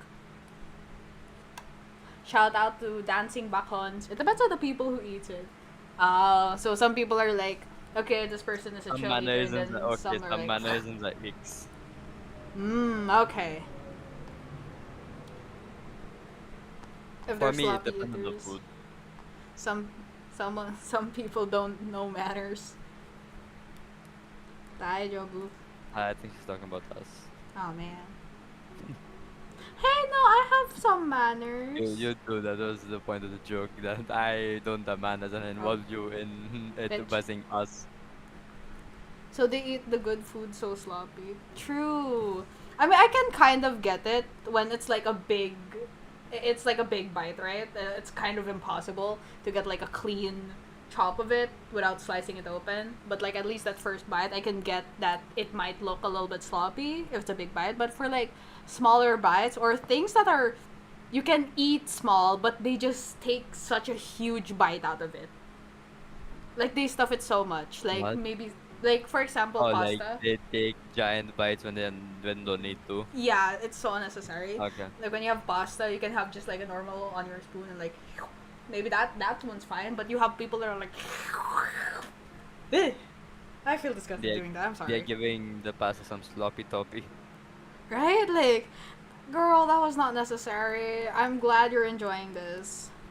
I'll admit, I do love enjoying my food, but I also try to give it, you know, some sort of manners. I take my time with food. If I can.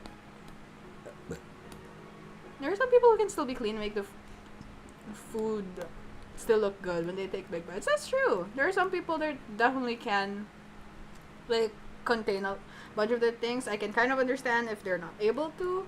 And then there are those that just straight up do it so quickly. Whew. I know some people who, I forgot which Korean mukbang YouTuber it was, that takes, like, very quiet. It's audible because it's ASMR, right? But it's like very quiet, very clean bites, even though it was kind of a big bite. And I was like, so sometimes I remember her and I look up to her in awe, like, wow, eat well, girl. I think another guy that I think kind of does that is Zach, the Korean guy with black gloves that makes food that was prevalent in my shorts. Zach Choi? Yeah, that's the name. That's his name, yeah. Zach Choi ASMR. I used to watch him and he used to do actual just eating, but then he started more so cooking and that was his main thing. I think that's fine. I think that's a good, like, pivot at least. Yeah, but like it just wasn't my kind of thing. Yeah, I like him eating. I think it was because of health reasons that he stopped. That question mark, I don't know. It probably could be. I still have icks when it comes to mukbangs. Number one is how they move their mouths when they chew. Like, their lips are puckered out and goes up and down in an extra way. Especially when they take unnecessarily big bites of something they don't need to take big bites for. And their cheeks are just so puffed out as well from that. You know what's worse? If you can see a bit of the food in their mouth because they take such a... They take such a big bite. I have to fucking cover my lips for that. I know. Cover your lips for that. When I'm talking to you and eating, are you annoyed? No, not really. But like, one, it's a choking hazard. Two, like, close your mouth at least, especially when you know you're taking a big bite. Because it's also like a little bit concerning if the food kind of drops out of your mouth. Like, girl, eat it with respect. Are you talking generally? Generally, I don't think you're like, that bad. I don't think I drop food out of my mouth. I just take big.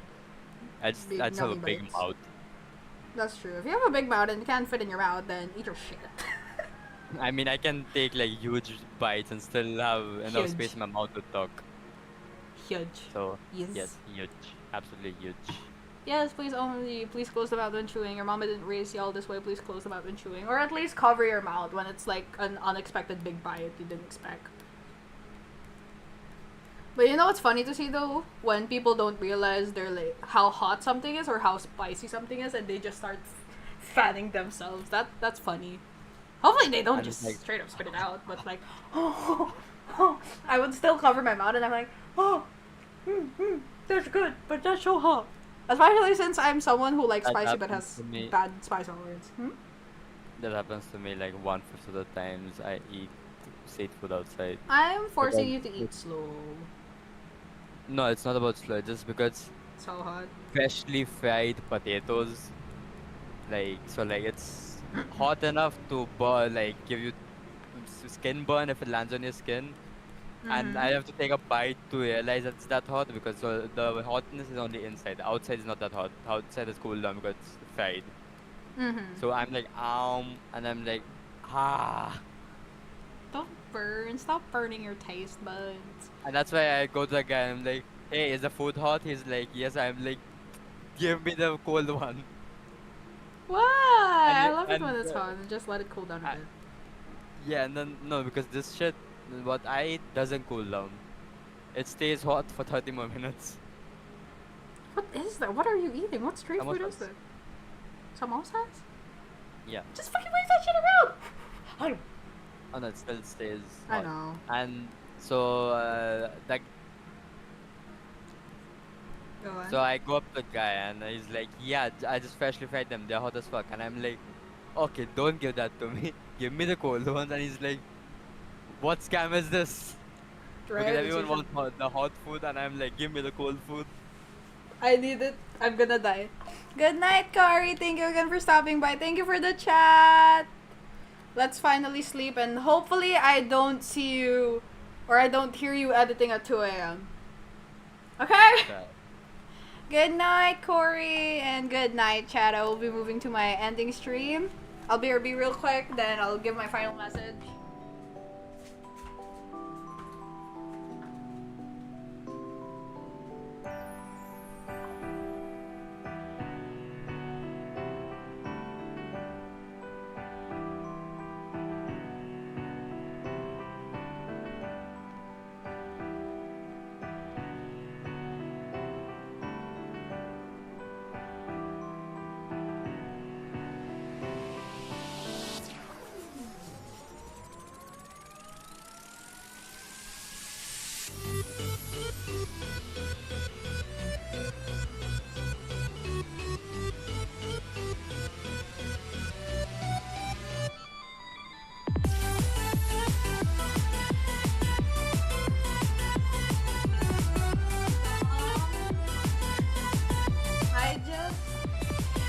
Thought out the most nerdiest thing I could have thought of. I'm becoming financially literate for fun. God damn. Alright. Good night, everyone. I will be skedaddling. This has been a very fun stream for me. I'm actually very happy. Thank you for the people who visited me on YouTube, even though I wasn't really the best. Thank you for the people who was in stream. Thank you for John for being with me and talking to me about this, all the different financial videos. I am very, very happy of what happened today, but for now, I will be skedaddling. I will be having a good night, and I will see you all on the next stream. Bye!